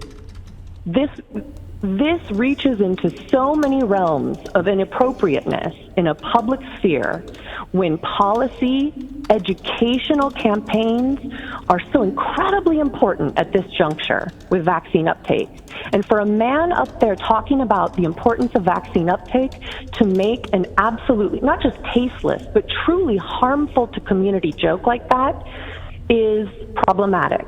And I ask Can you that please wrap up your comments? Yeah, I ask that there be some attention to this. When I hang up now, I ask that you have a small conversation within each of your hearts and with one another in this public forum about the inappropriateness of that. And Thank I you. appreciate your time once again. Please send the next caller.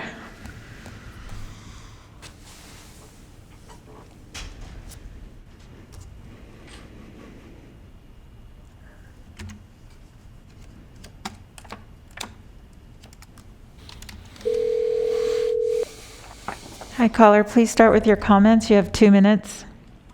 Good afternoon. This is Gabrielle with District 2.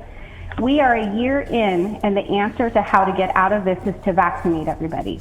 It is irrelevant if one is pro, anti, or ex-vax. I don't care. What is relevant is the logic behind this county-wide goal to put resources in the millions towards testing and shot dissemination as the sole means to curb a pandemic. By definition, health is soundness, especially of body or mind, freedom from disease or abnormality.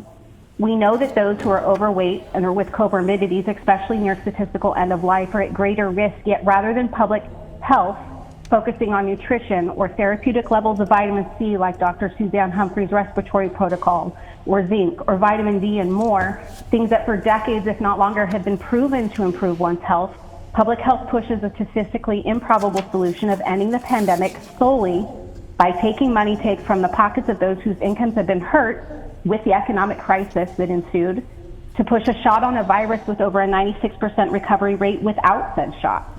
The Sacramento County website pushes shots that have not been FDA approved, so why can't they push therapeutics with off-label uses that doctors around the world say work in real-life settings? To be clear, government-paid, non-elected doctors for public health are making decisions for the health of people that are not based on healing and overriding the voices of doctors on the ground seeing patients on a daily basis that say cures are here and have been here since last summer. What is it going to take for this board to start representing the people and not special interest in the ears of public health? I'm at a loss. That's all. Thank you. Thank you. Please send the next caller.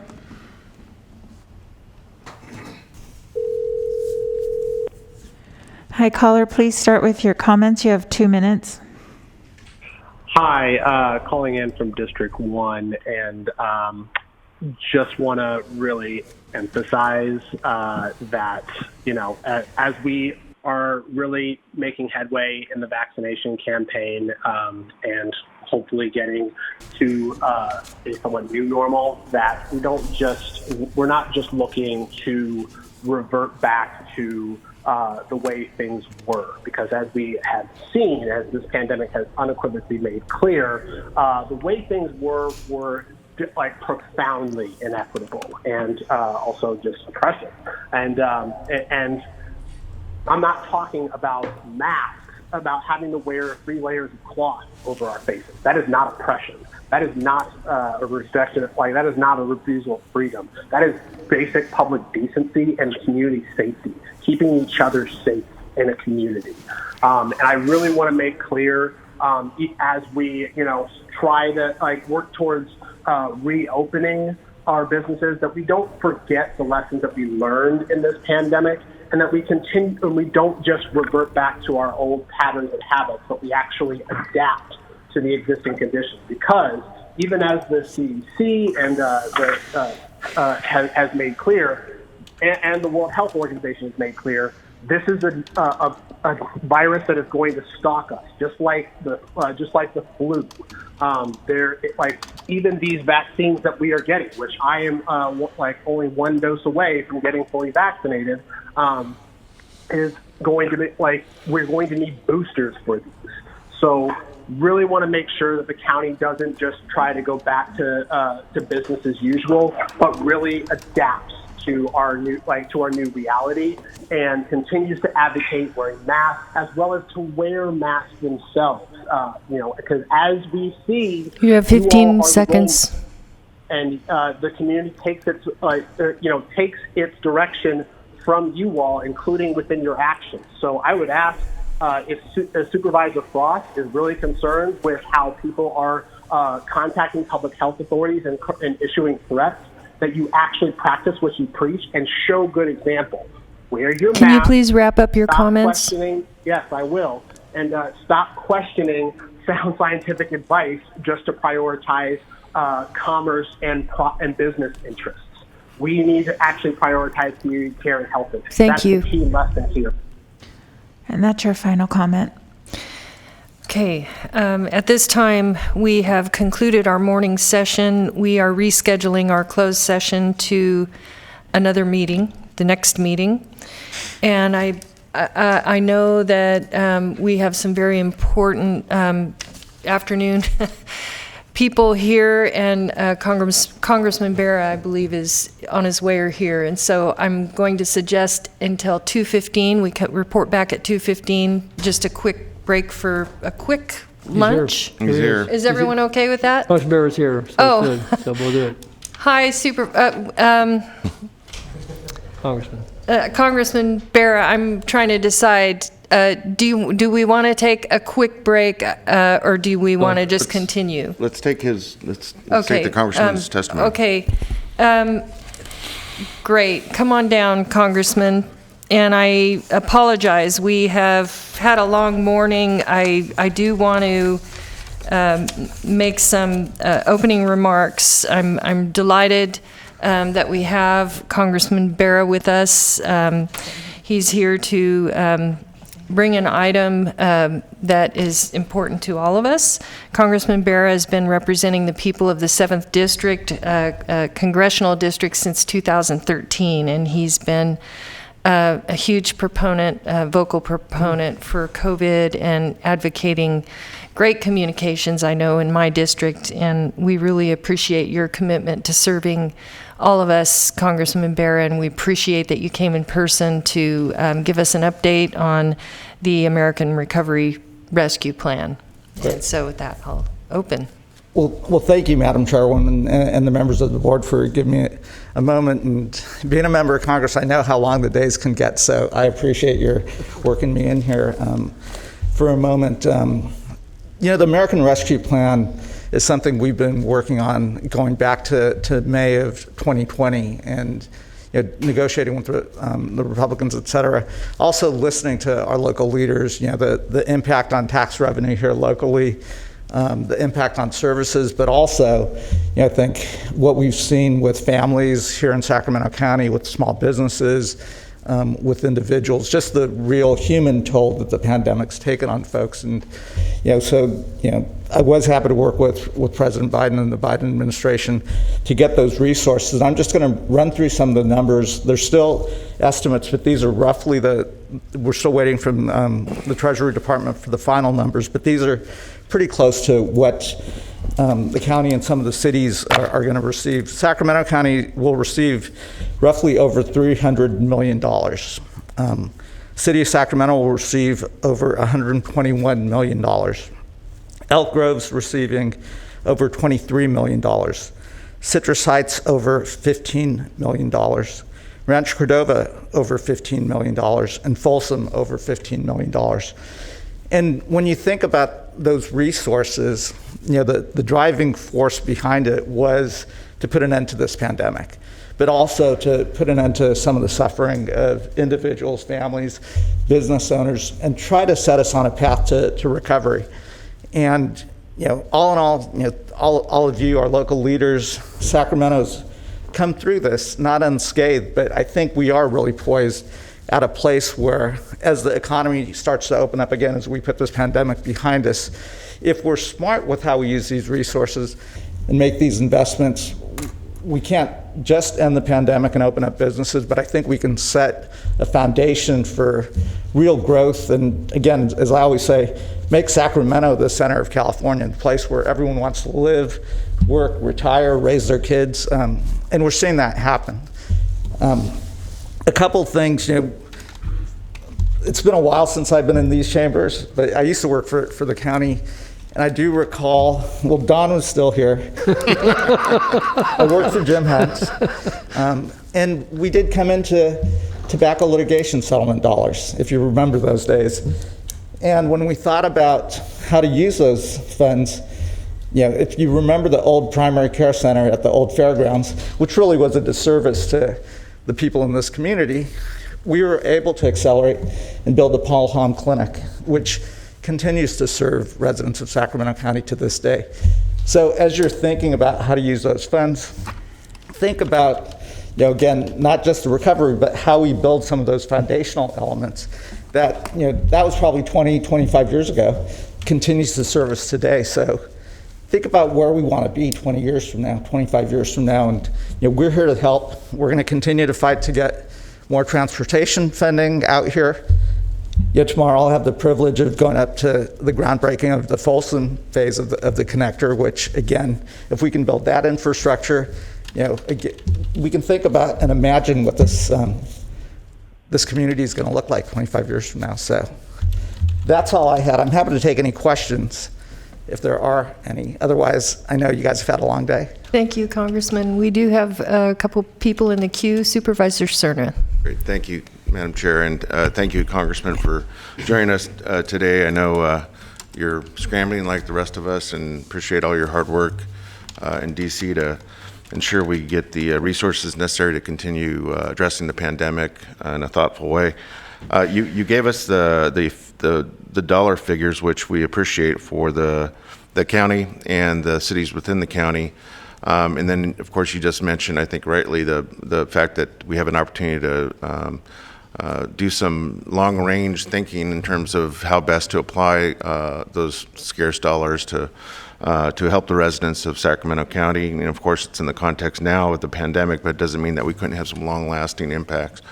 Do you have any notion of some of the even thematic levels of guidance around the do's and don'ts with these funds? I mean, I think that more than anything else is what we're waiting with bated breath here to understand the limitations of how we can use those federal dollars.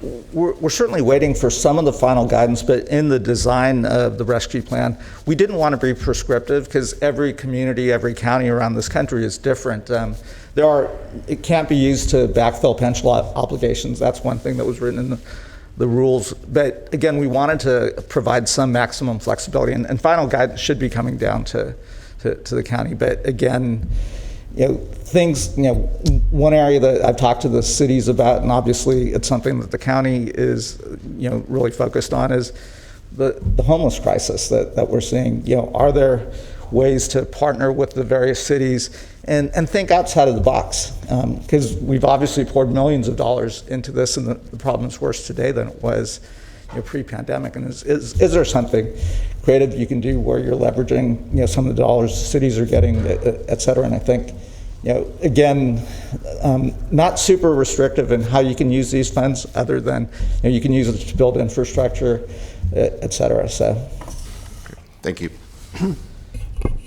Thank you, Supervisor Cerna. Supervisor Natoli. Yes, I want to thank you too, Congressman Bearer, for your efforts ongoing, certainly during the time of the pandemic, but beforehand and continuing. Appreciate your, I think efforts, on behalf of this community, but certainly on behalf of, people throughout this country to, help bring some relief, but also help us to find our way back out of some of the great impacts, both the human impacts, but certainly the community impacts that, again, are present here, but all over the state and nation. I do think that your comments too regarding, looking at how best to invest, certainly in the human infrastructure, but also generally in our community with an eye to the future. As again, the opportunities like this, as much as it's come out of obviously a very difficult and heart-wrenching time in our nation, the fact that Congress acted, obviously the administration promoted the idea that we ought to reinvest and help recover. And so I think, the comments you offer are ones that, hopefully we'll take to heart. And as we, are guided by obviously what the parameters are, look to do just that. And I think your example of the tobacco litigation settlement monies, a lot of that was put into physical infrastructure. But when you talk about, the Paul Hom Clinic or some of the other, facilities and improvements that were made, some of those have a very lasting effect. Obviously, the support from the county is important to, provide the sufficient resources to maintain those services within the framework of those facilities. But that was a very good example, and hopefully we'll do all of us proud in, looking to reinvest those dollars in our community. So, again, thank you for your efforts. Appreciate you being here today, and good to see you. You're welcome. It's good to see you, Supervisor. Thank you, Supervisor Natoli. Supervisor Desmond. Just briefly, thank you, Congressman Bear, for being here. And I also want to throw a shout out to your staff, specifically Matt Chicotto back there, does a great job being engaged with my office and representing your constituents and helping us with a lot of issues. So thank you. You're welcome. As we all know, surround yourself with good people. They make you look good, right? You treat them good too, by the way. The one thing I might add is also know that the school districts in Sacramento County also receive tens of millions of dollars and again, this is a place where I think the board could also start a dialogue with the school districts to think about what that infrastructure looks like. And we'll be maintaining a conversation with each of the cities and the school districts to have a good sense of how they're using the dollars. Madam Chair, just a quick question. I mean, I know they're not your congressional district. Obviously, the cities of Galt and Ileton are either in Congressman Garamendi or Congressman McNerney's districts, but all the cities will receive some allocation, irrespective. I mean, Ileton's one of the smallest cities in the state relative to population, but every city on some sort of graduated scale gets some funding. For Sacramento County, I think these were just the city, and I think there was a population requirement. And I don't, off the top of my head, I don't remember. There was. And so a city like Galt that may have 25,000, and Ileton obviously it has roughly 1,000 or less. They would not receive dollars I don't directly? think they receive direct funding. There may be a mechanism through the state that they're going to receive funding directly. Because the state also did get a big tranche of funding. Yes. Okay, thanks. Well, thank you so much, Congressman Barra, for being here. And I know we're waiting with bated breath. The Sacramento County is going to be enlisting the help of consultants who will help us understand the money and spend it well. And so we're gearing up to do our best to use it as capture it and use it as best we can. So we really appreciate your advocacy and your help. Well, Madam Chairwoman, thank you. And I should just comment, it's not fair that I'm 20 years older and Don and Jim look the same. Thank you again. Be well. Thank you, Congressman. Thanks, Tommy. That worked out perfect. And I now we can, I'm not sure, do you mind if we take a little? 7 minutes, right? We got 7 minutes? Are we going to take a break? Can we take at least a small break? Half an hour. These gentlemen on this board are really, hungry. Energetic today, but I know I'm a little bit hungry. If we could just maybe, how do you guys feel about coming back at 2:20? Or do you want 2:30? Or 2:15? Do you want to just keep going? I can do whatever you guys can do. I know I can. 2:30. 2:30? Okay. Let's. This meeting is adjourned. We are continuing our closed session to the future meeting, and we will return at 2:30. Good afternoon. This meeting is hereby called back in session, and I am going to ask the clerk to please call the roll and establish quorum. Good afternoon, Supervisors Desmond, Frost. Here. Kennedy. Here. Natoli. Here. Cerna. Here. And you have a quorum. Thank you. Your first afternoon item, or actually your second, is you're introducing a fee ordinance amending various sections of the Sacramento County Code, Chapter 6.99, Title 6, amend the Environmental Management Department fee schedule for fiscal years 2021 through 22 through 2025 through 26. You're waiving full reading and continuing to May 18th for adoption.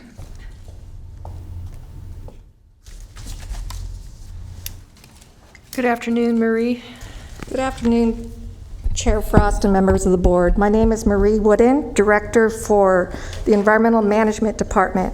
I'm here to present to you our proposed 5-year fee schedule for fiscal years 21-22 through fiscal year 25-26.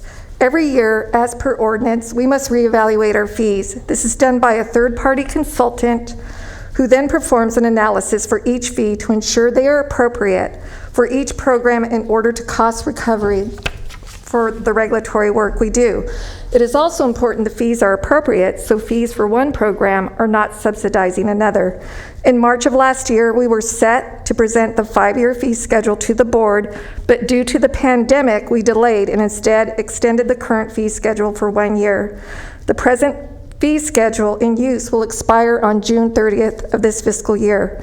As a result of the COVID-19 pandemic, some business sectors were impacted more heavily than others due to COVID measures which limited their business operations. We have been sensitive to hard-hit businesses, sectors such as the Retail Food Safety Program, which impacts not only restaurants, but museums, movie theaters, community events, bars, wineries, event and family entertainment centers. Also, the body art operators were also impacted heavily. We will not be raising fees in these programs, and we will not be raising fees in our stormwater program. Our department's mission is to protect public health and the environment. We oversee and implement 34 environmental regulatory programs with 119 environmental health specialists with support staff. Last fiscal year, our staff conducted 27,211 inspections countywide. We are also considered a special revenue department in which we receive no general fund monies and generate revenue from permit fees and other revenues from grants, MOUs, or agreements with other governing bodies. Our projected revenue and costs are shown in this bar graph. Our fee study showed the Environmental Management Department is deficient by $2.9 million for total cost recovery. We propose to phase in fee increases in several of our programs over 3 to 5 years, and towards the end of 5 years, reach our goal of 100% operational cost recovery for our programs. Our fee study was conducted by a comprehensive analysis that was completed by Wolford Consulting. This is a limited time study in which salaries and benefits, services and supplies, and supporting department services are taken into account. Fees are determined by service levels, staff positions, regulatory requirements, inspection frequencies, overhead and staff support to determine the appropriate cost recovery. To save costs, we constantly undergo internal reviews for our process to build in efficiencies. We leverage technology by conducting paperless inspections. We integrate software use to perform electronic data exchanges with state agencies within our state-mandated programs. Businesses are also able to pay their permit fees online. We have implemented business self-certifications in which owners and operators can send in their own documentation. For example, the destruction of a septic tank or an abandoned well, the owner can send in their documentation, and this saves time in that we do not need to send a staff person out to perform an actual inspection. We cost recover where we can. Exceptional time charges where there are large complex inspections or very large multi-building facilities. Our emergency response team responds to chemical releases and works with fire department, and in some cases we are able to bill a responsible party and recover our costs.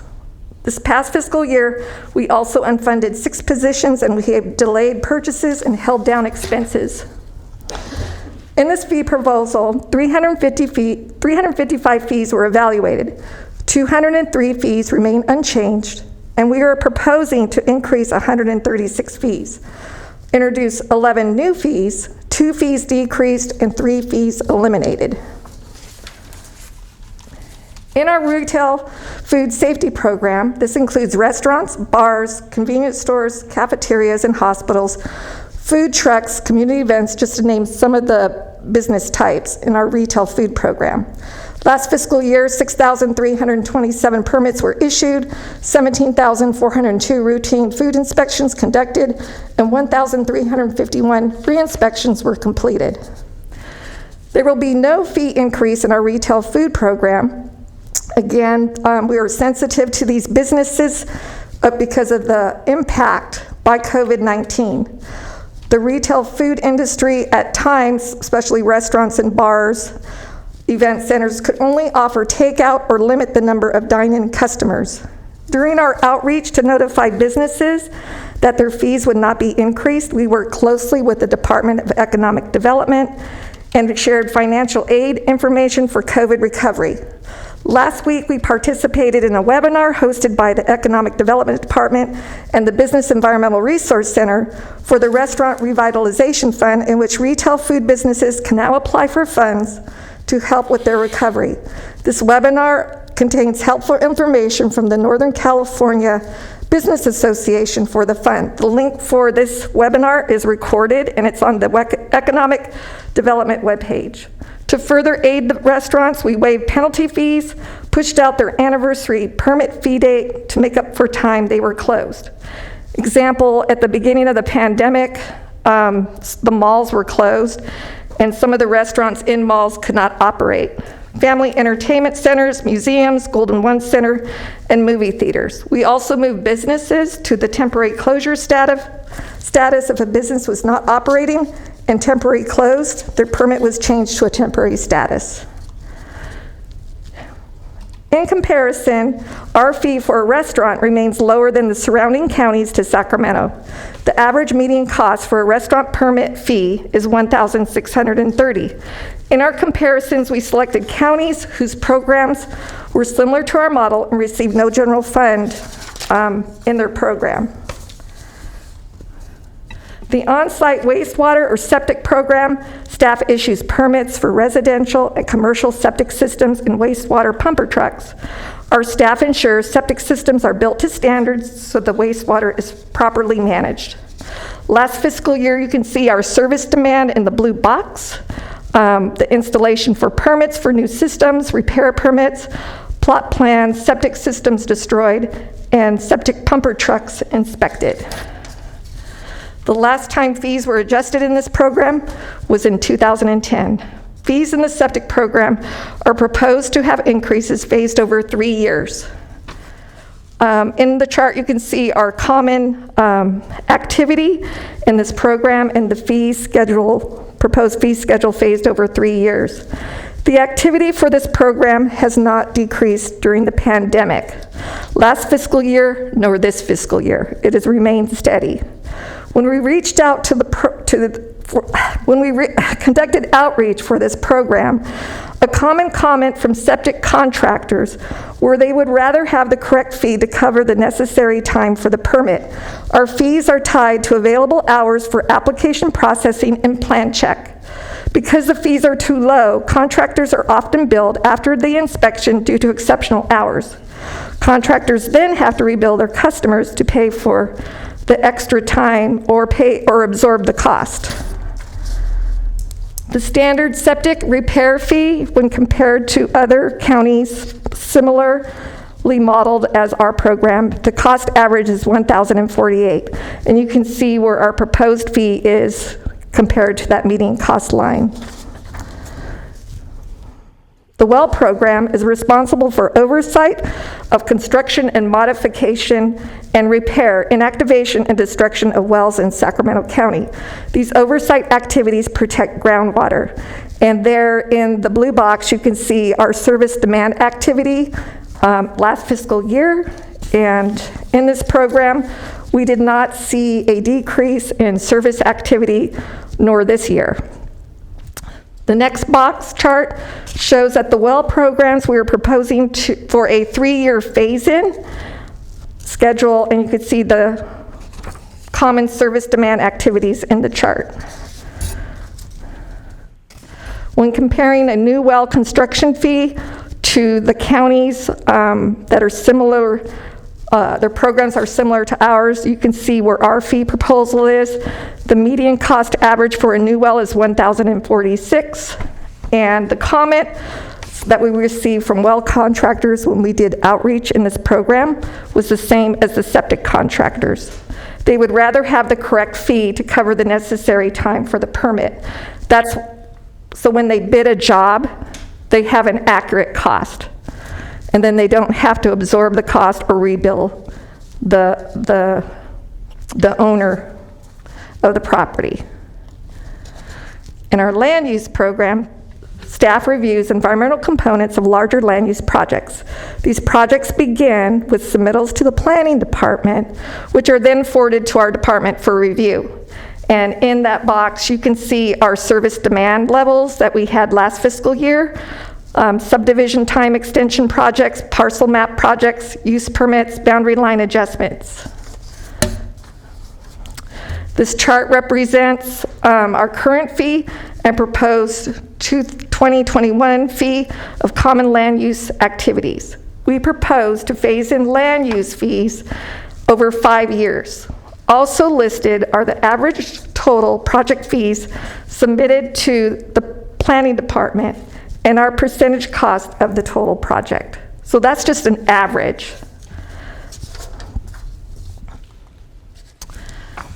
The use permit comparison, when we looked at other surrounding counties similar to ours, the cost average median is $553.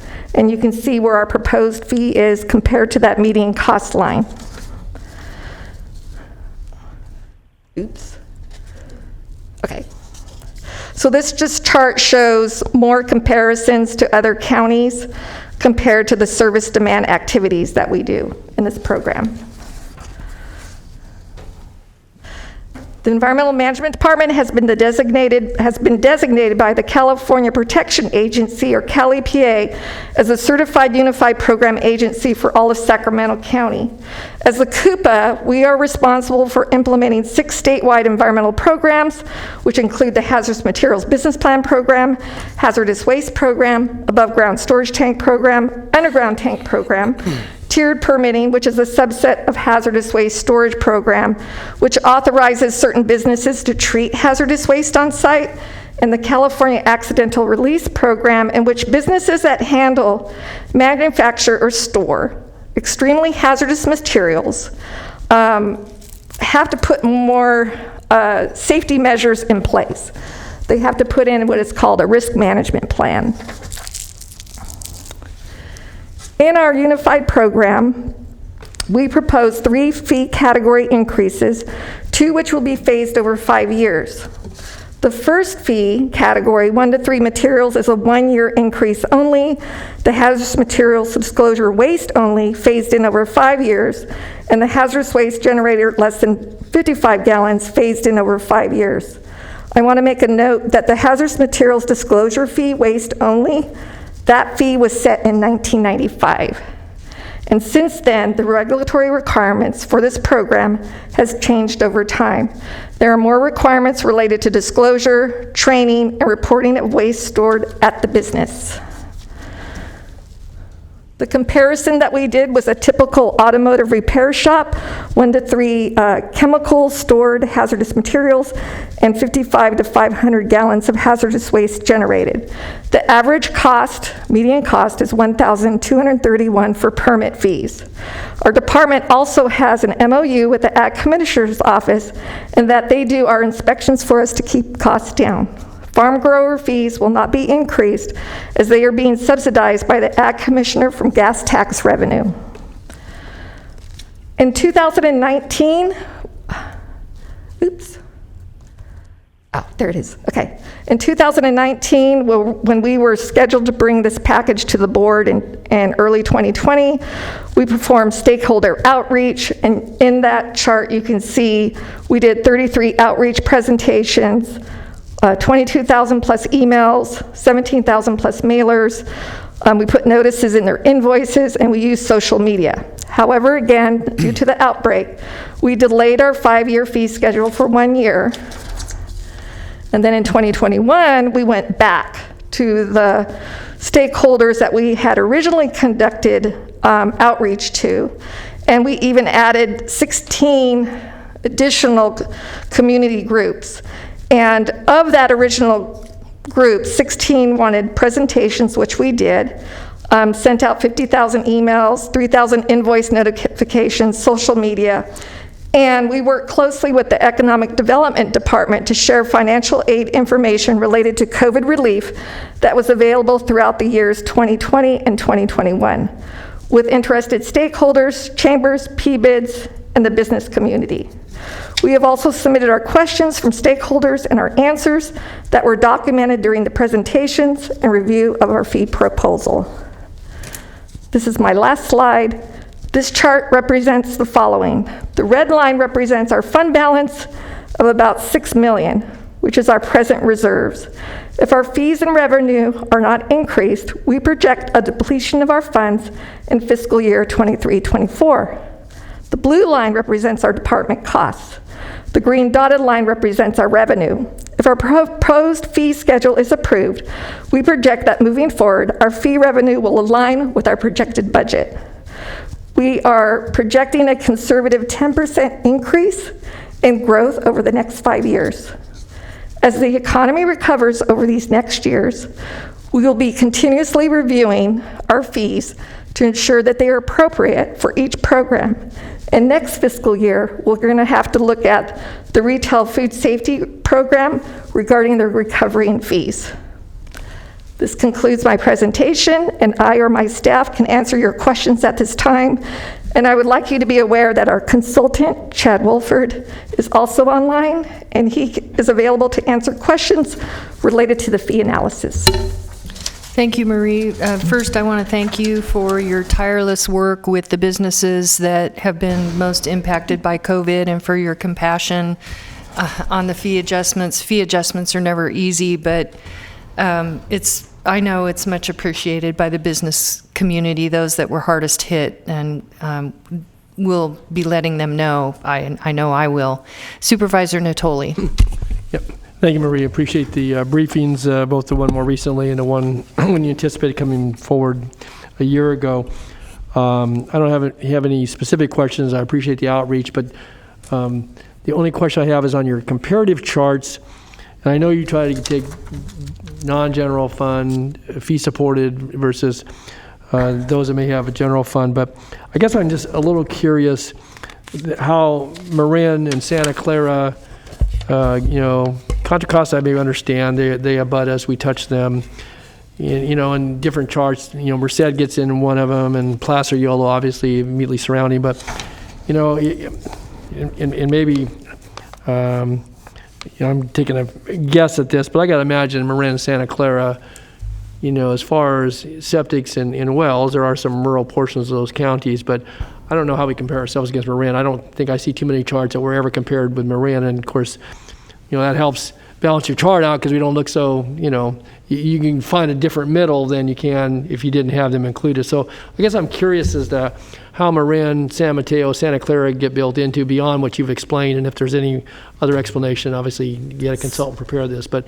I'm not so sure those are really fair comparisons, even cost of living wise. I mean, although we've seen some ramp up obviously coming out of the pandemic, and we're feeling some of the influence in our housing prices and such, but and it may affect construction costs as well, but and this is more based upon what we have to pay for relative to your department and the personnel that are assigned to it and so forth. So help me understand why those get built into the chart.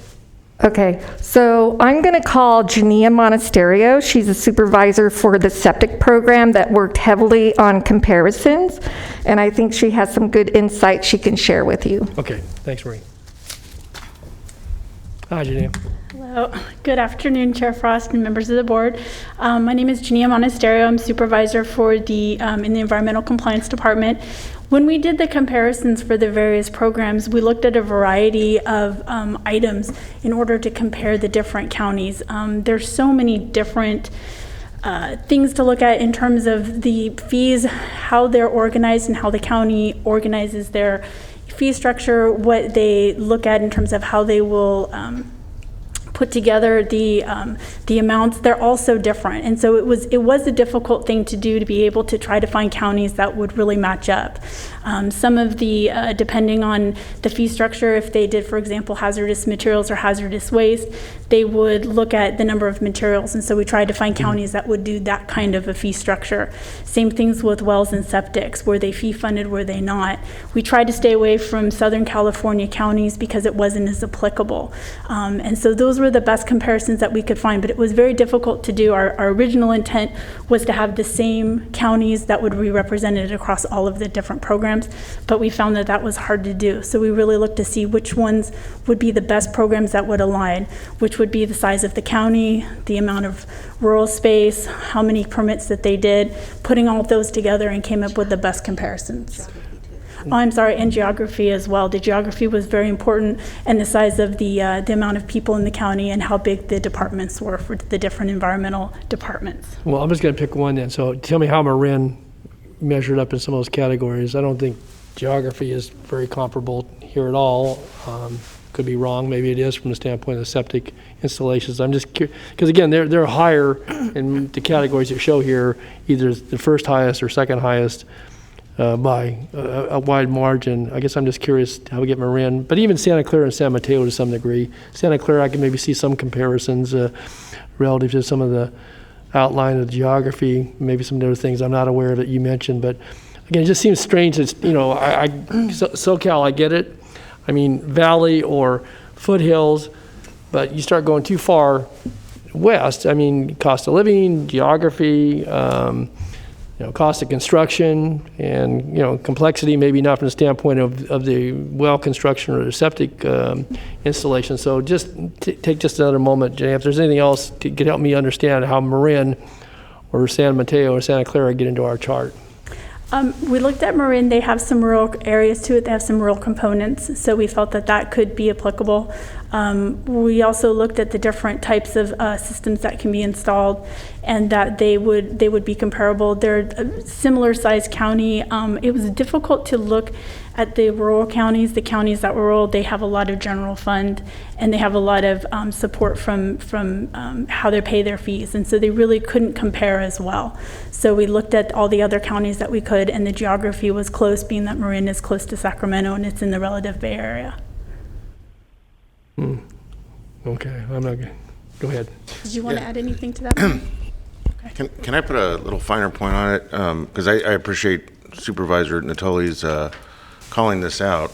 Because my 10 plus years on the board, it's pretty infrequent, if ever, that we see Marin used as a comp for almost anything. And typically, and this is kind of the converse of his concern, is typically what we see is an Alameda, and there's no Alameda in here, for instance. And I know that has to do with kind of the population size of the county and the fact that, we're always looking at comps in terms of unincorporated area versus incorporated area. But it seems to me, especially relative to the cost of living, I can't reconcile the use of Marin here, and I share the concern. Yeah, and I would just say, I don't know, it wouldn't change your recommendation. I get it, but to me, it helps you find a different middle when you're bringing it. You might come to the same conclusion on the fee, relative to all the other factors. It's just, we start using comparison counties. I mean, it's not going to be totally consistent, and I get the challenge, but, rarely are we ever compared to Marin. I mean, sometimes Alameda is there, and certainly I say Contra Costa's proximate, but even San Mateo, distance-wise, I don't know, a different cost of living, different structure, and obviously it has to reflect, compensation packages for the employees in those departments to do it and so forth. But again, it may not change anything here. I just question, and it might be something as you're looking at other comparisons coming forward, recognizing all the metrics. I just found it a little odd, Janae, and that's why I asked the question. So it doesn't change your recommendation, and you're going to fall in the chart where you fall, but. That's all. That's a good point. Thank you for that. Yeah, appreciate that. Okay, we do not have any further board members in the queue. Do we have any public comment on this item? We do not. Okay, then I will call for a motion. I move the recommendation, and I just one final note. I did hear from at least one well driller who I think echoed what Marie had said about knowing, at least as the contractors doing the installations, to know going in that that's then reflected obviously in the price that the customer pays. But having the known is better than kind of having the unknown, so I would just confirm that. But I would move the staff recommendation. Thank you for your outreach, and it's never easy to raise fees, and some of these go from 0 to several hundred, and some go from 3 digits to 4 digits. But I think they reflect obviously the effort that goes into these various regulatory processes. So I move the item. Okay, we have a motion by Supervisor Natoli, second by Supervisor Kennedy. Please vote. Unanimous vote. Well, thank you very much. Thank you very much. Item 46 is a workshop on severe weather emergency response and enhanced sheltering program.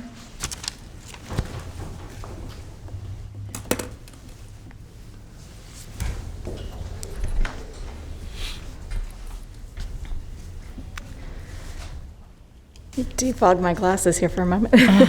Good afternoon. Good afternoon, Chair Frost and members of the board. I'm Mary Jo Flynn Nevins, your Chief of Emergency Services. And at the board meeting in February, I was asked to come back and explain our planning process and criteria for our plan documents. I'll be talking briefly about the process the Office of Emergency Services uses to coordinate planning with the state and jurisdictions. I will also talk about the actions we take in anticipation of severe weather, and Ethan Dye from the Department of Human Assistance is here to describe the recently implemented programs addressing some of the gaps in services that were identified before last winter.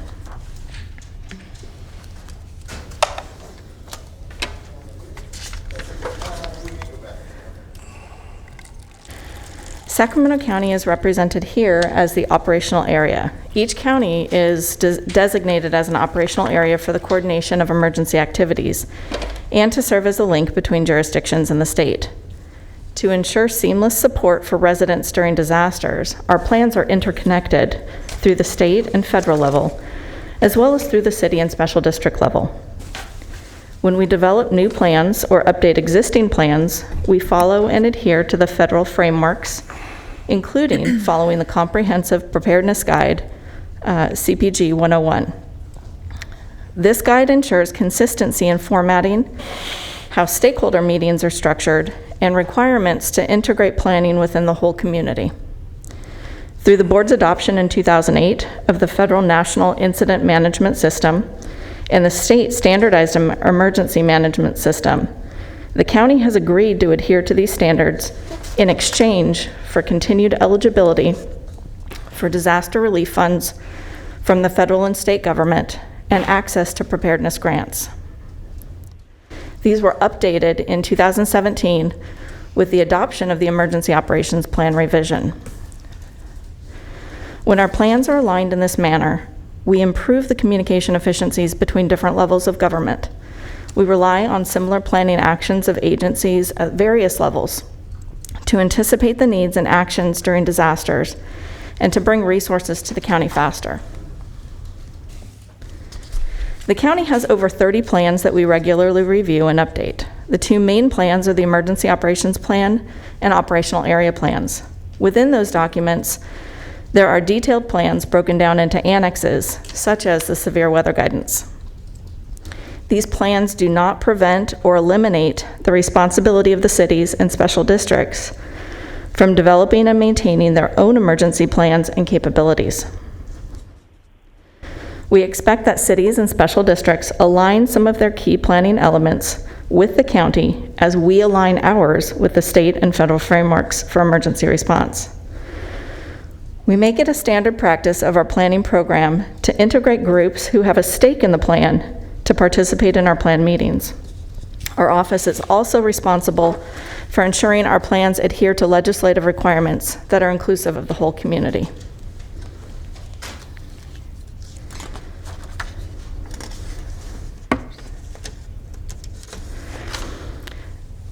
Using the federal planning guidance, we structure our plan development and review according to this chart. We form a core planning team and hold a number of meetings with that planning team throughout the process to ensure representation from the whole community, and those meetings are depicted in the stars according to that chart. We also rely on experts in public health, the National Weather Service, Air Quality Management District, engineers, and other subject matter experts in formulating the decision-making criteria that appear in our plans. We simulate the plans in action through exercises so staff have an opportunity to become familiar with their responsibilities and to practice their response. Following an exercise or use of the plan during a disaster, we conduct meetings to discuss the ways we may improve the plans in future updates. The Sacramento County weather guidance serves county unincorporated areas as well as cities and special districts. Nothing in our guidance is meant to restrict or prohibit actions from cities or special districts, and as mentioned earlier, they are encouraged to maintain their own plans and capabilities. Because we must align our efforts and communication from the lowest jurisdictional level to the highest at the federal level, we encourage and discuss the ways in which our plans will be aligned. The scope of the plan addresses the need of people during severe weather, but also the effects on animal welfare and agriculture, and takes into consideration significant prolonged utility disruptions. We rely on the National Weather Service, Sacramento, for accurate and timely information to aid our decision-making. The Weather Service has defined weather events that warrant a warning, advisory, or watch, and are the ways they communicate with us the severity and danger associated with any given weather system. The origin of the criteria for the severe weather guidance has to do with some of these National Weather Service decision points for watches, advisories, and warnings. They apply their expertise to the local area on our weather calls that we host for agencies, nonprofits, and others who serve our community during severe weather. And they advise us and make us aware of the weather conditions and impact. We will be flexible to adapt our plan and strategies as the National Weather Service implements changes through their Hazard Simplification Project and the release of the new climate normals, which are expected to be released this week. Excuse me, Supervisor Natoli. Yeah, back to your last chart, Mary Jo, if you could for a second. You sound like we're pretty heavily reliant on, the Weather Service, which obviously they get it right a lot of the time. But, when I look at your cold freeze emergency, and I think back to what happened earlier this year, and I get it that, cities and special districts, in county unincorporated area gets into a different category, and I don't hear you saying that in the same breath. I trust that's the case, that the county can do, even though we're the OES office. But I guess my question is so in that first bullet up there under cold freeze emergency, it references wind chill warnings, but that's not necessarily the temperature, and so you could have, temperature of 34 degrees on one day, but the wind chill can feel like it's 29 degrees outside, and then it doesn't factor in, if I see this, it doesn't factor in inclement weather, the rain, or prospects of thunderstorms or whatever. Again, you put in folks who are outside who get drenched, and you can have a chill factor that's less than this. And so I guess I'm curious is that we're this heavy reliance on the Weather Service, and yet we've got an example of a weather event that occurred earlier this year, but I trust there'll be others in the future.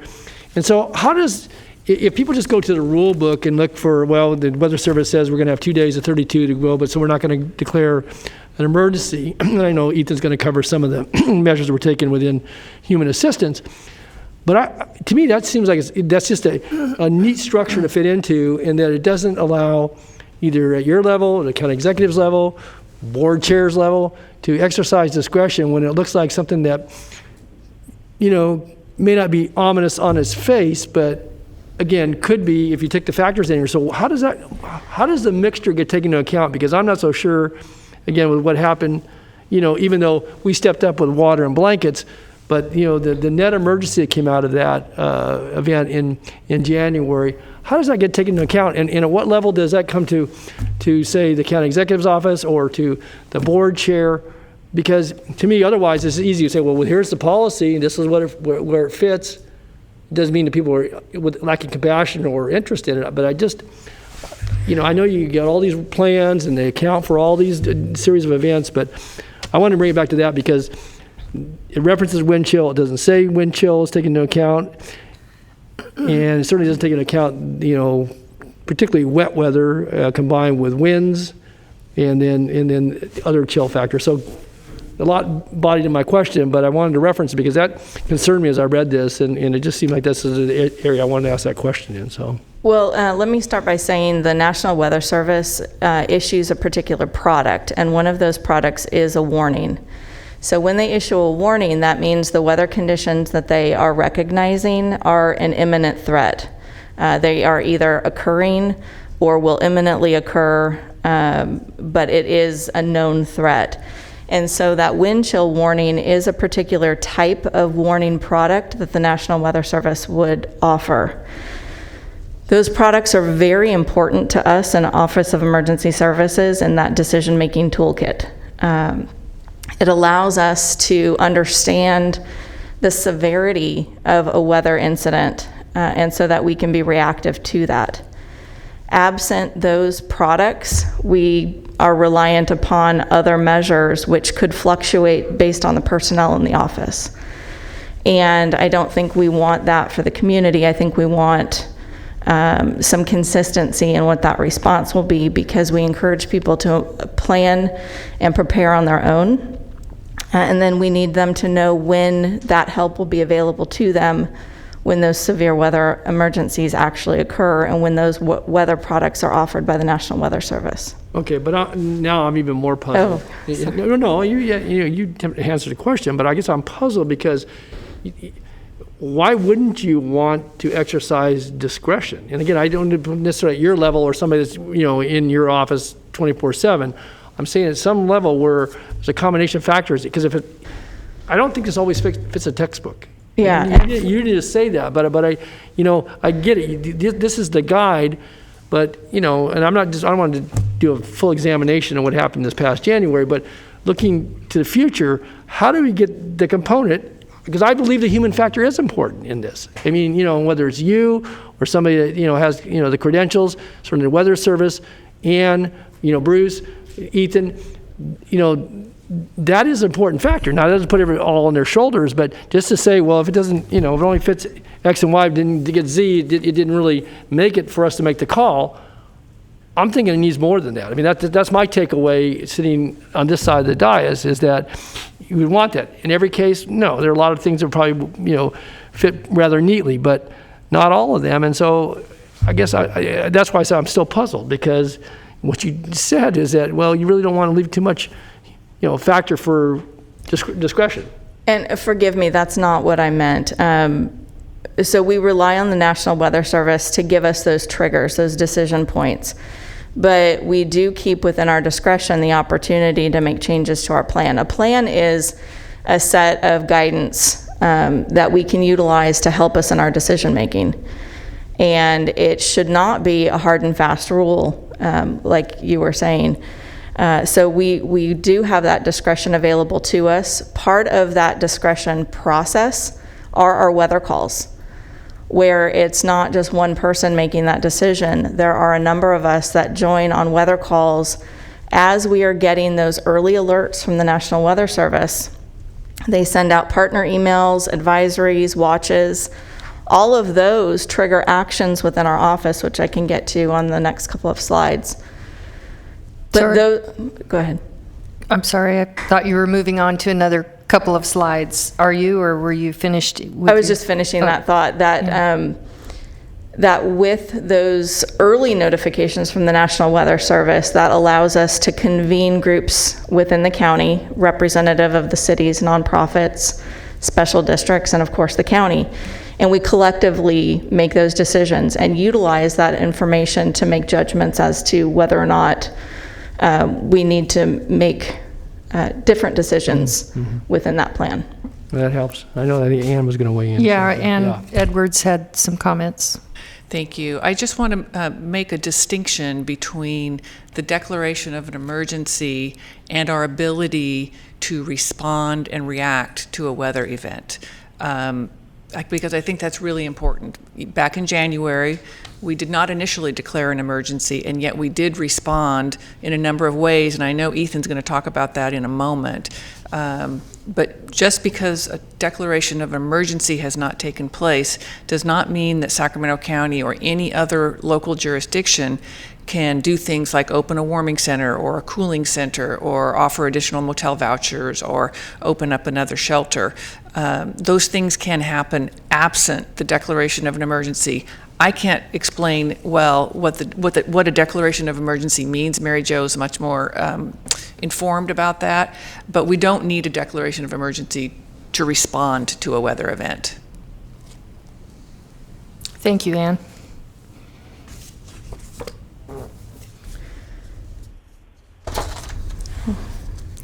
So we did recognize some gaps between our plan and normal weather conditions. But this chart also represents some of the actions that each of the departments take during normal weather in the green. And as the weather changes in intensity, either hot or cold, in fact, in May, we're approaching some of those seasonally hot temperatures that may impact us. The yellow section represents additional actions that are taken, even beyond those that are in green. The Office of Emergency Services will not wait for conditions to be present before we take action. Instead, we are inventorying supplies, reviewing plans, coordinating and sharing information with agencies, and providing support to jurisdictions that make requests.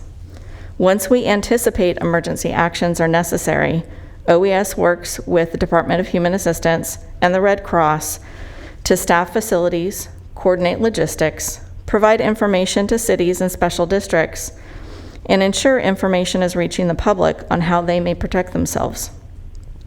In an extreme situation, public health may make recommendations or issue a health emergency. Since September of 2020, the Office of Emergency Services prepares a daily weather briefing during the weekdays, and the duty officer will prepare those briefings over weekends when significant weather is anticipated. This weather briefing is circulated to the various jurisdictions, utilities, and nonprofit organizations on our weather calls. When these briefings show temperatures nearing our plan thresholds, we convene a call to discuss the actions we may need to take.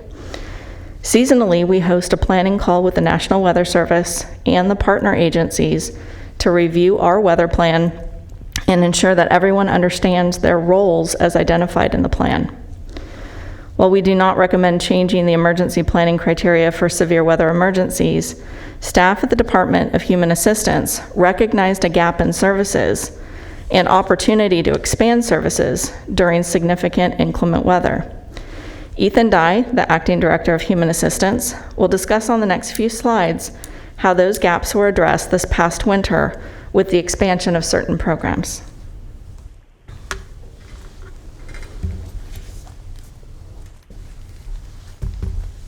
Good afternoon, Ethan. Good afternoon, Chair Frost. We can wait. Nothing like being 6'3". Good afternoon, Chair Frost and members of the board. Ethan Dye, Acting Director, Department of Human Assistance. So I'm going to talk a little bit about what we did over the winter, recognizing there was a gap in services. So the first approach that we were able to do is work with Sacramento Steps Forward and gain $250,000 of HAP 1 funding to expand non-congregate motel sheltering for highly vulnerable residents in Sacramento County through motel vouchers. Early on in the planning for last year, we only had between 40 and 60 vouchers. We were able to move that up to 100 within the last year. The response targeted both single adults and families living in the unsheltered community. Outreach navigators with access to HMIS and participating motels were able to prioritize persons with weather respite shelter in the motels. So as you can see up on the data here, So the criteria that we used working with Sacramento Steps Forward was nighttime lows of 37 degrees or lower for 2 or more days within a 5-day span, or rain for 2 or more consecutive days forecasted at 60% or more, or 1 day of night rain combined with nighttime lows of 32 degrees or lower. A little bit of the data from what we saw this year. So the first major event was January 25th through February 8th. We served 70 unduplicated customers experiencing homelessness, representing 55 households. The second event that we had this year was between March 8th and March 22nd, where we served 71 unduplicated customers experiencing homeless, which represented 59 households. The second approach we took was we actually expanded the North A shelter this year. We were able to use $74,000 of general fund. We reached out to 30 individuals per night who are living in the River District, who were unsheltered. They were able to be in the shelter from 5 p.m. to 7 a.m. nightly. And this ran from February 1st to March 31st. We served 169 unduplicated customers experiencing homelessness. The great thing that came out of this was 48 of those guests were moved into other long-term shelter programs or board and care facilities. What I don't have a slide on is what's coming in the future. So with the upcoming heat and the high likelihood of wildfires, new criteria is looking at being added to cover additional environmental events with the high impacts to those who are chronically homeless. In coordination with Sacramento Steps Forward and the Office of Emergency Services, the department is looking at weather event triggers with an emphasis on the elderly and the unsheltered. The events, while continuing to be explored, may consist of consecutive nights of specified heat temperatures as well as poor air quality. Thank you. Thank you, Ethan. And I want to thank you, Mary Jo, also for bringing a little bit of clarity. I know the board had requested this workshop just so that we would better understand the rules and regulations around our summer and winter shelters. We do have Supervisor Cerna in the queue. Thank you. I appreciate the presentation. I guess I'm still a little frustrated by some of what was presented, only because it kind of goes to the general point that Supervisor Natoli made earlier about the human aspect of suffering. I mean, how does one gauge the suffering of someone else? And it's all relative to the circumstance, the situation that people are in, and it could be that it's 45 degrees out and it's raining, but people maybe people don't have not only the absence of shelter, but the absence of appropriate clothing, or the clothing's wet.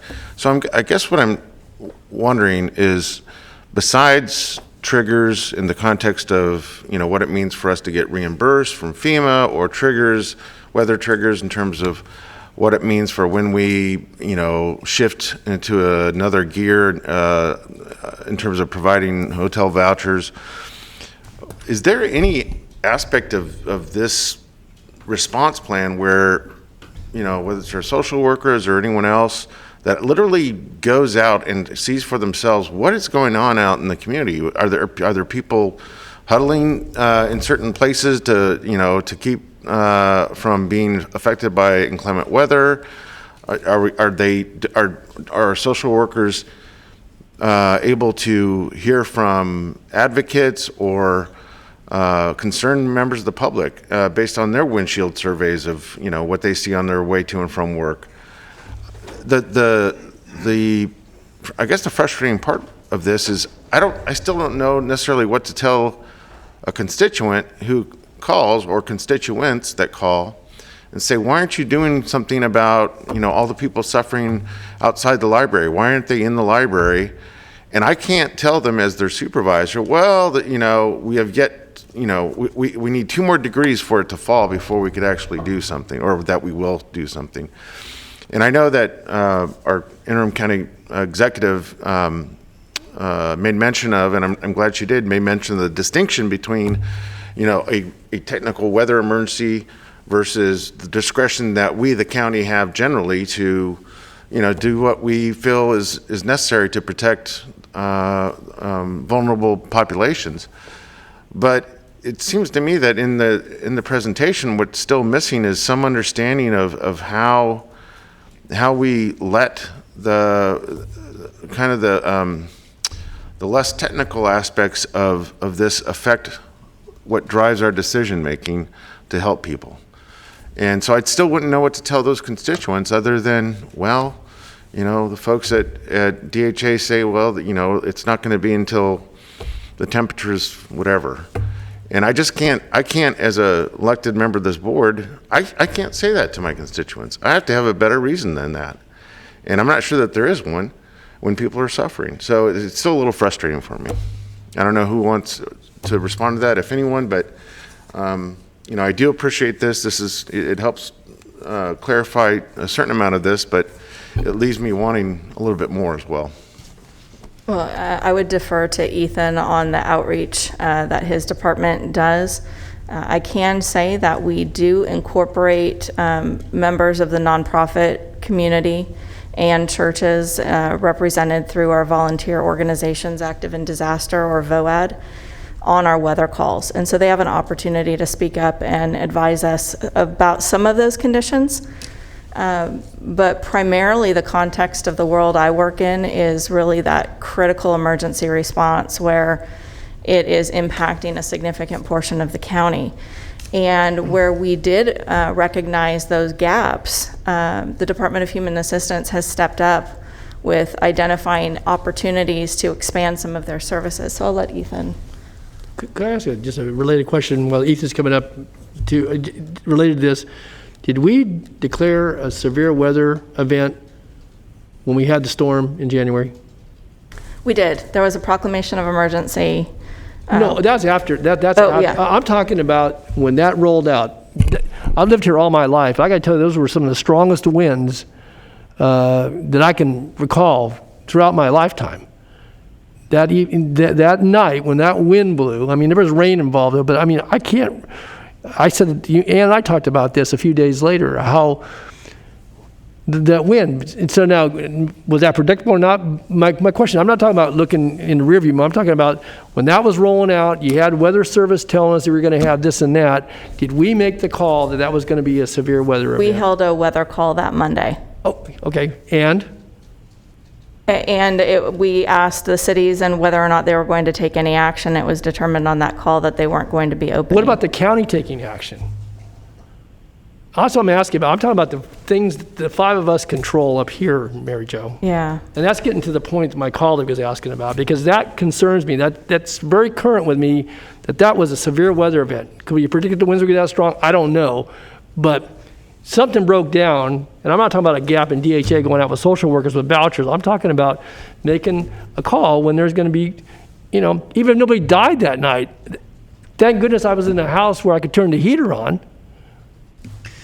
So the declaration of emergency was declared later, but we responded to the emergency by offering additional housing and sheltering opportunities that Ethan described. So I don't know that the declaration of emergency would have changed the effort that kicked into gear very quickly in order to provide more sheltering opportunities. In addition to the things that Ethan described, we also supported the warming center that the city opened.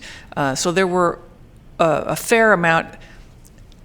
I won't argue that there's never enough, right? I mean, there's not enough places, there's not enough money, there's always more to do. But in spite of the fact there was no declaration of emergency, we still reacted as if there was an emergency happening.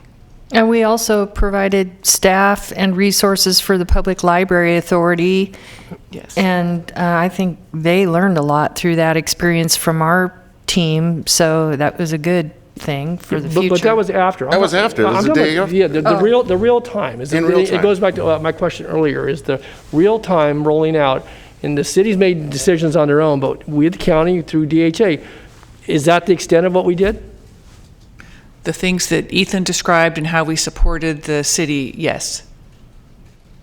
Well, we also got blankets out to folks in encampments, and I don't know what else. There may have been other things, but that was the bulk of it, yes. But taking away the whose responsibility was what, or what system was used to gauge whether or not a particular action was warranted. Regardless of all that, if you go back and look what happened, there was at least, and correct me if I'm wrong, but there was at least a 24-hour period, maybe longer, where there was clearly a need. I'm talking about what happened across the street here at the library, and the time that it was functionally available for people to have some respite from the weather. So regardless of who's doing what or which jurisdiction you're in, city or county, the bottom line is we had common constituents that suffered for a certain amount of time because there was inaction. There was not a decision made. That's what I'm trying to get to the bottom of. I'm not trying to point fingers. I'm just saying there's got to be a better way that if we actually see or experience for ourselves the suffering of another human being or beings because of weather conditions, we should have the ability, capacity, skill set to respond as fast as we can, because that is a life and death. It could be a life and death situation. That's all.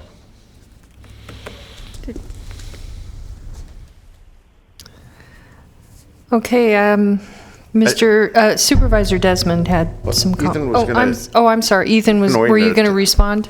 I was just going to reply to Supervisor Cerna. Okay, and then Supervisor Desmond. We have an amazing group of community-based organizations and navigators that we work with. So when we got the call on Monday and we heard what was coming, we reached out to all of our navigators and all of the folks that we work with, because they are truly the boots on the ground and they know who's vulnerable, who has what going on, who knows, it was the wife here or is the husband in a different camp. So we reached out to them and we were able to do the yeoman's work of getting folks in. And Ann said it best, there's always more. And it was not for the sake of trying to find a place to move folks into. This was our best first opportunity. Are you? Yeah, I'm done. Okay, thank you. Supervisor Desmond. I'll just, thank you for the presentation. I share a lot of the same frustration, certainly, as my colleagues, and I know that the county was also caught flat-footed to an extent this year because of COVID, because a lot of community-based winter sanctuaries were offline this year, and I think we were not prepared for some contingency plans. I understand that the emergency criteria wasn't met, so we would, that something, if it had been met, we could mobilize FEMA trailers, there's other things we could do, other resources we could tap into. And, I think we did what we could. What I heard from a lot of service providers in my district, and I think this really belies a structural problem in the county's response to homelessness that I think we're hopefully addressing, or at least talking about at this point with the 2x2, is that in the unincorporated area, at least in my district, where the encampments are really spread out and maybe they're smaller, I know for a fact folks who were approached, and because either a lack of trust or reluctance to give up a spot where they're camped, for instance, they didn't want to take advantage of a shelter. And so I think that the challenge for us in the county, and I'm really looking forward to the presentation about establishing shelters in the unincorporated area that are established to meet the needs, and we can try to get more folks into those shelters and avoid this from happening in the winter next time, because this problem is going to happen again and again and again until we get more capacity online and are able to get people into shelters because we have that capacity. So, thank you. Thank you, Supervisor Desmond. Supervisor Natoli. Yeah, just one final comment, and I know it was pointed out on one of the charts that, up here, we put $74,000 in general fund. To me, I'm absolutely fine with that. The charge for counties being established 167 years ago was public health and safety. And, to me, there's no higher degree of responsibility than responding in, the event of either an emergency or an anticipated emergency. And, if you had another zero to that, again, recognize we'd have to find it somewhere. It's not that the money just appears because you got the emergency. And so, very frankly, as one member of this board, if you never had an emergency declaration or a FEMA claim, I could care less if you did the right thing for the people in this county. And utilizing resources, we want to be smart about it, but that to me, that should never, and I'm not saying it was an inhibitor, but that to me should never be an inhibitor. That if there's a need to rise to the occasion, that's what counties are charged with. And if we can pull down other dollars, well, that's good for us. But that should never be an inhibitor that we somehow we got to weigh this and I'm not saying you said that and you probably don't do it that way. I trust you don't. But that should never be an inhibitor. Very frankly, that's the first call for this community, for the responsibility of this board bearers, and for all of us as public servants is to do what we can, the best we can with what we've got.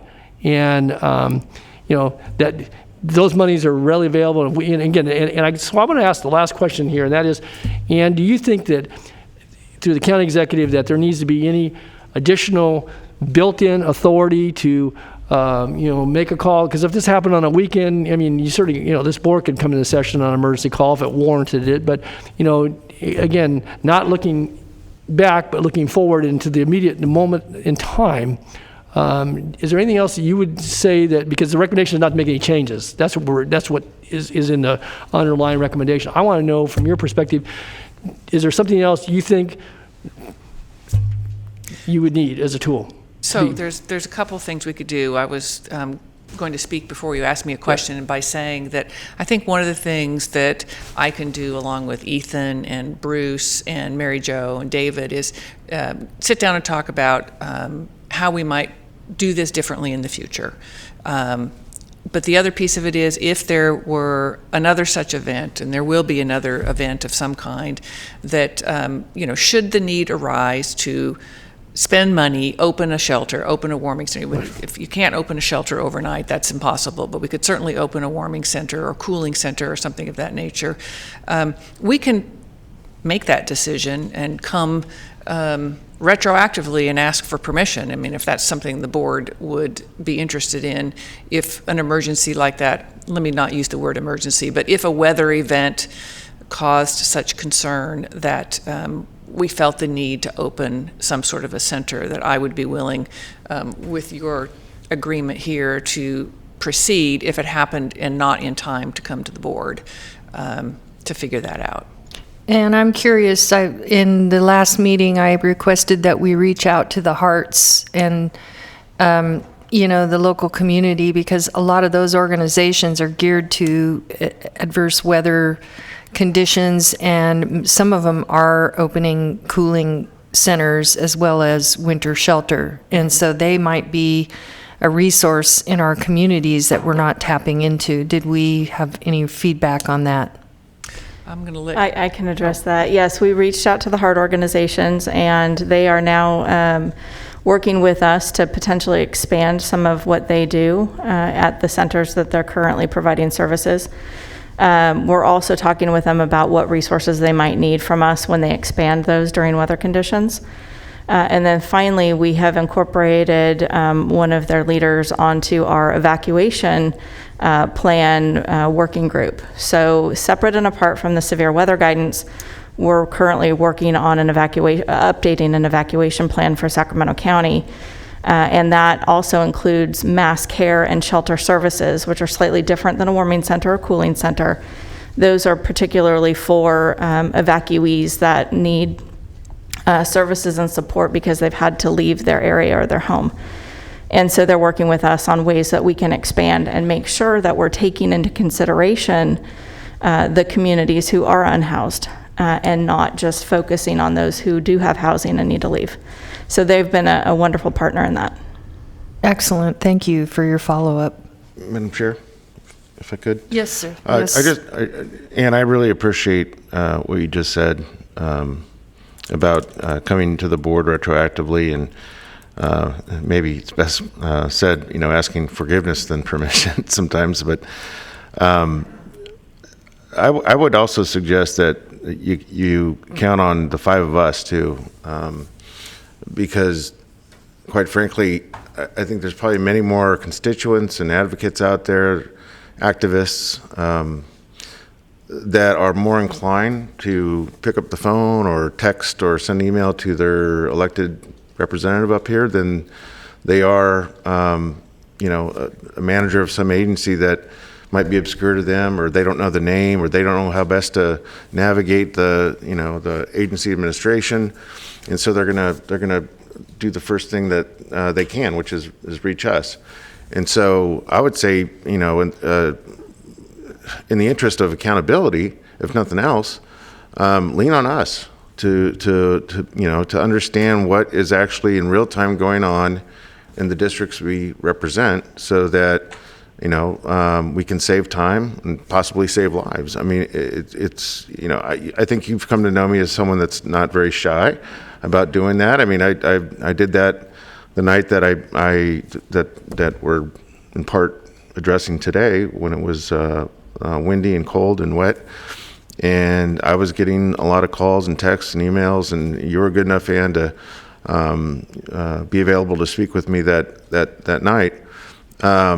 But I think, you know, we have a responsibility as much as, you know, agency heads and the people, the boots on the ground, so to speak, that are doing all that great work, and we should be, you know, part of that equation as well. Madam Chair, just so, again, you have certain authorities, but if you need to have that urgent authority to do it, you know, because again, to Phil's characterization, you know, I wouldn't see it begging for forgiveness. You're going to exercise discretion that should this board do, shoulders you with that responsibility through all the various parties you're working with. So if there's something we need to embed in policy or by some direction or guidance, you know, and record it so that you and anybody else will know, unless the board changes that in future, that you've got that ability, with, you know, exercising judgment and utilizing some criteria, but making those calls, and, you know, nothing to apologize about. I mean, in my view, as I said a moment ago, that's the essence of what I think, you know, we're held to do here, and not to overstate or understate it. So if there's something else we need to do, maybe not even an action item for today, you know, council brings back something so we can embed it in so that it's clear that authority is there. So, yeah, I would need to ask county council if I needed anything. I do think, I mean, we do come to you with retroactive requests. We try and avoid it as much as possible because we don't like to get ahead of you. But if Lisa thinks we need something else, then we can certainly bring something back. Otherwise, we could approach it that way. No, I think it's just a matter of whether or not the board wants to lay out anything in advance to you. But if you do take some action, of course, there is always the ability to get retroactive approval, as you said. Okay. Well, I want to thank you for the update. Really appreciate that you're trying to expand the horizons and figure out how we can deal with the growing homeless population during extreme weather events. And I do not have any more speakers, and this is a receive and file. I don't know if we have any public comments on this. No public comments at this time. Okay. Thank you very much. Thank you. Thanks. And thank you, Supervisor Natoli and Cerna. You are obviously passionate, and I can concur that it's important that we don't just leave people out. And yeah, I think it is for all of us. Yeah, I think for everybody. I think for all of us. Okay, next item, please. Okay, item 47 is the presentation on 2021 redistricting requirements and provide direction on redistricting process. Good afternoon again, Supervisors. David Villanueva, Deputy County Executive over Administrative Services. I had an introduction, but I'll keep it short given the hour. To Supervisor Natoli, you asked for some data as it related to populations by district and by the county at our April 6th meeting, and you and I had a conversation later. The data wasn't available at the printing of this material, but the NDCR consultant has brought the data, and they'll be sharing it with you during their presentation. The other questions or the other comments and direction that we got from your board was, as we looked at meetings and to do more than just the minimum as far as reaching out and having, I think somebody termed a decentralized meetings, and also getting out there. Our presentations will touch on that. Not only will they touch on those, they'll touch on the language barriers. I think there were some questions about language and what languages we're going to be providing and how people get updated. So I think between Kim Nava and Courtney Bailey are experts in those areas. They will be presenting some information as it relates to that. So I would just conclude by saying we're very interested in hearing the board's feedback on this material. We asked the board, and this is in your board material, that the board provide direction on how you would like us to manage the redistricting process. We made some assumptions in some of the presentations, but we hope that's confirmed once you take your vote after the presentations and public feedback. And in addition to that, NDC will be going over some of those district processes in their presentation. So that concludes my comments, or my shortened comments. And with that, I would like to introduce the county redistricting consultant, which is National Demographics Corporation. Dr. Douglas Johnson is the president of NDC, and he's here in chamber with us. Dr. Justin Levitt, vice president, is on the phone, or it should be on the phone, or will be on the phone. And the last person is Doug Yoakum, who is a consultant also for NDC, and he is in the chambers with us. So thank you, and here we go for redistricting. Thank you, Dave. Good afternoon, gentlemen. Good afternoon.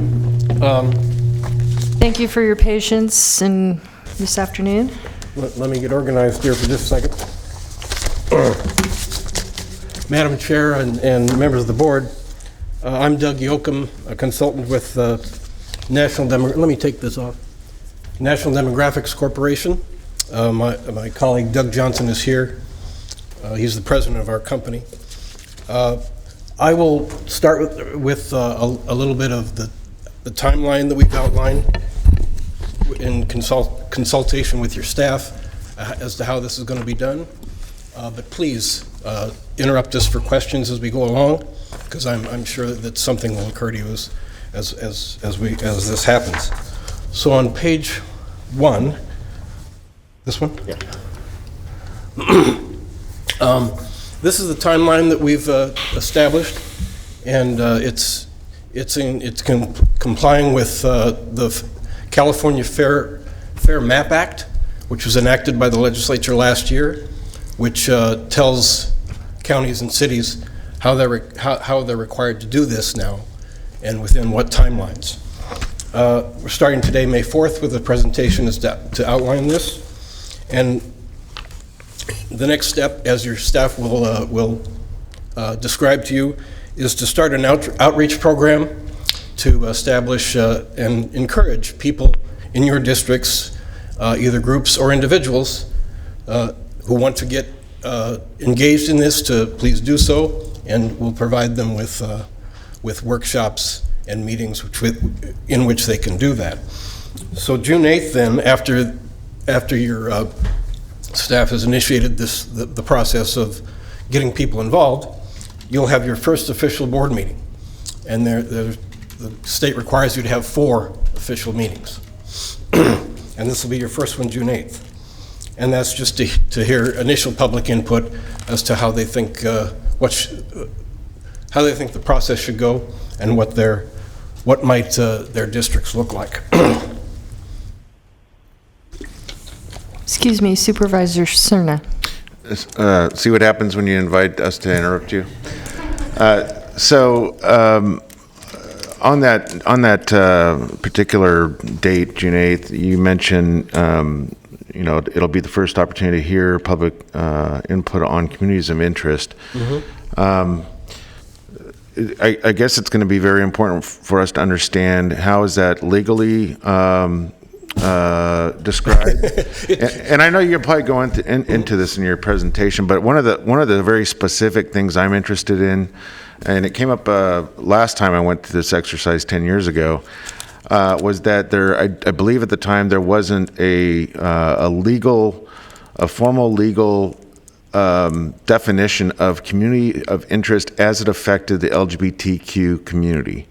And we kind of used surrogates to understand generally where in Sacramento County there was geographically some element of community common community interest around that particular demographic, but do you see us before June 8th getting a clear, firm understanding of what doesn't legally and what does legally constitute a community interest, or what we can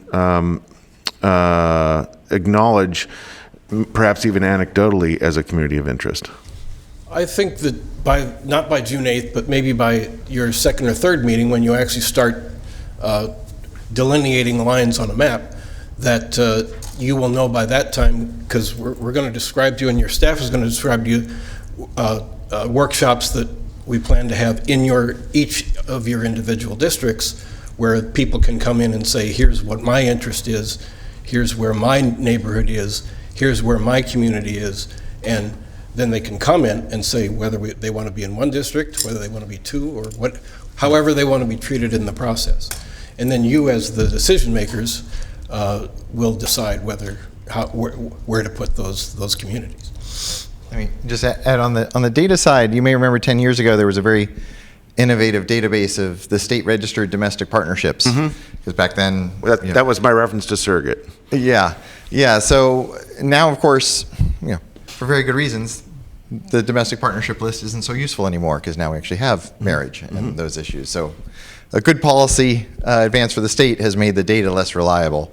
So there are various data surrogates we can try, but none of them are very good. It's much more, as Doug was saying, it's much more, let's get those folks out here, let's hear from them, and let's hear from the residents how they view those neighborhoods. So for instance, and I'll be quiet and get back to your presentation, but for instance, though, at those meetings in each of the districts, if we heard from, let's just say, by example, a group of LGBTQ activists and say, well, we believe that neighborhood X is really kind of, represents a congregation of our community, and here's where we generally think kind of the boundaries are, that's where we can kind of take that in, even though it may not be not carry any legal weight in terms of the quote-unquote qualifications of community of interest. That could be something that we could very well take into account and let it affect our judgment about how best to rearrange the boundaries, correct? Absolutely. Okay, good. Absolutely. Thank you. Thank you. As the staff will describe to you in their presentation, they initially viewed two virtual hearings in the June period, and then in June and July, at least one workshop in each one of your districts that would invite people in to say what their communities of interest are and how they'd like to be treated in the process. And then August 3rd, we have scheduled your second official board hearing, again, to receive input based on what we've heard from those meetings that we just described. August 3rd or August 10th? August 10th. What did I say? It's on the screen. You said the 3rd. Yeah. I think. Oh, August 10th. Apparently you don't meet on the 3rd. Then mid or late August is when we expect to get actual data from the Census Bureau. I'll quickly say that we all know why the Census Bureau the census is late this year. We've all heard it. The pandemic had an effect, and it affects everybody's timeline. And so now we're all planning to get the real data in mid-August to late August. And then the state has a process that they will go through, because we're required by the Fair Maps Act to use the state data, and they will massage it and do what they need to do to it, and that'll be ready, we hope, sometime in September. So that's when we that's when we'll have real data to use and start working with, and that will be a very important time. And then your third hearing we've scheduled for November 2nd, and that would, there's a requirement in the Fair Maps Act that you have one of your hearings away from your usual time period, like right now. You have it in the evening or on a weekend, and so we've scheduled November 17th, which is the date for your first reading of an actual ordinance. So that time, we will have made some decisions on actual lines. And we've scheduled December 7th for the second reading, with the caveat that there's a bill moving in the legislature right now that would perhaps allow you to do this by resolution rather than ordinance, and that gives us about 7 days of extra time to do some consideration and not having to do it as an ordinance. But your statutory deadline is December 15th. That's a certain number of days prior to the June 2022 election, where you're required to have your lines in place so your registrar can put together the precincts, and your candidates can have an opportunity to actually look at the lines and decide whether or not they're going to run. So December 15th is the absolute deadline. If you don't meet it, you have to file a declaration with your Superior Court to have them do it.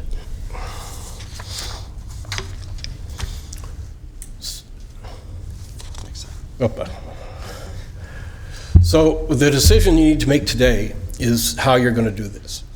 And there are several options. The first option is and it has to do with whether or not you want to have a commission help you do this process. And the first option is to not do that, to have no commission and to have your board manage the process yourself. The second option is an advisory commission, and it can be chosen by you as long as they're not direct staff or family. And they will come up with, they will go through public hearings, we would imagine, and then they would come to you with recommendations on what they think some of the lines should look like. Let me jump to option 4 before I go to the hybrid, because option 4 is the complete opposite of that, which is an independent commission where you as supervisors set up a process for them to be selected, and then you would have no involvement at all with redistricting after that. The independent commission would be the one that would hold the hearings, make the decision, and send that decision to the registrar of voters. The board of supervisors would have no involvement in an independent commission. Then the third option in between that is a hybrid option where you don't appoint the members. You establish a system where the members of a commission would be appointed, and then they would make a couple of recommendations to you, and you would vote up or down on one of those recommendations, but you could not change it. So you have those options of how to do redistricting, and that decision, we believe, should be made today. Because if you do that, these are estimated time frames. An advisory committee would probably be 4-5 weeks to set up. You'd have to make appointments. They would have to get established, and then they would have to decide how they're going to make recommendations to you. And then when they make recommendations to you, you would still have to hold these 3 hearings to accept or reject their recommendations. The hybrid and independent commission option would take longer, because you'd have to set up a system where they would be selected independent of each one of you, and then they would require time to get organized and then make their decisions on what districts should look like, and then either recommend them to you or adopt them themselves as a independent commission. So whatever happens, these are the rules that must be followed according to the new state law that tells cities and counties how to do redistricting. First and foremost is all the districts must be, and I put it in quotes, substantially equal. And that means that they pretty much have to be equal to each other. We're not going to, I wouldn't recommend that you go any further than 1% past the ideal population. It's just... Excuse me, Supervisor Natoli. I saw your face. Yeah, well, because, again, I've been through this a few times, and I get what you're going to recommend to us, but if you look at the 2010 process, and again, it was very iterative and very engaging. So you're saying that that's what you wouldn't recommend. What is what's allowed by law? I thought there was a variation of up to 10% from highest to lowest, and working to try to get as close to equal as possible. But that's a point in time. I'll let Mr. Johnson answer that. Okay, He yeah, has because I'm the best curious answer about to that. Yeah, No, you described exactly right, which is if you're within 10%, what the lawyers call presumptively constitutional. So the benefit of the doubt is on your side. But the closer you get to 10%, the riskier the map gets. We also have a little bit of a weird situation with the census, as you're aware, and there's some cases over census data. So the farther away from 10% we stay, the closer to zero we stay, the safer the map will be. So our recommendation would be to stay within 1% or so. If keeping a city together or meeting some other criterion means going a little over that, certainly you can do that. But that's our goal, would be to keep it very close to zero. But you're right. The presumptively constitutional range is 10% between the smallest and largest. Okay, and you brought some data to kind of show what some of the yeah, we'll describe that in just a minute. Projected was previously with the current maps, with the current district boundaries. Okay, thanks. The second most important criteria is compliance with the Federal Voting Rights Act. And I think we all know what that means, is that we cannot discriminate against people of a community in order to deprive them of the opportunity to elect a candidate of their choice. And that's something that we'll describe also in a minute, how we'll go through that. And the California criteria, which is in the Fair Map Act, are these districts must be contiguous. They have to be connected in some way, shape, or form. The neighborhoods and communities of interest that we hear about during the process need to be respected to the extent we can. And then there's a definition in here of socioeconomic and geographic definitions of areas of groups of people that should be kept together. There is a definition in the MAP Act that I don't have it with me, but I think we can read it to you if you need to know exactly what it is. Importantly for this county, I think, is rule number 3, that to the extent possible, we need to keep cities and census designated places together. Orangevale is a census designated place. Citrus Heights is a city. Folsom is a city. Rancho Murieta is a census designated place, as is Vineyard. Vineyard is a census designated place. So these have lines on the map that we can see, because the Census Bureau have designated them and named them. And we all know where the cities are, of course. But census designated places, the law says, to the extent possible, we should keep them together as well.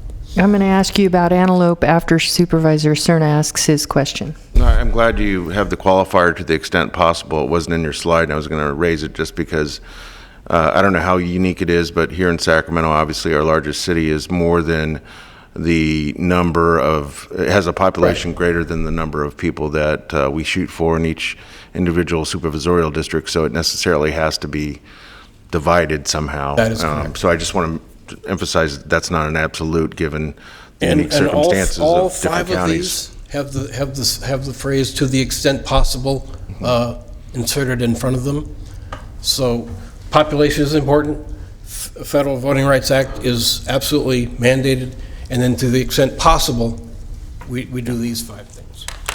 The fourth of which is to have easily identifiable boundaries. And the law states that those can be rivers, freeways, large main arterial streets.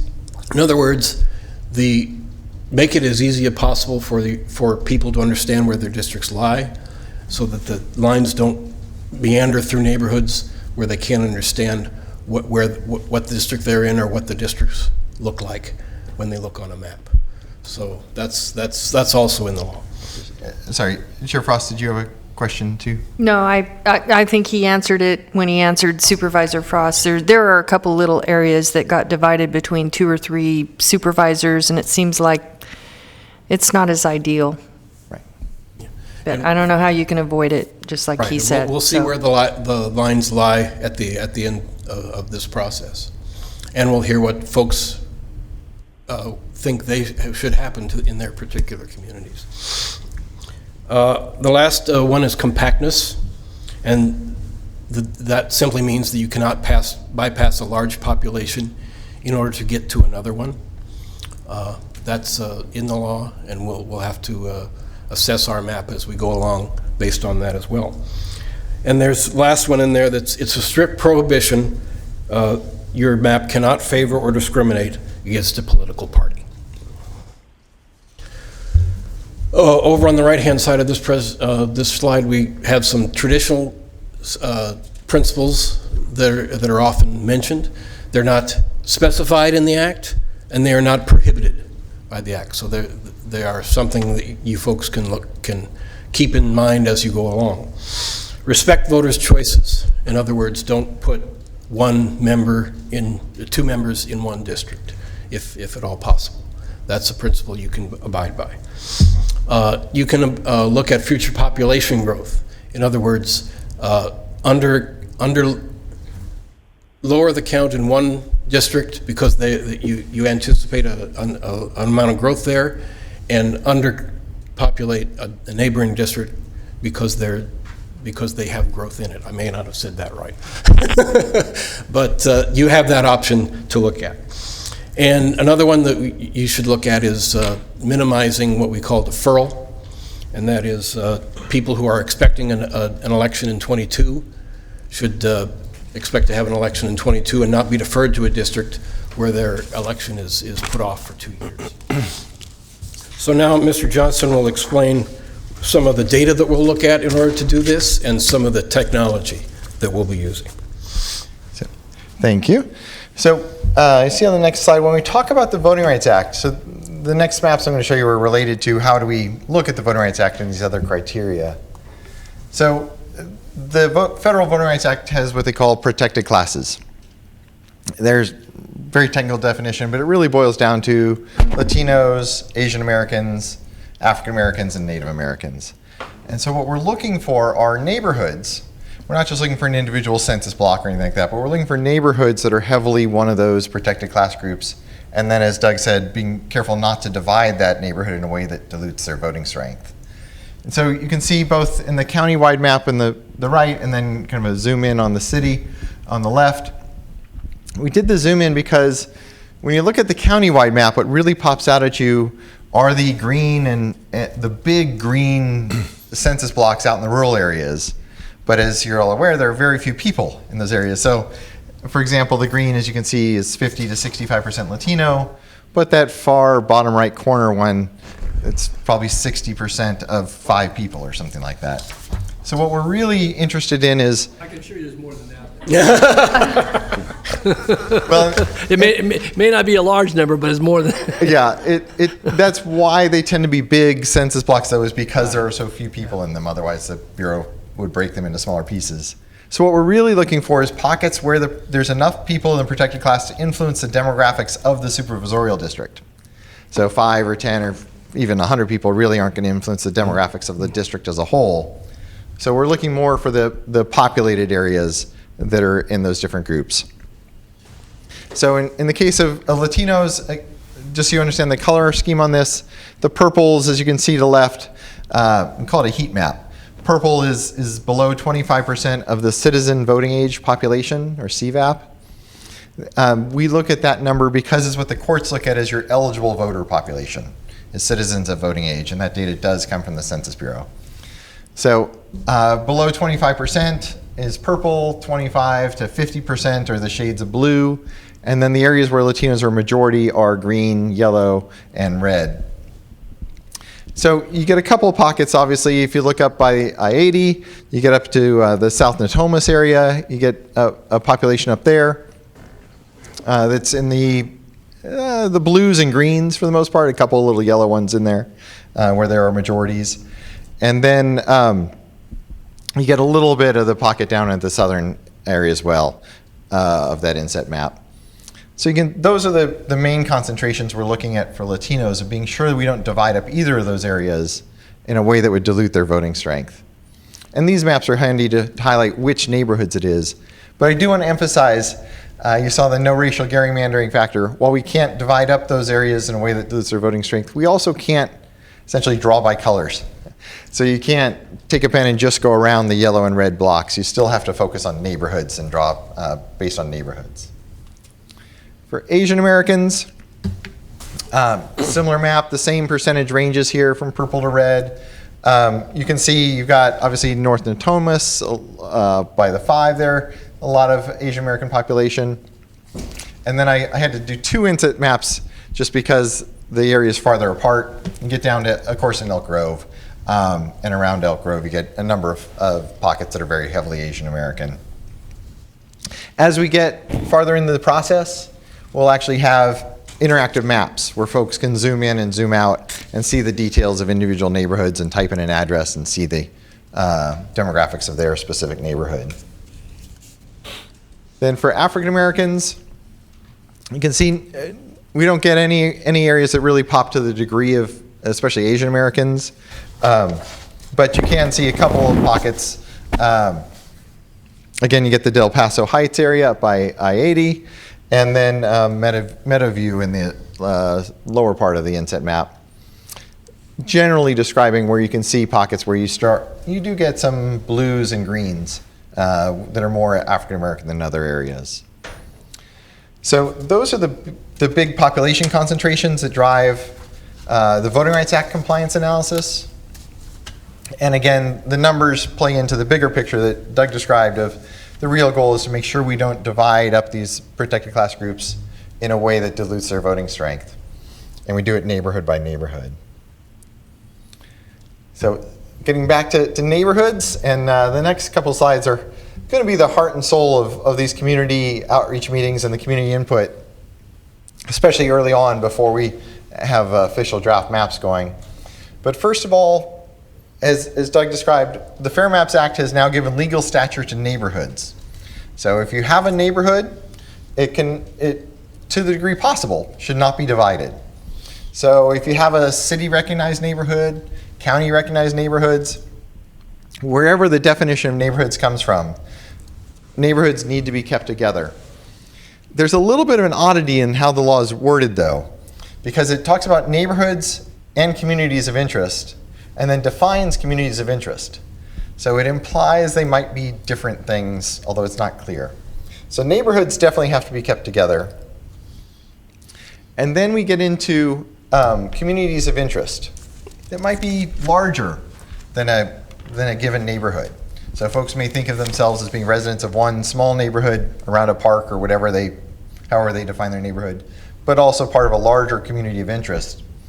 And you see on the screen the definition. The state has now written this definition into the statute, into the Fair Maps Act, where a community of interest is a population that shares common social or economic interests that should be included within a single district for the purposes of effective and fair representation. So it used to be that we would get input on communities of interest and then ask a second question of, okay, that's your community of interest. Do you benefit from being in one seat together or divided up? Sometimes downtown areas, industrial parks, major economic centers might actually prefer to be in multiple districts. Sometimes they didn't. But that was a question we'd asked before. Now this is an odd situation where they might have a shared economic interest, for example, but want to be kept in multiple seats. Oops, sorry. So under this law, that would not be a community of interest. By definition, a community of interest is an area that benefits from being together in a single seat. Somewhat humorously, this, and sometimes seriously, this comes up a lot with large retirement communities. We've had a number of hearings where they said, our turnout is 99%. If you put us all in one seat, you're wasting our votes. So they actually want to be in multiple seats. And by just about every definition, they look like a neighborhood or a community of interest, but they make a very clear argument that they do not benefit from being packed into a single seat. So that's where we're looking for the community to weigh in. And that's where you'll get tons of input. One of our staff, Dr. Daniel Phillips, wrote a PhD on communities of interest in the Santa Barbara City redistricting. And he actually did a survey and overlaid the maps of communities of interest. And somewhat to your point, Supervisor Cerna, you end up with just a ton of overlapping circles because almost nobody defines a neighborhood the same way. And so the decision comes when you have to make decisions about where do we really consider that boundary. So we'll get into all that with the mapping stages. And then I talked about this a little bit, and Doug touched on this a bit, and Supervisor Cerny, you mentioned this too. What is your community? It could be just about anything. The key thing is for redistricting, it needs to be geographically defined. So we need to know what is it that ties their neighborhood together, what socioeconomic or county issue or characteristic ties them together, and then what are the boundaries of the area that's tied together. And then we get that together, and then we do want to ask that clarifying question. Are you, for the purposes of this law, are you a community of interest because you would benefit from being kept together in one seat? So. And the last slide is we do pride ourselves on being engaging for the public. And we always say I did work down in Torrance, and so a resident drew a great map, and one of the council members asked me, you're the professional, are you insulted if we adopt a map that a resident drew? And I say, no, that is our favorite project.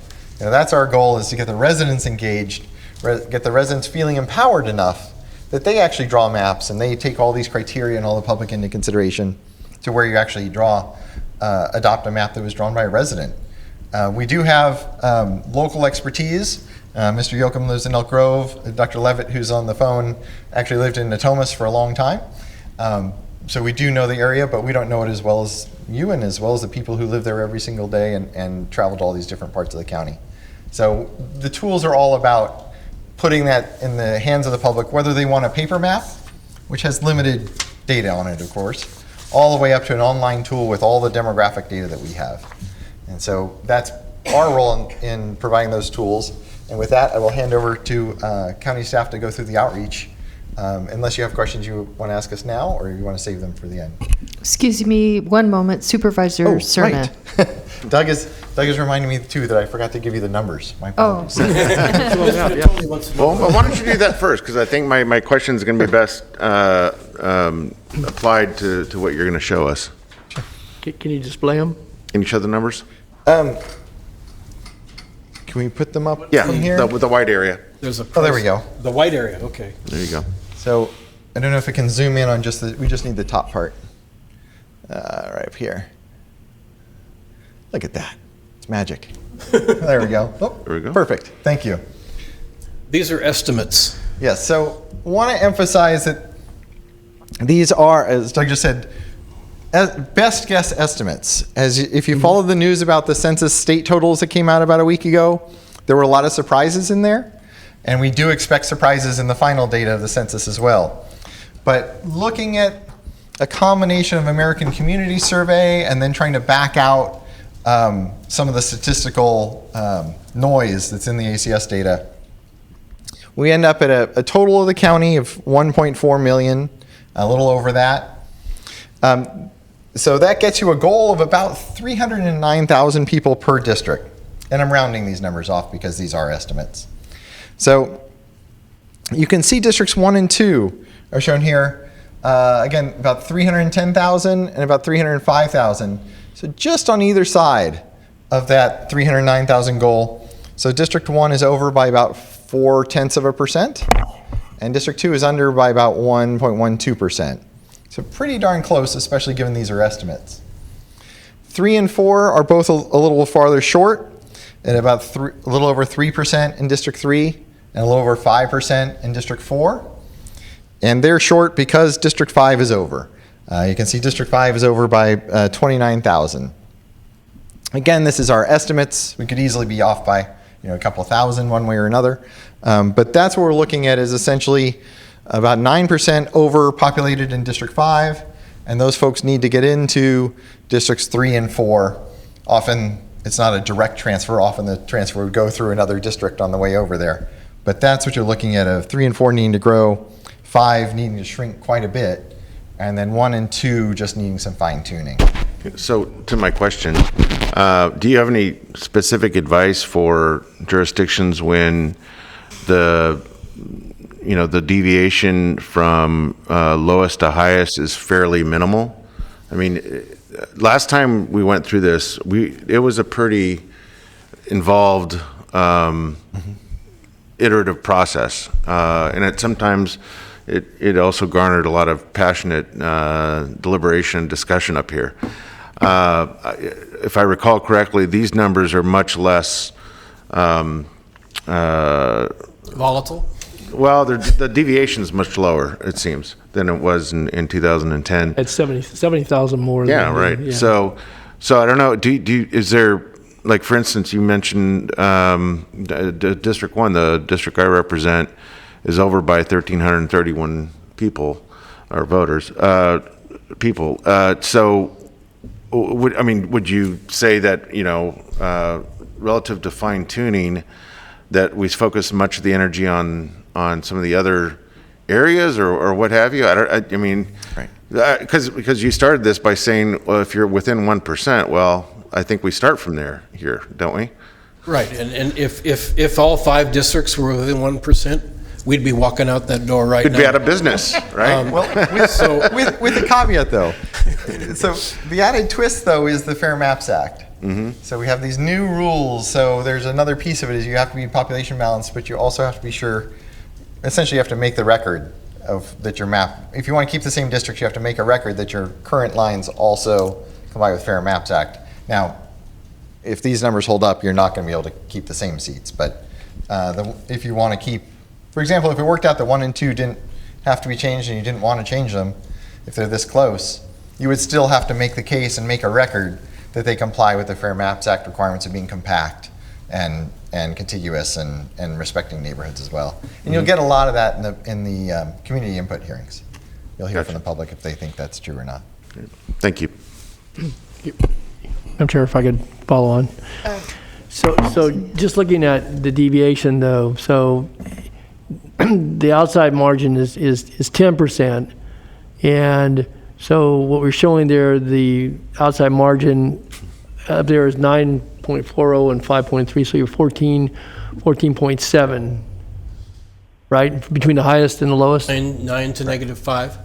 Right, so you got a 14% difference. Okay, just, again, looking at that. But one of the things, and I think, again, there's a whole lot of criteria to take into account, but I know it occurred last time on a very limited basis, but that's the shifts of voters. And so when you look at the election cycles, the way it's set up with 1, 2, and 5 standing in the gubernatorial years and, 3 and 4 in the presidential years, that if you just did the straight math there, then that gets, you can talk about potentially a shift of, 25,000 voters who would expect that they'd be, having an election in 2022 and it'd get postponed. Now, we had that the last time around in Rancho Murrieta where it happened very quickly just because of the way the boundaries drew, but there may have been a couple other pockets in the county.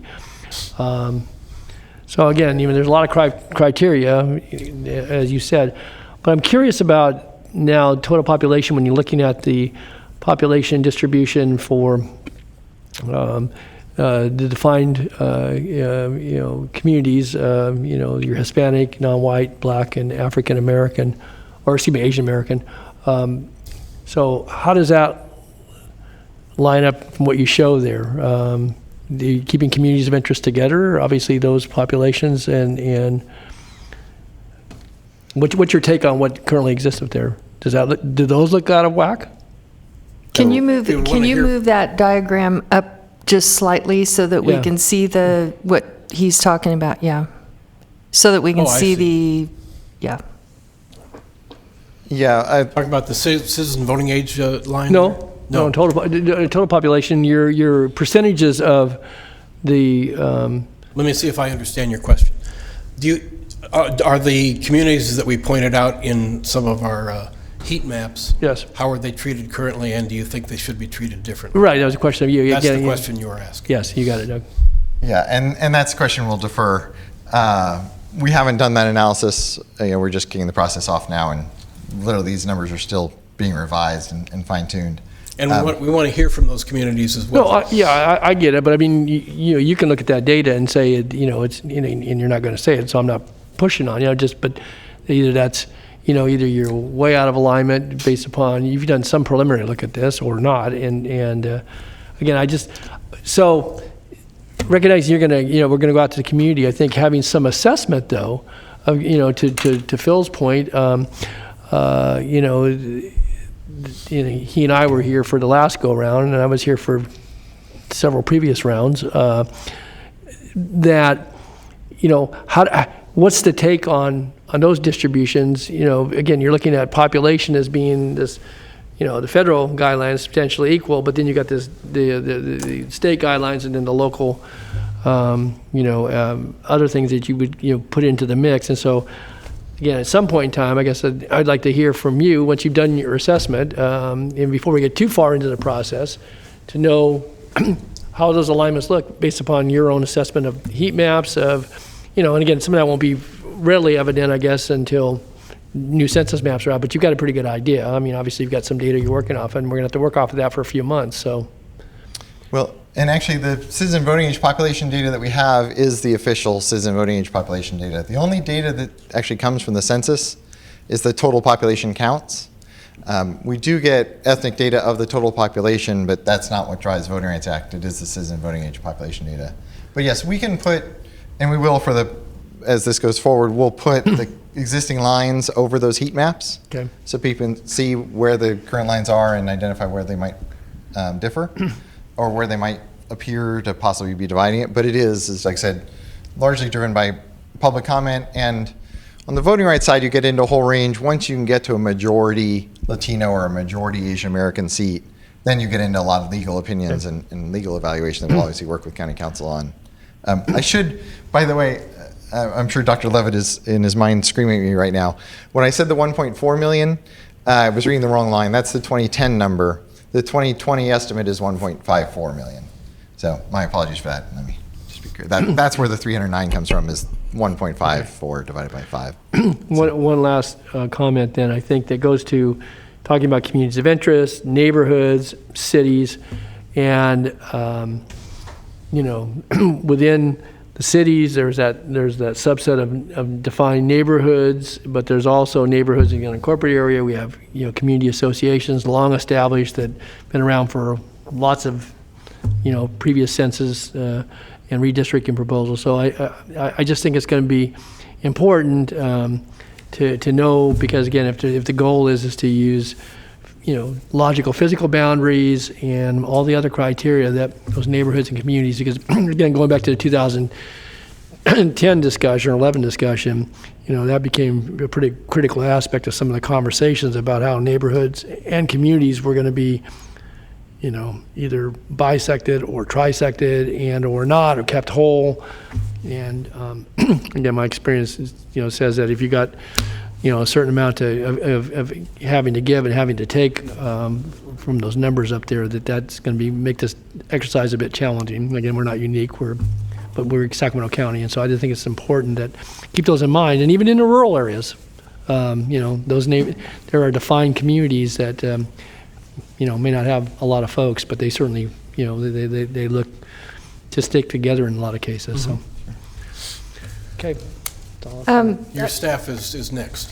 I just wanted to ask one, for the benefit of those who are looking in, the Indian community is included with the Asian community, is that correct? I have a lot of Indian community and also Slavic and Ukraine in my district. The Ukraine and Slavic are under white and the Indian is under Asian, is that correct? Correct. If people follow the census guidelines on how the census wants them to answer the form, that's correct. The subcontinent and what they call East Asia are considered Asian American by the census, and then you're right, Ukraine, Armenia, all those areas. Iranian. Are considered white. I have a lot of them too, but they're white. Under the census numbers, yes. Okay. That's correct. Yeah, and forgive me, I if you see me duck out, I have a 5 o'clock, but Mr. Yoakum and Dr. Levitt will stay and answer any questions that. Can we get a copy of this as well, please? Get a copy. Yeah, I'd like to have a copy of the. Oh, yes. Yeah, thanks. Any other questions for us, or if not, we'll. We have no questions at this time. I believe staff were going to present, and then we'll move on to public comment after board questions. Thank you, gentlemen. Madam Chair, members of the board, Courtney Bailey Canellis, Registrar of Voters for Sacramento County. I'm excited to be able to present to you today some outreach plans and ideas with our wonderful Public Information Director, Kim Nava. So we're teaming up here to work on community engagement and public outreach. So we're going to be presenting on a community engagement aspect, and then also how we're going to then get that messaging out. We're hoping that with what we present today will help you with your decision on how you want to proceed with the redistricting process. We do know that regardless of whatever direction the board chooses, of course, public participation is going to play a major role. So we do ask for your feedback in any direction or thoughts you have as we move into this process. So the first thing that I think we really need to work on is defining what redistricting is. And not only, I think, are the communities of interest important in terms of obviously letting us know, the neighborhoods, socioeconomic status, but I think we really need their input to help us determine how we want to message and get people involved in redistricting. And what that means on a county level. Someone that might be in Supervisor Cerna's district might have a different idea of redistricting, knowing that they have some services through the city, versus in Supervisor Desmond's area, being unincorporated, they might have a different reason to participate in the redistricting process. So we really want to hear from the community why it's important. And I know when I've been reading some redistricting outreach materials, I always hear the representation matters. Okay, but why does it matter on a county level? What does that mean to your constituents? What does that mean to services that we have here in the county? So I have actually received already a few phone calls from voters in the unincorporated area saying, will redistricting affect my services? And while my response is generally no, if you have a certain idea, or even your community or neighborhood has a certain idea on those services, we want to know. And I think kind of going back to what NDC talked about with communities of interest, knowing that we could really get into the weeds of what that is, I've been encouraging people to just let us know, regardless of if it's meeting that legal definition of communities of interest, let us know your thoughts. If you have a community that all feels the same way about certain policies that the county has, we want to know that. Whether we can consider it, well, we'll work together with county council, with our demographers, to see how best to address that. And I think we really want to encourage that, one, because we don't want to spend all of our community engagement meetings just getting into the weeds of that particular topic. We will cover it, of course, but we also want to make sure that folks know, since we're on such a truncated timeline with redistricting, we want them to be able to send us everything they have ahead of time so that when we get the data, we can move forward and we already have a lot of their comments in place.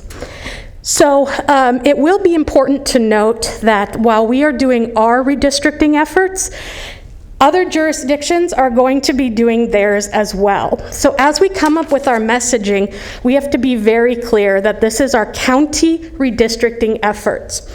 Of course, the cities are going to be going through theirs, on a statewide level, especially knowing that California has lost a congressional seat. That's going to have a lot of attention. So we need to figure out how to message to say, why is it important on a county level? And that's where really I would ask for your help and feedback, as you have the direct correspondence with the constituents. It'd be great to hear your perspective on that. So then these are two actual quotes we had on redistricting here.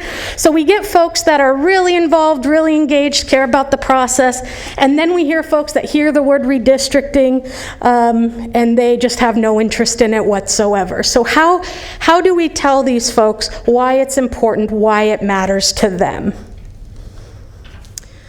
So with the community engagement aspect, some of this has already been in progress. We're going to be working with our county departments and services, our city clerks, local districts. We've already reached out with information on that.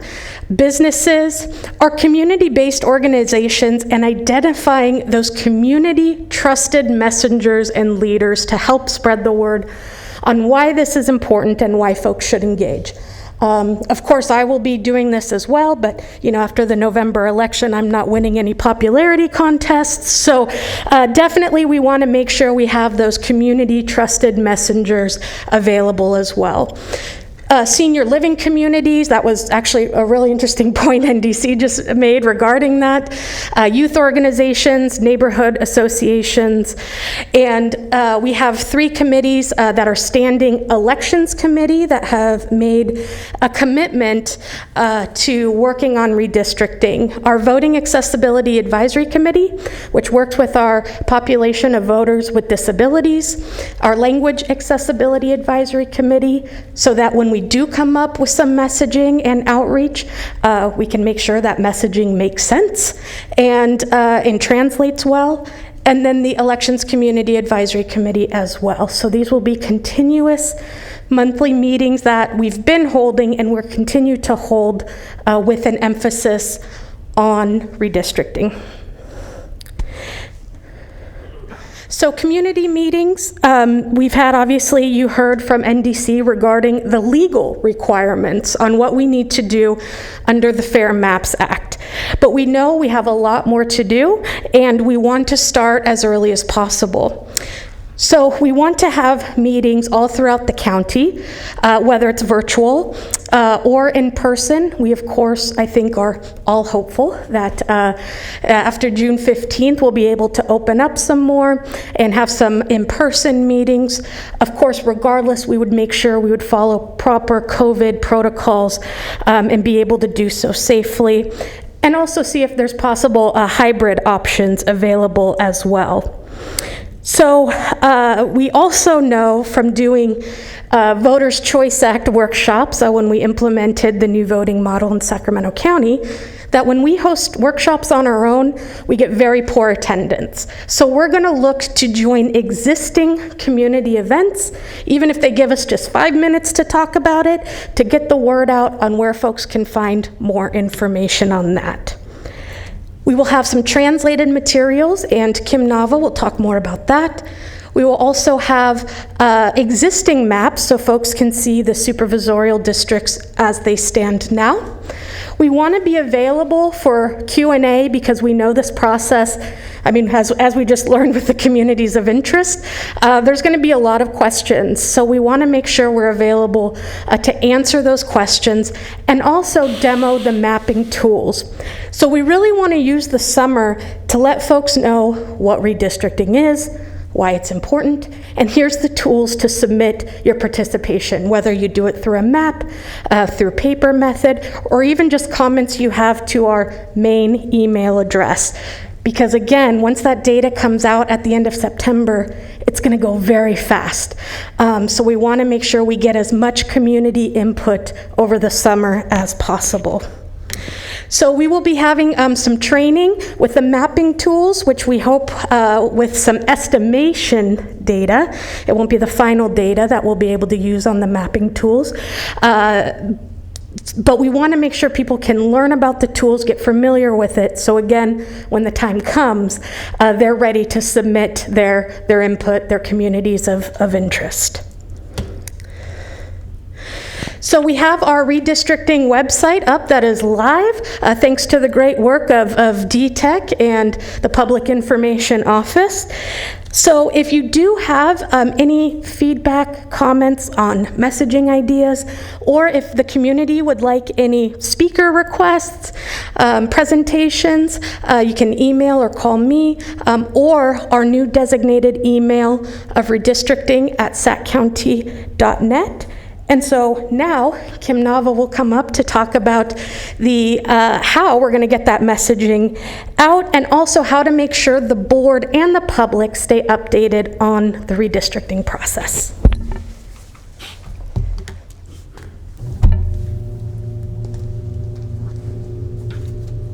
Thanks, Flo.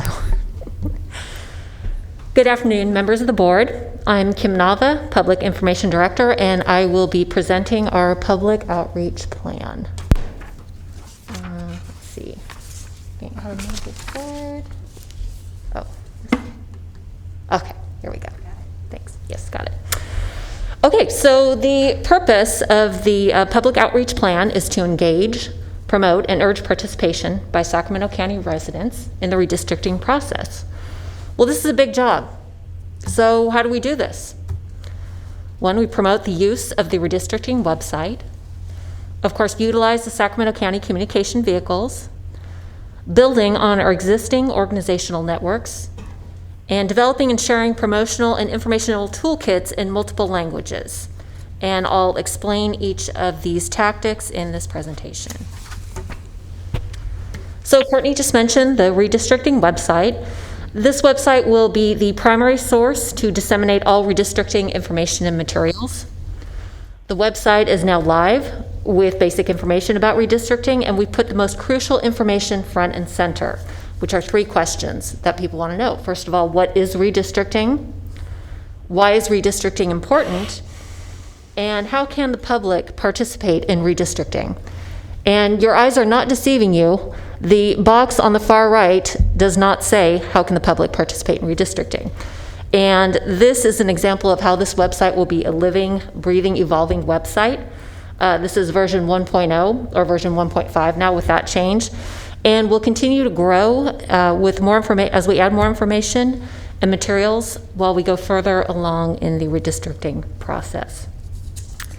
It also lists on the homepage several versions of the county's current maps, including by supervisorial district, the Find Your District tool, where users can enter their address if they aren't familiar with what district they're in, the unincorporated areas of the county, the incorporated cities, county communities, which, as NDC mentioned before, are the census-designated places in Sacramento. All 14 of them mentioned before: Arden Arcade, Franklin, Antelope, Wilton, Florin, etc.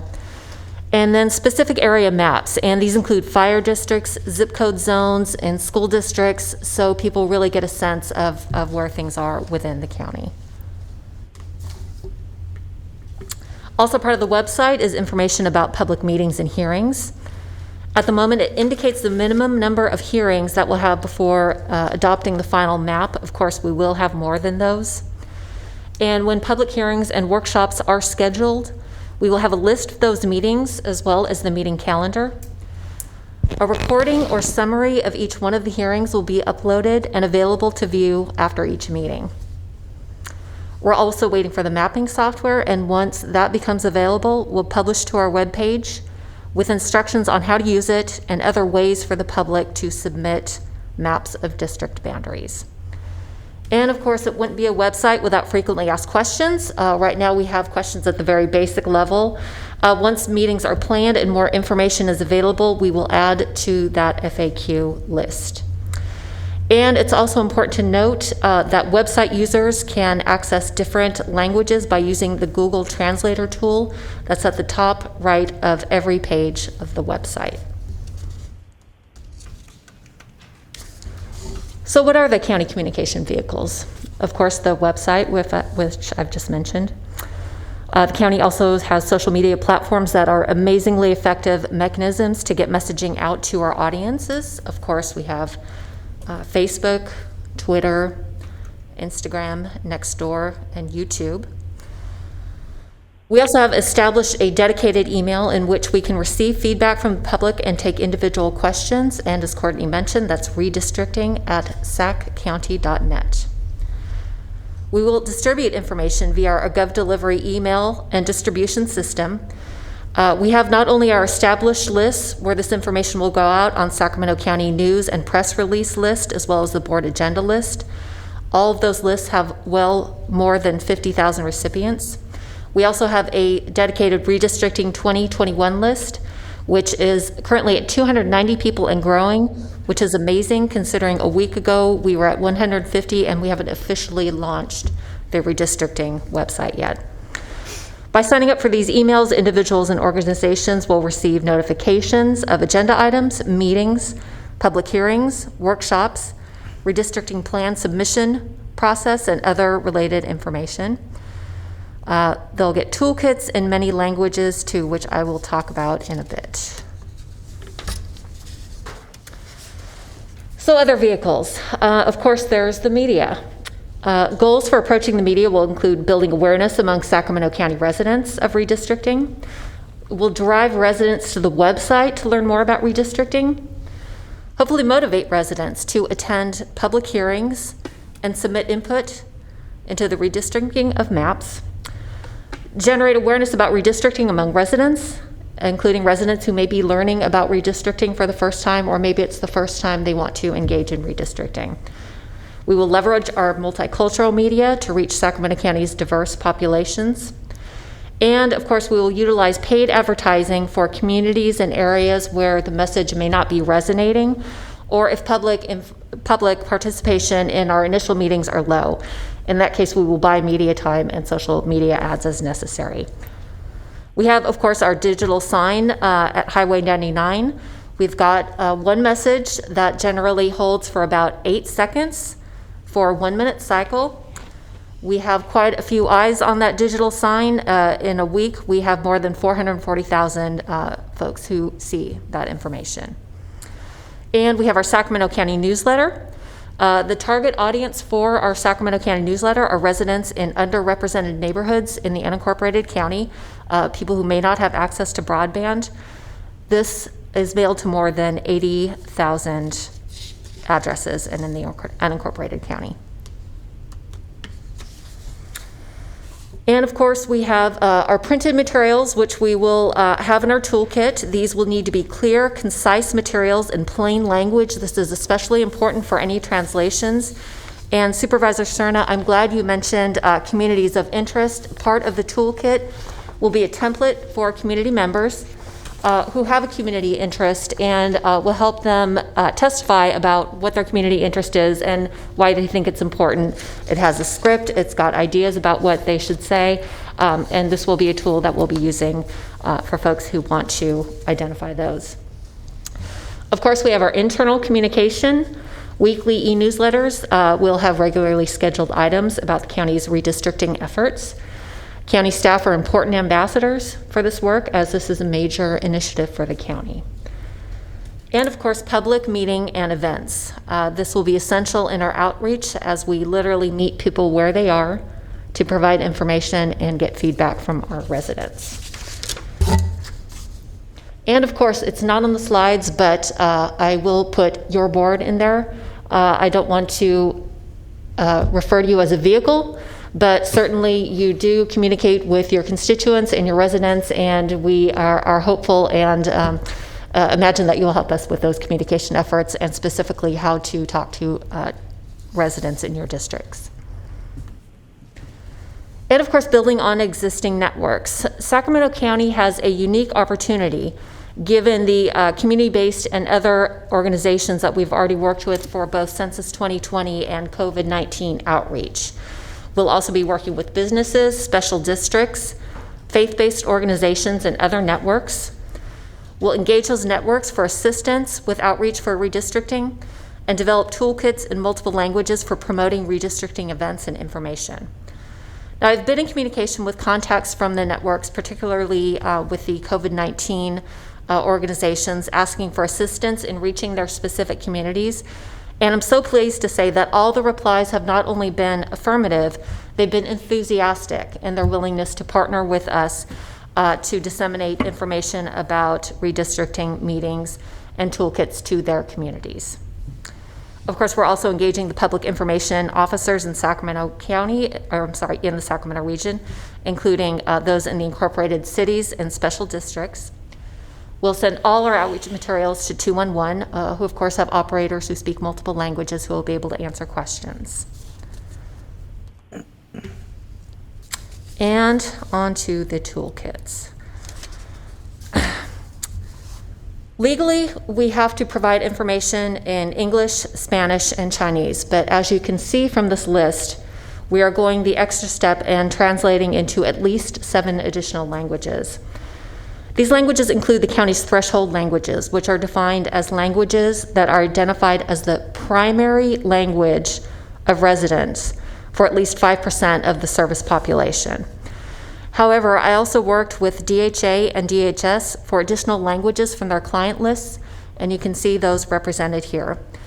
Of course, we can add more as needed as we work with our community-based organizations and others such as yourself. The toolkits for medium residents will include talking points, electronic flyers and handouts, and suggested text for messages via Twitter, Facebook, Nextdoor, and other social media platforms. Once the board approves the redistricting process, we can immediately proceed with sharing information, outreach materials, and meetings once those are scheduled. We have the county redistricting process flyer all ready to go to the translator tomorrow morning, and we'll post to the website and send a news story out next week introducing the media and the public to view the website and sign up for more information. And that concludes my presentation. Very, very well organized, and one of the first things that comes to my mind is we don't have a lot of time. Really, December will come so fast by the time we work our way through this. I do not have any board members in the queue to speak, and so I wonder if we have any public comments. We do have a few public comments. Could you please transfer the first caller?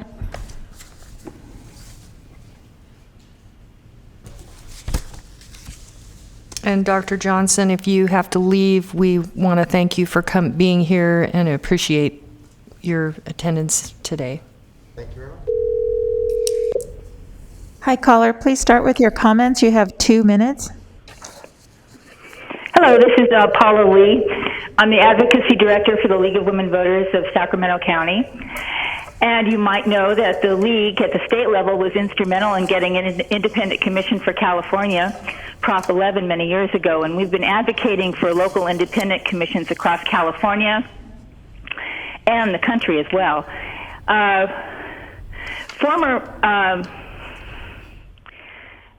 Just a minute, I'm sorry.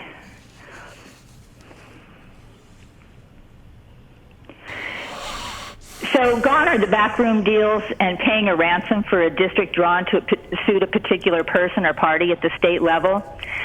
When district lines are redrawn to accomplish any political ends or gerrymandered, it often comes at the expense of fair representation, and that's the principal reason for redistricting. So locally, the League and Common Cause advocated for an independent commission for the city of Sacramento, and it was approved. The city just seated their independent commission. And we hope before the next round of redistricting that the county will have one. But for now, you have a board managed process that looks good.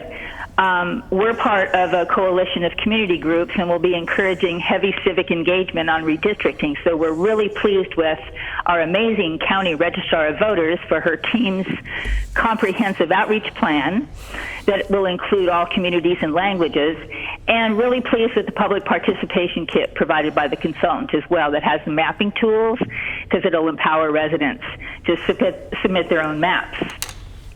These efforts to engage with the community will be especially important here in the county, where there's not an independent commission making final decisions on the boundaries. You have 15 seconds. Community organizations will be closely watching this process in the city and county to monitor compliance with the Fair Maps Act. Thanks. Thank you. Please send the next caller.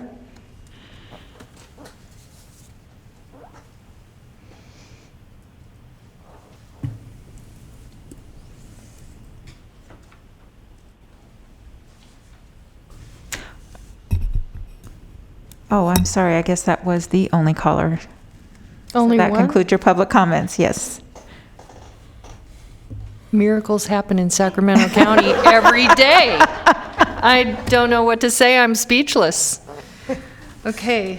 So at this time, we are at a point where I don't see any further questions. We're looking for a motion to direct the staff to proceed either with their recommendation, which is a board-managed process, which looks very well organized. And I would be delighted to make that motion. Can I have a second from Supervisor Desmond?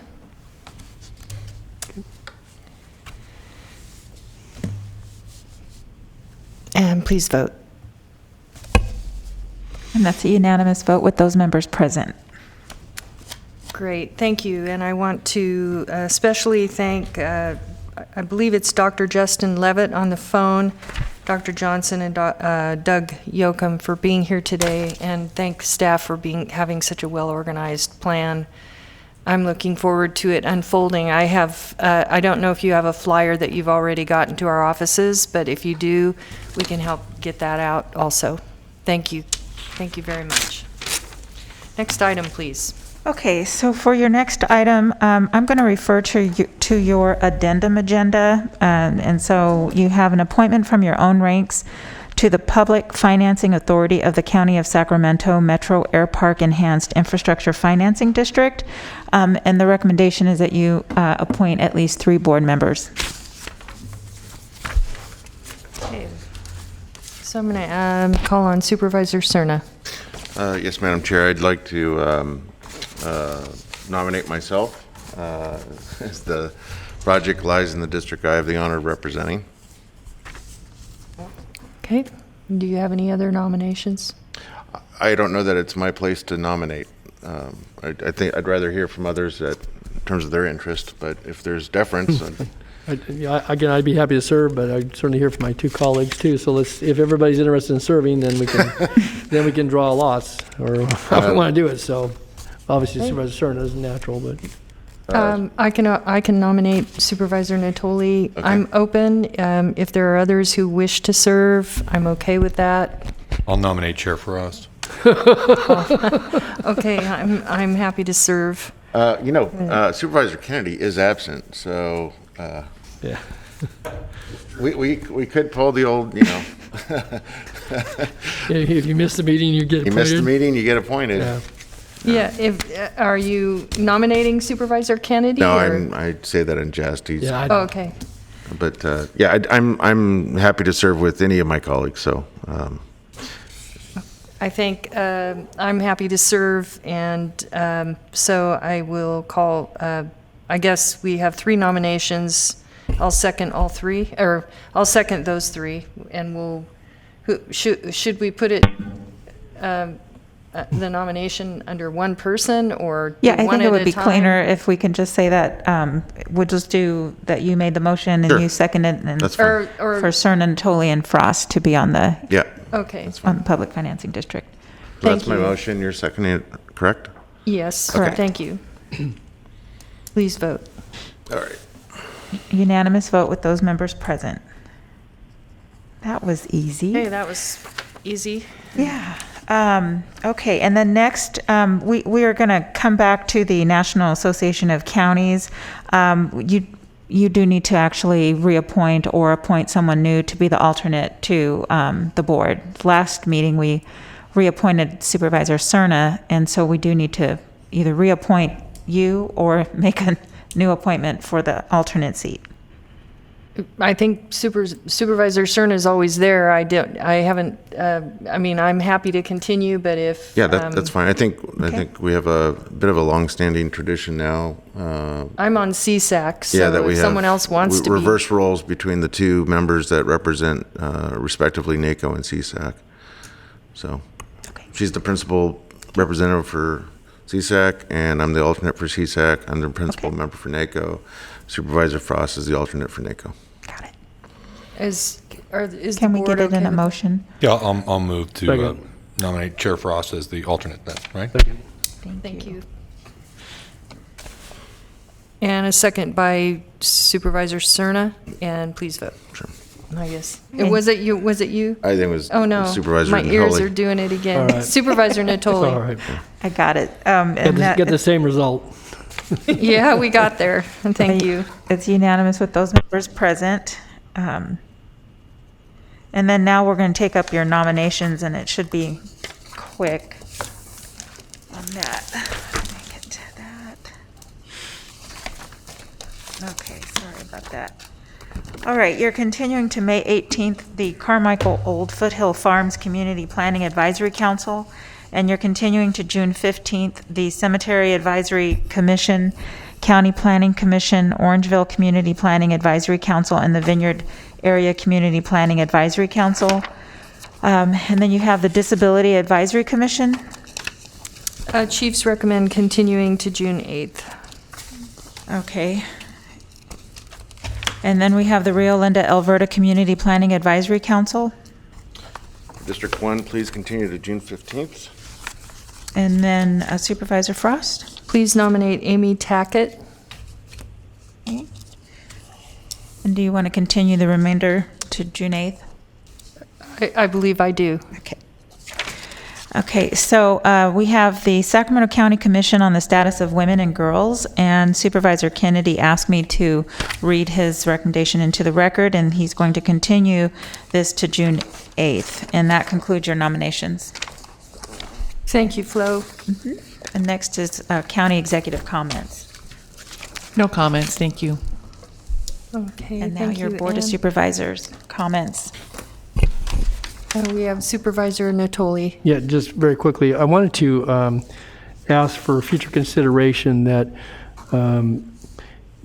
I know that folks are still sorting out, obviously, the most recent board direction on the May's consent decree, but one of the things that came out of that, and we talked a little bit in briefing, was to have some regular updates, both from the monitors, obviously county staff as you assess that.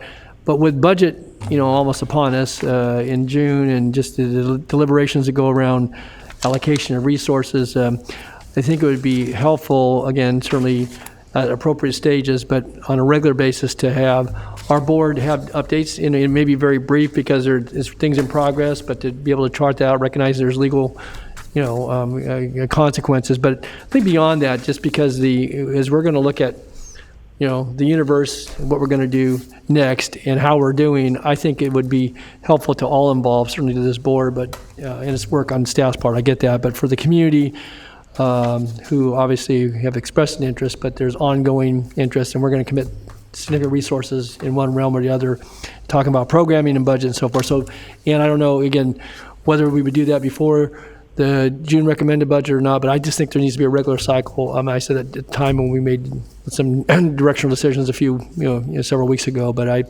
think it's critical ongoing to help. I agree, and we'll make that happen. Okay, all right, very good, thanks. Thank you, Go ahead. Supervisor Natoli. Supervisor Cerna. Thank you, Chair. I just want to quickly make mention of the fact that I had an opportunity to have it was a conference call, I think it was, not a Zoom, last week with representatives from the People's Budget. It was a good conversation. We had an open dialogue mostly about how to enhance public engagement and outreach on the upcoming budget hearings, but also prior to those hearings, the sharing of information, whether it be the recommended budget itself or schedules relative to public hearings and outreach.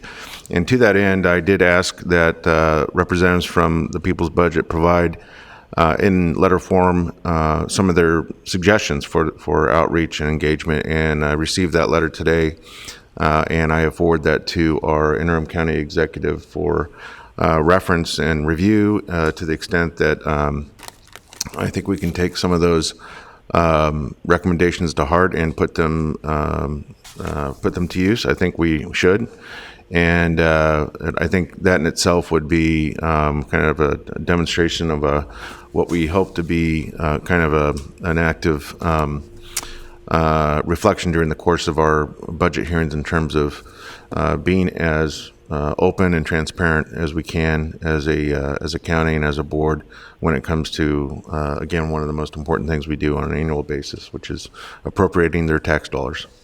Did they feel like the public process that took place was helpful? It wasn't really addressed in this letter. The substance of the letter was really mostly good suggestions, I think, on how to improve the process. So. Thank you, Supervisor Cerna. And I do not see anyone in the queue, and I do not have not been approached regarding any adjournments. So it's been a good day. Thank you, everyone, and this meeting is adjourned. Yeah.